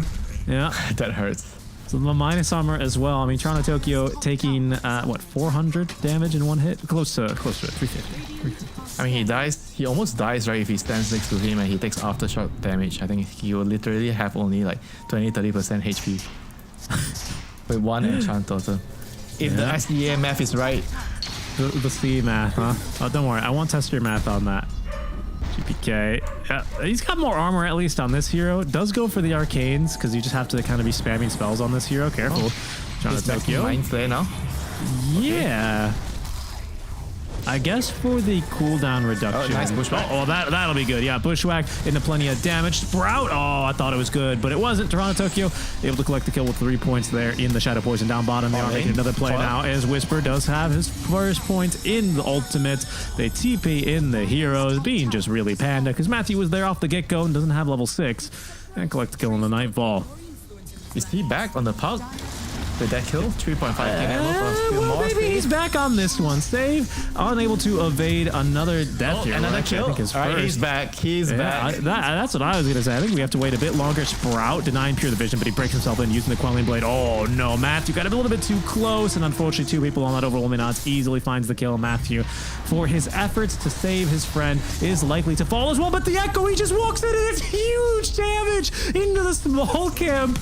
Oh my goodness, found that true strike as well onto the Phantom Assassin. She TP's in and immediately dies. The most unfortunate TP position I've ever seen in my life, Winter. Oh my word. Who needs to echo Ancients when you just can echo 2 heroes? Just echo PA instead, honestly. I guess so. She's walking back. Yes, listen, we gotta get a replay of that. Well done. So this is early on into the engagement. You're going to see here the duel. And check out Matthew. The biggest jabate I've ever seen, the way that he goes back on in to drag him into range for that. Well done. What a bro. So watch this. I'm like, oh, Matthew, he's going to die. Has the mana boots. He pops them. I'm like, why doesn't he get away? To run, you know? That's why he doesn't get away. It's like, my bro is coming, you know? I got to give him the kills. Oh. Okay, he's fine. Okay, and now you're not counting. He's got blink. He's blinking aggressively. This madman. He could have blinked out of here, Winter. Now he's got the point of the fissure. Oh, caught for. Wait. There's no way you take this fight, right? Okay, Whisper gets a kill on a GPK. I think the puck's back, but the puck's also dead, so that's a little problematic. But that's 3-2-2 now for the kill score of Whisper. That's good. That's real good. Puck's back into the dumpster now, you know, after that death. We're back, boys. Wait, he's still richer than the Knicks, or the Knicks is also so what I mean. We're so back. This puck is in, dude. We've got this. So the only person that's rich on the Radiant side is actually... Okay, never mind. The PA is also rich. I mean, the LC is like kind of like the carry right now in this stage of the game. LC's rich, but I'm not really scared of LC until she has a blink. But that's soon, to be honest. 1,000 gold and she'll... Scared of a fat LC? No. I've seen bigger. What is she gonna do? Phase boots me? And she kills anybody. Come on, seriously, she kills anybody she duels right now. Yeah, but I'm playing. But how is she gonna close the gap to me, man? I'm playing Prophet. I'm playing Dawnbreaker. That ain't happening. Okay, in trouble is he Smile. Okay, actually, maybe they're on a GPK, and there's already a Solar Crest online for Panda. Fissure from range is gonna actually block off EG from getting this kill. Duel out from Pure just wants to guarantee the kill, as Smile is gonna be able to easily find the kill and secure it on the GPK. I'm not scared. Okay, look, she has Blink Dagger pretty soon. Now I'm scared of her, all right? Down bottom, Whisper looking for a kill onto the Phantom Assassin. Has another Vessel Charge to use here. A little bit more magic damage. Needs to land a couple more right clicks, but he's got the kill. Whisper, he's so back, Winter. He's in. What is going on? How is the puck solo killing the PA, which has like around... He was like 1k ahead of him before this, and now they're almost the same. Like this build is actually doing so much work. Yeah, man. Vessel. Wrath of Nature doesn't care about your evasion. Gold. Oh yeah, what he travel? What is he doing? I guess, yeah, right. Maybe Blink. I mean, now's the time for Blink. It's time to buy out. I guess they're not scared here. Oh no, Whisper, he's gonna get you again with the Vessel. But a nice little bushwhack. GBK sets up for the kill and has it. That's going to be a big one. Did he buy out? He didn't buy out, so he's still at 2,400 gold. Whisper just saving up for a rainy day. Mid lane, Echo Slam finds the Phantom Assassin. And there's the True Strike and the Fissure. Just no way out. This is a fun game. I'm having fun. Are you having fun? Yes, I'm having fun. I'm having fun when you're having fun, you know? If you're happy, I'm happy. And Pakas, is he gonna be happy still? He got stunned by the Ogre. Pakas getting stunned by the goal. Oh my god. Oh my god. Oh no, it's not a dual victory though. I mean, certainly he still dies, as of course he was going to be demonically purged. He smiled though, in for revenge. Now Panda joined it as well, and the TP from Matthew. I don't think there's a way out of this one for Pure. Stormbreaker, the Starbreaker will catch him. The Fissure is a zoning Fissure. You guys just wouldn't understand in chat. It was zoning. See, Smile is maybe not going to get this kill because Pure has Blink Dagger, and I think he's going to get away. Okay. What is going on, Richie? What is going on? That was the worst Fissure I've ever seen in my life. I'm not gonna lie. I've seen worse. That's fair. I mean, you've played with me, so. Okay, that wasn't my fault. You brought it up. That wasn't me. A fun game, though. It's still one where C-Smile is dominating. He still is a few components away from that Ag Scepter. But much like you do on the Warlock, he's finding any excuse to use his ultimate and then immediately farming with it. So he's off to a pretty darn good start here. Solar Crest on Panda, I don't think he could be much happier than that. And despite the disastrous start that Whisper had to his lane, he's got a full Witchblade now. And that was going to be his item of choice. GPK is hunting, though. He's got save nearby for that sharpshooter. Now, as a reminder, Mind Flare, it only multiplies and deals damage to how much damage how much damage Nyx has done, not anyone else. So you'll see it here. I mean, it's still enough for the kill, but had that sharpshooter not connected, it probably wouldn't have been. Very nice job. So your teammates do not amplify the Mind Flare damage? No, they do not. It's only on damage that Nyx does, which is why he always wants to Vendetta first, and then Dagon, and then Impale. Basically everything, and then Mind Flare. I swear, I always get the spell sequence wrong because I'm so used to the old sequence. Now you're supposed to do everything, then Mind Flare. That's right. Yeah. Why were you mana burning early? For what? I mean, we were just like, because you just want to burn the mana and let the cooldown run so that you get a second mana burn after. Yeah, but wouldn't you want to stun them first? Dude, Echo Slam! There it is, Winter. That's why GPK is playing the next assassin and not you. There's your answer. Asking me the important questions, yeah. Mana burn that. And then over to the mid lane. No, I thought Panda was going to find a kill, but Pure blinking away and finding the regen, and he's just fine. Muscle memory, you know, we always do like the mana burn, like stun, then mana burn, so you get a mana burn cooldown up again. That's why we always do it. And now you have to change it around. Oh, what is this? They found Nightfall. He's got a Phantom Strike, though. He's going to be A-okay. And now the duel, because Panda, you've gone too far. The Ancient's even helping out here, but it's no duel victory. Still a kill, of course. Still Bushwhack. A little bit of a feed. The Bushwhack connecting onto two. C-Smile cannot blink thanks to this Vessel. But Betboom, yeah, they can't chase that much further either. So they'll have to give the chase up here. Oh, they only lost the Panda, so I guess that's fine. The cores are alive. What is you doing, Matthew? There's an LC behind there with the blink dagger. I'd be scared to do that. Matthew is doing the right thing. He has a mech. He's here, and he even has the right talent. And I love this talent when there's a lot of melee heroes in the game, and especially when you're playing support. The extra 15% slow on the hammer. So what is that up to now? 50%, basically 51. Yeah, I guess. I always do that when I see like a lot of melee heroes. It's so good in the game. Yeah, especially against like heroes that have dispels, right? Because sure, you'll dispel the slow once, but if you're still in it, it'll just reapply. So it's really good against LC, who would normally be fine against maybe like a Jakiro slow or a Venomous Gale, right? It's not really the same for these lingering AoE slows. I feel like it's way more valuable on this kind of a slow. Yeah, good point. I want to see him get the axe next. You know, the axe is going to be so impactful this game if he's allowed to farm it. Dagon 1 for GPK significantly bursts his output. You can basically how much damage does he do right now? He can kill like a 1.5k HP hero with this build. Well, so what you want to do is add up all his damage numbers and then multiply by 1.25. Show me your NA math. Come on. Yeah, Don't use let me the open calculator. No, I'm using that. What the heck do you 1.25? What do you think? I'm still tipping in the US? I don't live there anymore. GPK. I mean, he's been scouted. This is really awkward because Matthew waiting from the wings. Oh no, it's not enough damage. Matthew, he healed it up. Echo Slam on the 2 because they've caught Pure. Now the Blade Mail is out. I don't think they can prevent the duel victory. Matthew is going to go down and he feeds the duel damage. Panda joining from the TP scroll. I got you covered. It was around 1.2k damage. 1.2, 1.3k.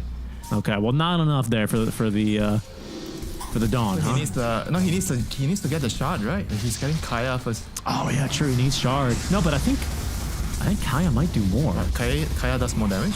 Yeah, well, and you need the mana regeneration. That's a really big problem on this hero. Toronto Tokyo is going to get fidget from range. Somehow Pakaz, the skinniest Sven you've ever seen, can squeeze through that gap. Not sure. Dude, have you seen Pakaz in real life? I have, yes, of course. He's like the fittest guy you've ever seen. Okay, the leanest guy. What do you implying? He's definitely gonna fit through there. I see. Fair enough.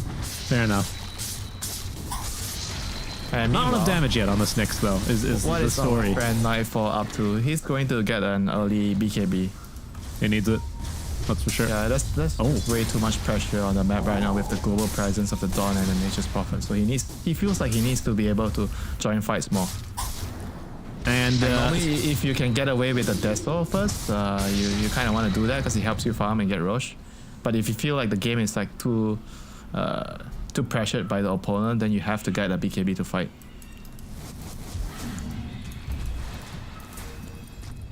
This Shaker also went for a very early BKB. I thought with his start, he was going to be eager for the Ags. Not that greedy. Nyx. And he's playing against Nyx. He needs BKB. Yeah, that's a good point. That's right. And it's a core Nyx, you know. A Nyx with levels is not something to be fooled upon.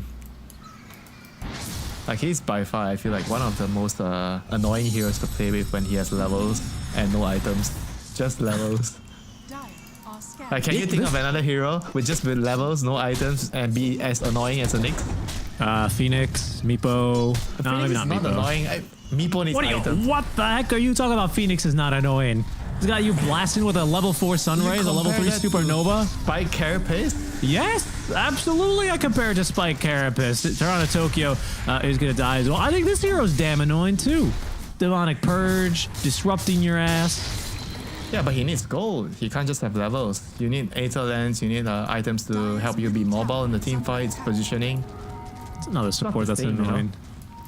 I mean, look, generally I agree with you. We're all, every hero is more, and even humans in real life, we're all annoying with more items.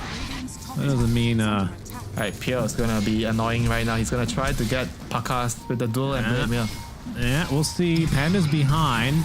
Well, now they know that's, well, Panda's here. He's the only Solar Crest carrier in the game, but also baiting is Earthshaker, so this is a much more difficult find than it appears to be initially. I think every time he's making all this kind of moves to duel, he needs the Nyx Carapace to stop the Solar Guardian. Like, he can't do it alone. They have to actually just hold hands and walk together, I feel. Because your Nyx is not gonna get a blink with this build, so he has to just crawl into the fights and cast the Carapace in the middle. Yeah, man. That's what I mean. That's why this hero's not that annoying without items, because he struggles. I mean, what? Enemies don't have items. They're not gonna have gems, dust, detection. He's so bad. This hero's so bad playing from behind.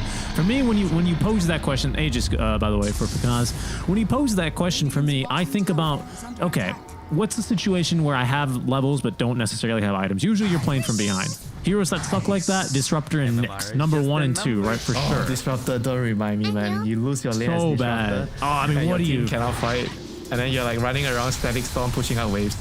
Yeah. That has definitely happened to me. Oh, see Smile getting baited by illusions, breaking his smoke for that. Oh, all right. I mean, he doesn't think it's real. Is it? What? Okay, he's not overextending for that. Whatever. Couple more illusions now being sent out by Toronto Tokyo. Mid lane, the push continues. GPK trying to cover for Pure alongside Save so that they can try and get a dual victory as Nightfall farms and pushes out down bottom. Winter, he's 1,000 gold away from his Desolator. 1,400 more for Fan of Knives. Axe up another 4K away. I mean, he's not ready. Yeah, he's not ready. Remember what I told you, the 4-item timing. BKB, Axe, that's all better for you. Oh, Echo Slam down bottom the fissure. It also catches Save. Okay, a nice pushback on the 3, but Pure, he's not confident in making that jump anymore. Oh, goodness. Oh, no. This Earthshaker is just absolutely out of control here. No chance to use the BKB there, Winter. The jump from Fog. What can you do? Pure, he's thinking about going for dual 60 damage here. BKB Blade Mail on a Shaker. It's close, but I think not close enough. Yeah, he needs to be more conservative with how he's farming, I think, at this point. Like most PAs, like they don't really take the wave under the tower. They're just gonna like dagger from far. Okay, there they go. They're trying now. They need the Nyx for the damage, and they have it. Guaranteed. But what's it gonna cost them now is Pakaz, and now even Whisper joining and fighting. Save. He's gonna go down, and the coil, it's perfect. It's on to 2. They're looking for GPK first. He stunned himself and broken the coil at the same time. Toronto Tokyo dying inside of the Sprout. Will be taken down. Can they catch GPK? He's gonna be really annoying with the Spike Carapace. 5.6 second cooldown here on this ability with the Arcane active, but no match here. The short cooldowns, relatively speaking, of Whisper. Pure lingering in the area. No match for the neutral creep. Did he die to the neutral? He did. Yeah. Fair enough. I mean, unlucky for EG, but well played. He still died, you know. EG are still happy with it. That's true. He's worth kind of a lot of money though, so I'm sure Whisper would have been happy to have the money. Man, this is just Sven gameplay now. Look, is the game just over? No, come on. I mean, it's a Sven with AC. Almost level 20, hitting a base 25 minutes. No, they have another fortify after this. They don't have another wave. He is not ready to fight. Yeah, but it's fine. It's just mid and maybe top. And maybe bottom too. That's not bottom. And maybe just megas, right? No, maybe just casual megas at 25 minutes. It's fine. No big deal. Duel. Oh, no chance that time for Pure. He's got BKB in 8 seconds here. Our Sven with BKB as well. A nice dance on the back, but they were expecting that Whisper. He's going to get caught. Still not dueled, though, because the silence lasted too long for Pure. Nightfall, first BKB charge as he's in on in. Got to be careful, though. C-Smile waiting in the wings, maybe looking for an opportunity to join the fight, but will not be able to find one too easily. Pure, still having that duel would have been a really nice catch just to enable one extra kill, but it's going to be just out of range. That's a small victory. They didn't lose the Rex. They killed the Aegis. So it means more time for the PA to get to his 4-item timing. The Axe. And obviously the shotgun. You're gonna need the shotgun and the Axe together. A lot more items to go. C-Smile's almost at his Ag Scepter, by the way, speaking of Ags. I mean, how big of a deal do you think that one is? I guess the Cleave? I mean, I don't know. I mean, the Cleave is gonna be nice. For sure, but it's more about like the mobility. Yeah. In the fights, you're gonna be annoying because you're jumping around, and you can one-shot. I think you can maybe almost one-shot the Shadow Demon if he. Okay, actually maybe not. My map is not right. 1.6. Yeah, probably not 1.6k, and he has the cape, so he can dodge the Enchant Totem Strike. Yeah, that's big. That's True Strike. That's a good point. Let me look it up. I mean, I figured that it would dodge it still. Because it's not evasion, right? Or what? I mean, yeah, it says dodge. I've never heard the word dodge. That's a very active word. A gossamer, by the way, I've never heard of this before. A gossamer is a fine, flimsy substance consisting of cobwebs spun by small spiders. Okay. It's a spider's cape. The spider's cape. See this. I mean, it would make sense to me that, let me see. Despite the item's description, this item grants 100% evasion while off cooldown. Sixth Sense will not trigger when the owner are affected with True Strike. So it's not going to save him from Shaker, is what it sounds like. So if you have True Strike, not happening. Wait. If the owner... Sixth Sense will not trigger when the owner are attacked. Well, that's not just... I mean, that needs an edit, of course. But yeah, it means that the enchant totem's always gonna hit. All right, the Dawnbreaker has a hex, by the way. Not sure if we mentioned that. Nope, that's new. What Dagon level are we? Are we still at Dagon 1? We are going for E-Blade instead. I guess this has to be more damage, right? It's just more spell amp. It's probably the right move. Dagon 5 eventually. Let's get ready to calculate his damage. Okay, so he's gonna do 250 off of the quiver, plus 400, right? Plus 150, 165 basically for that. Plus E-Blade. And he has the Mind Flare talent now at 15, so that's an additional what? Look, it's a lot. It's a lot. It's probably 1,800 very comfortably. And maybe we'll get to see it here as he's going to look to make the jump. I think he's just dead, actually. Yeah, he's just dead before they can get to him. That is 2 BKB charges, and Matthew as well trying his best to save his core. He's going to go down. Yeah, but he didn't even use the he didn't even Mind Flare, though. Yeah, just the strike and the stun. Another strike and stun. Hopefully he finds Panda alone somewhere so we can see whether he can kill him. Oh, come on. Panda doesn't deserve that. Maybe it'll happen here. They're pinging him. He's sticking around to maybe farm some Ancients. Why is he stacking Panda? He just can't help himself, this guy. He's stacking on the enemy side of the map. Just the muscle memory kicked in. He's like, guys, I stole your Wisdom Rune, but I stacked your jungle. Please don't hate me. Don't feel bad, yeah. I thought he was Peruvian, not Canadian. World's kindest support player. You can't just keep taking from the enemy. Sometimes you have to give back. Nightfall's like, who the hell stacked this? I don't know why Panda did this. That's too funny. Do you ever get the urge, like when you look at the clock and it's like 4:54 and you're like, oh, I have to find the... He can't even farm it, so it doesn't make sense. He can't even clear it quickly. So it's probably like just accident or non-intentional. It's not, dude. He stopped, turned around, and stacked. There's no way he did that on accident. What do you think? He's moving around with auto attack on? Come on. Do you have auto attack on? No, of course not. Come on, man. Don't do me like that. I know I'm a turbo gamer, but auto attack on. All right, fight brewing now down bottom. Now there is no Aegis. They're gonna try and get down onto Pure first. He might be stunned here a second time and will be the sustain. And the damage, it's there. The fissure. Oh, nice move from Pakaz, harpooning across and finding the kill as it's Lee Smile who puts down save. Like the moment they jump and he just blink behind, he knows Shadow Demon's hiding behind the Disrupt and he just got the Shadow Demon. That was just so next level. Next Assassin does not have a TP. This is a Blaine. They won't get another Fortify, unlike what they did in the mid lane. Yes, EG, pardon me, they need creeps. But now, approaching, they will be able to get through this back door and easily this bottom lane. Wow. That's 2 lanes. I don't think it's 3. It would have been probably if they had got strike. Maybe it's not even 2?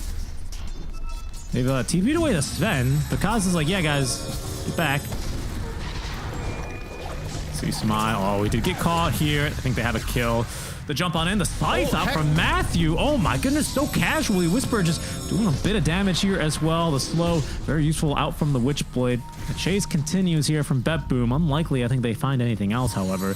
Oh, Matthew, though, might be in for... Nah, there's just no way you get the amount of damage. GPK, there's the jump in. Time to see the damage. Ah, yeah, I mean, it's pretty good. He didn't even E-Blade, and he didn't even hit him with Vendetta.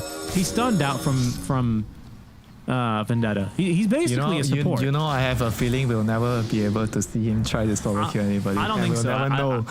I think the time has passed. If you get your level 3 ulti plus the shot plus everything, I mean, I can't wait. You know, at some game I'll see some 800 damage Dagon solo killing some 3k HP hero. Another fight brewing here. They don't have C-Smile. This is so risky. Whisper just jumping on one of the supports, allowing Pakaz to close the gap. There's going to be that harpoon. Nice miss rate at the very least with the scurry, but not good enough. Panda not able to die either as Pure. He's trapped inside the Sprout. It does DPS though, so he can't blink out through BKB. That allows Pakaz as well as Whisper to shut down Toronto Tokyo. GPK, the support Nyx Assassin, looking for an opening here, but I don't think he's going to find one. He's still looking, Richie. Oh, is he gonna go for it? No! He got sight the travel time. He's gonna shoot the E-Blade. Oh no, let him mind flare. The mind, he didn't even do that much damage. Oh no, because we still don't know the full damage. He didn't get the mind flare off. I think he might have been able to kill him. He should have been able to kill him with the mind flare. Well, a pretty fast reactions there from Matthew. No way out.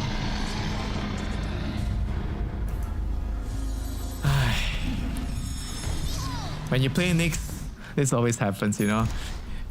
You're running around, you're desperate, you didn't get a kill for 10 minutes, and then you see something, and you're like, oh my god, I have to do this, you know. The urge to go in and try to go for the kill just doesn't stop, you know.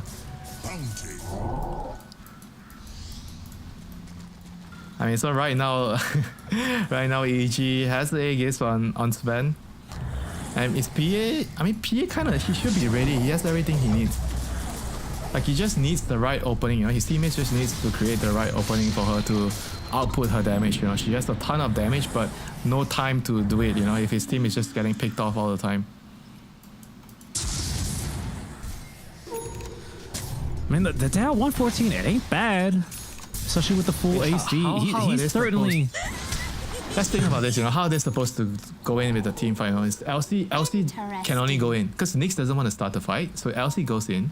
you get a duel on somebody, and then Nyx has to be there to stop the Soul Guardian. And then they are going to get echoed together if that happens. That's the problem. And if you don't start the fight with an LC, how are you supposed to start the fight? Like, no, I don't think anybody else can start the fight. Like, there are too many heroes that want to be on the back line, you know? Like, PA also wants to be on the back line. They don't want to go in first. I think it just has to be, I don't know, it's got to be GPK probably just getting a good spike carapace, maybe even lucky. Then he has to buy a blink.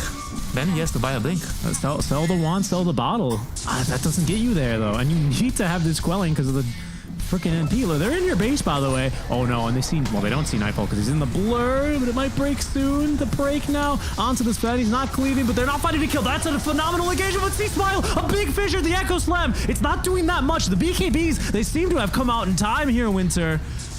Whisper already did the buyback from GPK. He dies. Kind of just stepped on accident there, it seems. That's your mid laner, but at least he's able to do something now that he's back alive. See Smile, a kill there on his save, but he's got buyback as well. Gem on the deck here as Nightfall having at least the Fan and Ice here with a little bit more damage output. 2 buybacks forced here, one from the mid laner technically, who's being out-farmed even now by Matthew and Panda. I feel like it might be rapier time, you know? Like, they're not doing enough damage. A PA is not killing people fast enough. I'm not sure though, like how they're supposed to. It's very difficult, you know. They go in, they get echo, then there's the Dawnbreaker. If you don't go in with the Nyx, you don't cancel the Dawnbreaker, Solar Guardian, then it's hard for the LC to win the duel. Like, what do they do, you know? I feel like the fights are so hard for them.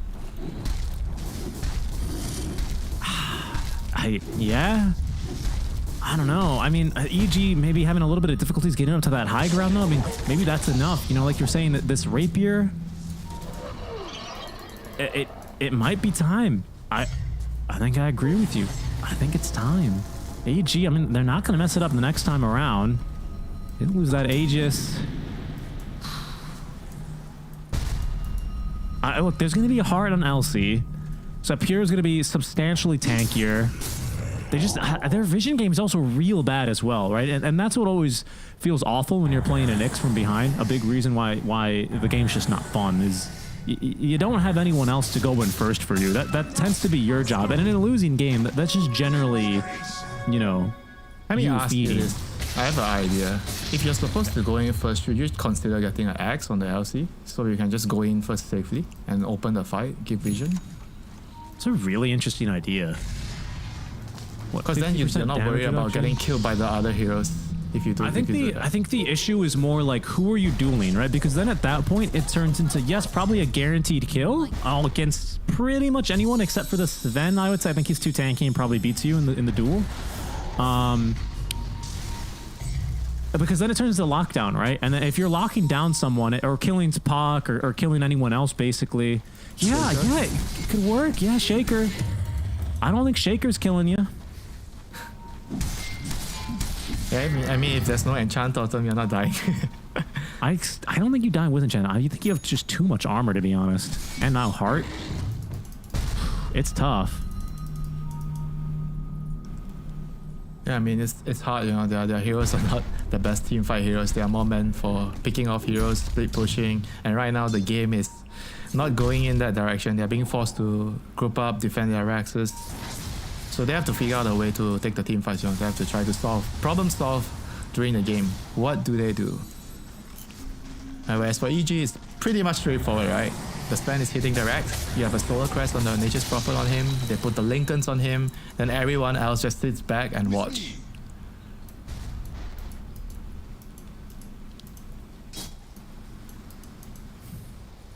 I mean, I got to say, you know, Whisper has had a phenomenal game, and you wouldn't believe if we told you what happened at level 1 and level 2. Honestly, I mean, I gotta commend Matthew as well. I feel like harsh on him at the start, but really started turning things around ever since then. I mean, he's found the farm he's looking for. He's about to have this Lincoln Sphere as well finished up, now flying his way. I mean, they've really, EG have turned it around, not only from the early game, but even from game 1. It has to be said. Impressive stuff as Tormentors are killed off yet again. C-Smile now has his shard. Maybe kind of instrumental. I mean, the cooldown reduction's nice. Free pathing, you know. something. An extra I mean, stun, you never perhaps. know. No. You never know. The free parting could save your life. It's a meaningful upgrade. Okay, Spike Carapace stops Matthew. How tanky is Matthew? 3,000 HP? Yeah, you're probably not killing him with Dagon 1 and E-Blade and Vendetta, even if it is Vendetta level 3.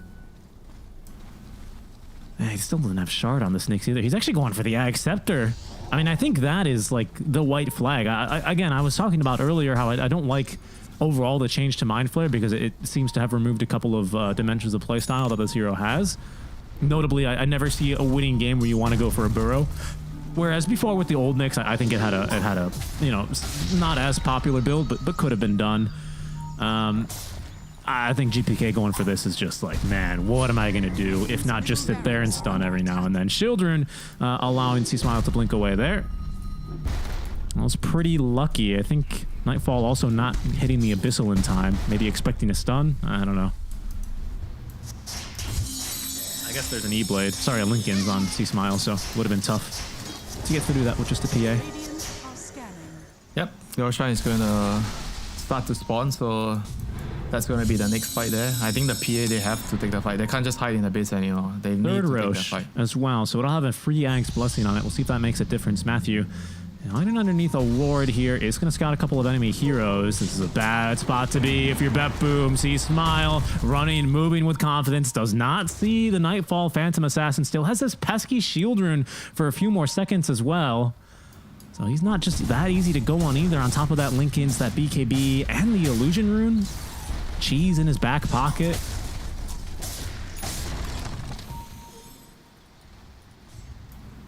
Did get rid of... Bad Boom have to move out. They have to move out. I don't see any other way, you know. If they don't do anything, they're just gonna lose the game. You have to try to place the observer ward on some high ground, you know. Try to maybe run around the Lotus Pool area. Put a ward in the lane. Let's see what they do. Right now, Evil Geniuses, they've got pretty strong wards. You're good positioning the jump. The LC cannot find the vision for the duel. The Lincoln Sphere stops the duel. Pure, he's stunned. He's just perma-stunned inside of the Sprout. Pulled out by the Harpoon. He's going to finish off by the Hex. The Scythe. They actually caught Nightfall. They nuke him down. The Echo Slam on top. And that has to be it. They're all dead, Winter.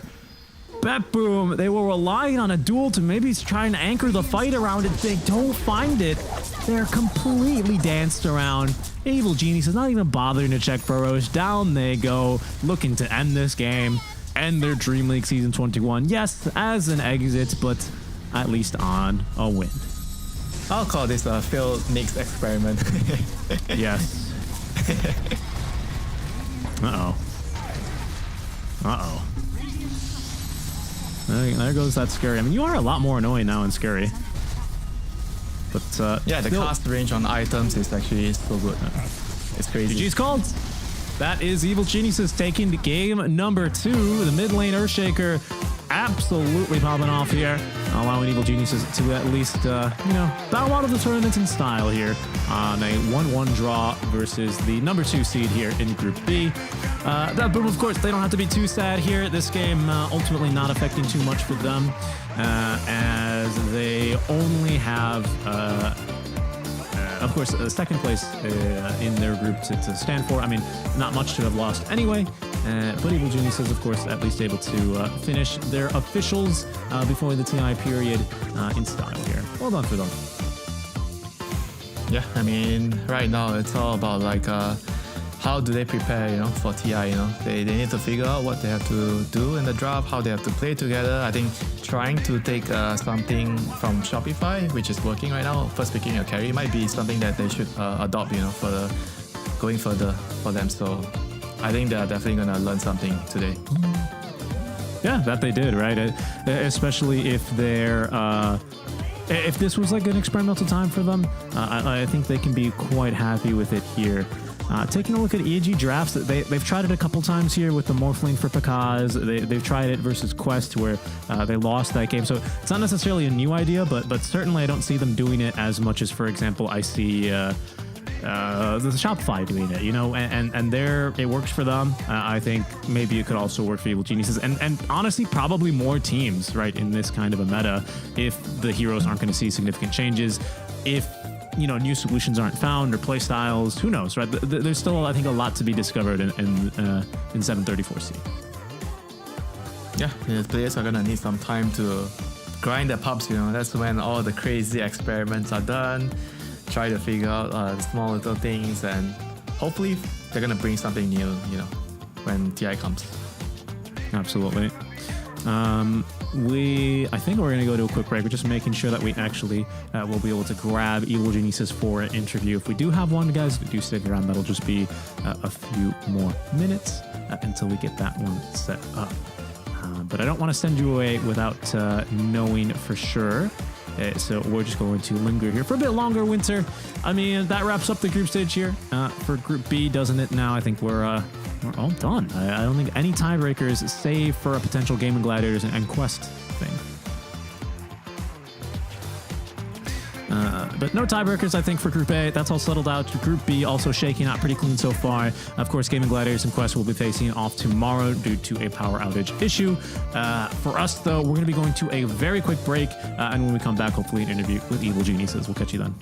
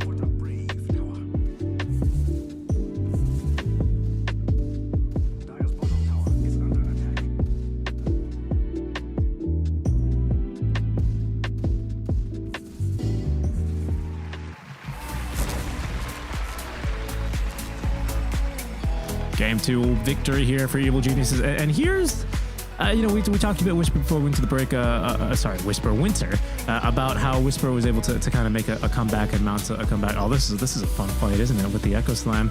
This is where things really started to come together for them. Just the chaos that Matthew and Panda together were able to stow across the map, I think really making the difference, allowing Whisper some breathing room to really get back into the game. And of course, T-Smile, like he always does when he plays these wackier mids on his rotations, just chef's kiss for him. yeah, I mean, at the end of the day, I feel like what we saw is a lot of promise, like for them moving forward. Sure, they might not have done very well in this group stage, but I think overall they learned some stuff, and hopefully it will help them, you know, when they go forward to TI. That's what is going to matter after this. I mean, as for Bad Boom, you know, I hope that this concludes the Nyx experiment. You don't think it's got more legs here? I think Nyx has got enough legs. 6 of them, or 8, I can't remember to be specific, but I think there might be something here. Maybe the overall draft has to be somewhat tweaked, you know, because if you have a mid Nyx, and then you shouldn't have an LC, because they're both very similar heroes. They want to go for pickoffs, they're hiding around, so that makes it very awkward to play the game, you know. Yeah, I mean, and the Nyx didn't really have the impact either we were looking for. Against the puck maybe once or twice, right? But certainly its late matchup into Shaker, and then still not really finding a whole lot of success against something like the Dawnbreaker, which I think it was initially picked for, ended up really kind of being the death of it, it seems. Yeah, I mean, I feel like he was picked in a scenario where he could have countered a lot of stuff, but there wasn't really much room in the game, you know. I feel like when you have a Nyx in the game, you're gonna need like some offlaner that can shove lanes, some tanky offlaner, some supports where you can also help do a lot in the team fights, not too many single target heroes, because Nyx is like a single target hero. The last game they had the supports were Hoodwing and Shell Demon, you know, so they are both quite single target heroes, you know. They're not like a Warlock or Lich or some Undying or Phoenix, you know. So the team fight presence wasn't there. And when I was always trying to figure out, okay, what should they do in the team fights? How can they actually open a fight that allows the team to actually win the fights with the PA? I was struggling, you know, like Nyx cannot go in first. Hoodwing and SD, they don't want to go in. Then there's only Pure. So if he goes in, there's a Solar Guardian. So then the Nyx has to walk in to tank and stop the Solar Guardian. And then there's an Echo coming in. And the Puck was so smart, you know, every time he's been so patient, he's just waiting, he jumps the back line, so he stops Toronto Tokyo from getting a defensive disruption. So then what do you do? It's just so difficult, you know, for Bad Boom to make their lineup work. Nyx is still kind of, to me, it feels best played as one of these win more heroes. I think against certain cores, like a Monkey or a Bloodseeker, like certain squishier cores that rely on using some of their abilities mid-fight to like lifesteal a little bit more or just otherwise be a bit more bursty, can be really good. But to be quite frank, you know, Sven, even though he is burst heavy and once he goes in, he wants to commit to the fight, he's not really squishy. Or Shaker, not really that squishy, right? I've already forgotten. Oh, the Puck. Puck was maybe the one hero he could get on top of, but like you just commended Whisper for, it just wasn't going to happen. So yes, the little Nyx Assassin experiment mid lane thoroughly countered and outmaneuvered by Evil Geniuses in their second game is going to lead them to a victory, which leads us to an interview, I believe, with Evil Geniuses. Let's go and see who it is ringing on the phone. And oh my goodness, it's Panda. Hola Panda, ¿qué tal? Hi Richie, hello. Hi Winter. Hello. Panda, nice to see you. You're gonna have to forgive me. No soy algo, no tengo barba fea, so I cannot, you know, translate as well as he did for you. But if you prefer in Spanish, I can also do my best. No, I'm fine. Reply. We can do it in English. Lovely lad. Panda, everyone from Evil Geniuses position 5. Panda, I first wanted to ask you about the team's performance lately. This is the second tournament here, Dacha before, where you guys unfortunately don't make it out of groups. Bali was a little tough as well. How is the team going to look to recover ahead of TI and represent the SA region on the main stage? I mean, it's really rough for us. I don't really have much to say. We're trying to fix our issues, but there's a lot right now. Some days we just I think we played really well in the early game, then we start drawing. I think we drew like 5 games in this event that we should have won. We are drawing so many games, it's really hard to do anything, right? So we need to fix that. I don't know, we're just gonna be practicing until TI and hope that it works. I wanted to ask quickly, because this calendar year has been really packed, especially for teams that get invited and go to a lot of tournaments like you guys. I think I read a quote from, I think Fly or Crit, saying how because they didn't go to Dacha, they finally had 1 week off for the first time this year. Have you guys had a lot of time off for yourselves away from Dota, or do you feel like it's been a busy year, especially for you guys? I mean, we didn't have much time because the schedule is you play DPC, you have like 2 days to travel. In our case, we had 2 days off. Then we had to travel to Europe to play Dreamleague. Then we had to, after Dreamleague, the next day we had to travel to whichever region is the major. Then we had to go back the next day to play DPC in 3 days. Yeah. And we did that 3 times. So we didn't have much time. And after Riyadh, we got like a month of vacations. Okay. But that was it in the whole year. So some time off at the very least. Focusing a little bit more on Heroes and Dota at this current point in time. Panda, you really played an excellent game on the Nature's Prophet. You are someone who is maybe most popular to a lot of the English community for playing Viper back in Animator, and being really toxic. Do you think there are more heroes that can be played in this style, traditional cores, that you can use as fives? And if so, yeah, that's the question. Yeah. I think it's really hard right now. Anytime you pick a broken out of meta post 5, it's because the hero is really broken. So maybe some teams are gonna be playing Gyro 5 or Sven 5 in this event, but they're not doing it yet because maybe it's just a drift. But that happens sometimes. I think that's the easiest thing to be playing on this event, Sven 5. Okay. Winter, any enough of questions the for support Panda? heroes. What do you think of the Nyx mid that Bad Boom did? Do you think the hero has potential, or do you feel like it's just like some gimmick? I think they were trolling. They were already in upper bracket, so they are like just giving a free game to our friends in Evil Geniuses. Don't give them a 1-9 in the event. Let's give a win. So I'm really happy that they're being generous with us. So they're And being nice you were really generous. I think you stole like the 14 or the 21 minute wisdom rune, and then you stacked for them as well. Did you do that on purpose, or did you just see the clock and you just started stacking?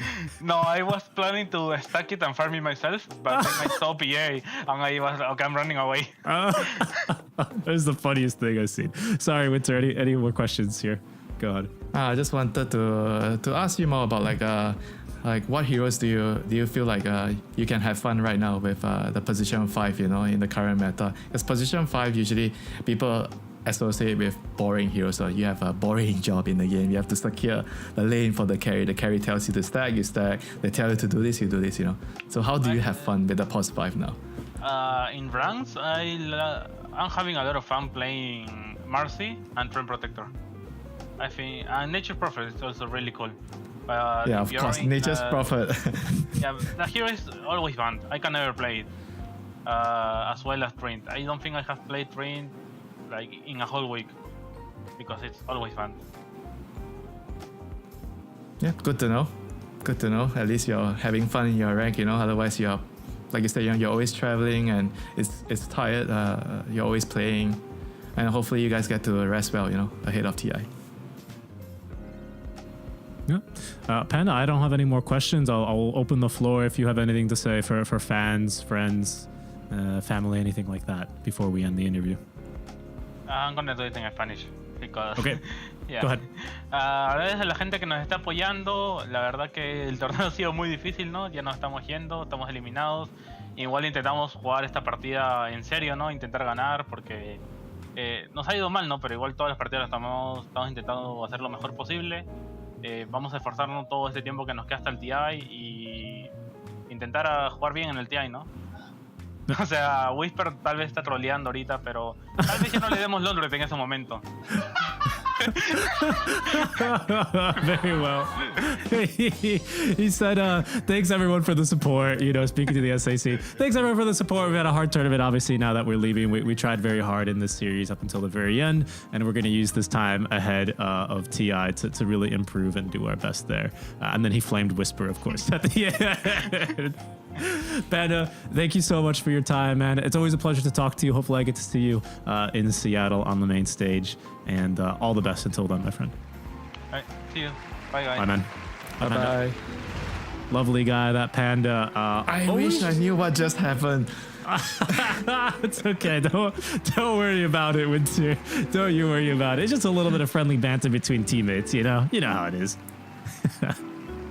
Nothing different that I'm sure Mushi used to yell at you, right? Don't even get me started. Exactly, right? That's just the type of team banter that the team needs, and sounds like, you know, it's a difficult period, right, for the team, of course, which is why the support really can go a long way. SA has a really huge community. It's very passionate there. We all saw that there in Lima, 6,000 people jam-packed in Arena 1 there, all cheering and chanting like it was a soccer match. Something really special. There's a lot of passion, a lot of questions, right, about SA receiving that extra slot. Some people really confused about how many extra slots they got. It's really just the one, right? They've earned the 2 fair and square, and every region gets the base one. But I do think this is a region that can continue to flourish and continue to carry the torch for Dota in our aging game. And I'm really excited to always interact with the SA community after covering the region and doing a major there. So always really cool to get to speak with Panda as well. Honestly, you ever see him at a tournament? He's such a nice guy. Just go up and say hi, ask for a picture, whatever. He's lovely. Really a nice guy. Winter, on the other hand, he'll bite. You gotta be careful. When he came to Malaysia, he didn't like Malaysian food. He was complaining about Malaysia. And now ever since then, that's why Winter was so cold to him in the interview. You all noticed, I'm sure. Let's go ahead and begin to wrap up our day. I forgot we have to do this now, Winter, because of course this is the end. No more tiebreakers being played today. I know. Quest, Caster, give us Quest and Gaming Gladiators. Tofu, I need to be Tofu Big Fat. Sorry, guys, that's happening tomorrow. And that's of course because Quest had a little bit of a tech issue today. Tournament administration is going to let them finish that out tomorrow. But for now, we can get caught up on what we did over in Group A. As we can see, the final standings here, ladies and gentlemen. Shopify Rebellion soaring, flying, taking the place. I think a lot of people are used to seeing Liquid in. I think a lot of people are saying, wow, Shopify, they first picked Vengeance and swapped with Liquid on the leaderboard. Unbelievable. But they're 8-2 and 2-8 for Liquid. Talent also eliminated on that 2-8 scoreline. Tundra with Bat Chest tops in. He's in second place. Entity with a stand-in. Amar, the friendly guy, in third, alongside, of course, our regular roster with Entity. And 9 Pandas. Sorry, is that it is, right? He's playing with Entity now. Or am I mistaken? Winter, help. Nope. Okay, nope. Very well. And then 9 Pandas are going to be the final team to get on through. Let's take a look at Group B really quickly here while I just double check my math. It is Entity. Okay, you scared me. Group B, we just saw BetBoom here secure their upper bracket finish. They are 7-3 now. Seems like OG and Spirit are still going at it in game 2, but Spirit have already clinched that first spot. And OG, well, they can't move up. They can't go down. This is just a little bit more of a tops and highlight reel. So definitely check out the main stream as soon as we wrap up here, folks, or just head on over now. Gaming Gladiators and Quest, again, that match will be played tomorrow to wrap up, so there is some tiebreaker potential, at least a best of one, should these end up tied. Evil Geniuses, as we've just seen, are going to be the only eliminated team so far today, and well, we'll see how they can do ahead of TI. Winter, let's go ahead and take a look at our schedule for tomorrow in just a second here, because of course I think we do have to add in that Gaming Gladiators match. But tomorrow, the playoffs begin, a 12-team tournament this time around compared to the usual 16. So we're not going to Group Stage 2. We're not going to an 8-team,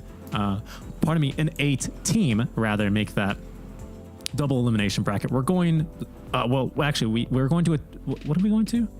We are going to an 18 double in bracket. 2, 4, 6, 8. Normally it's just a 4-team double bracket or something like that. It's not that big. It's way bigger this time. More playoff Dota. There used to be a second group stage. That's right. And now there isn't. So for those of us that love that lower bracket storyline, well, many of the teams seeded and ready to go with only that last one to figure out tomorrow. Make sure you tune in at 11:30 sharp for Gaming Gladiators for Quest Esports over on the main channel to find out which of those teams are going to be moving on into playoffs and which one, unfortunately, will be exiting the tournament. Speaking of exiting, Winter, it's our time. We are all finished up and wrapped for today. And of course, the main crew back over in Stockholm is going to do the rest. Winter, any closing thoughts or comments on all the Dota we've seen now before TI, basically? What are your thoughts? What are you thinking here?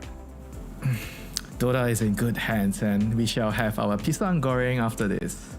That's right, of course, with the KL ESL 1 Malaysia, I suppose, not ESL 1 KL, going to be coming up in December, of course, TI in October. But until then, guys, not to worry, Dreamleague has got your fix of Dota. Season 21 continues into its playoffs tomorrow and wraps up over the weekend, guys. Thank you so much for tuning in. It's been an honor casting some Dota for you guys. Looking forward until the next time.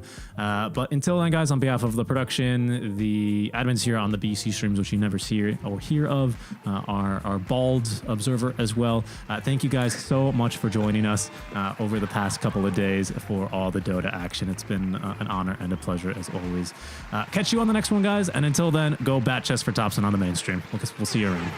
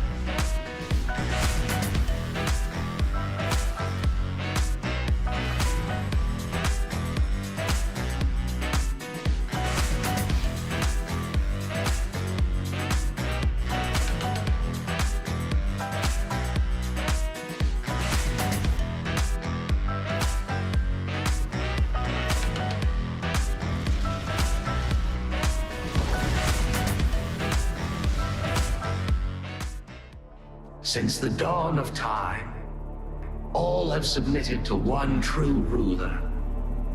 Fate, moments of euphoria, sorrow, acceptance, all are fleeting in the face of destiny.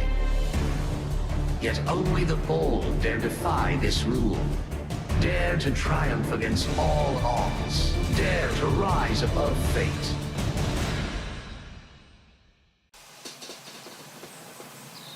You love it, you wear it. Wear your passion. Share your passion. Wherever, whenever. Gaming is a lifestyle. Get your merch at shop.eslgaming.com.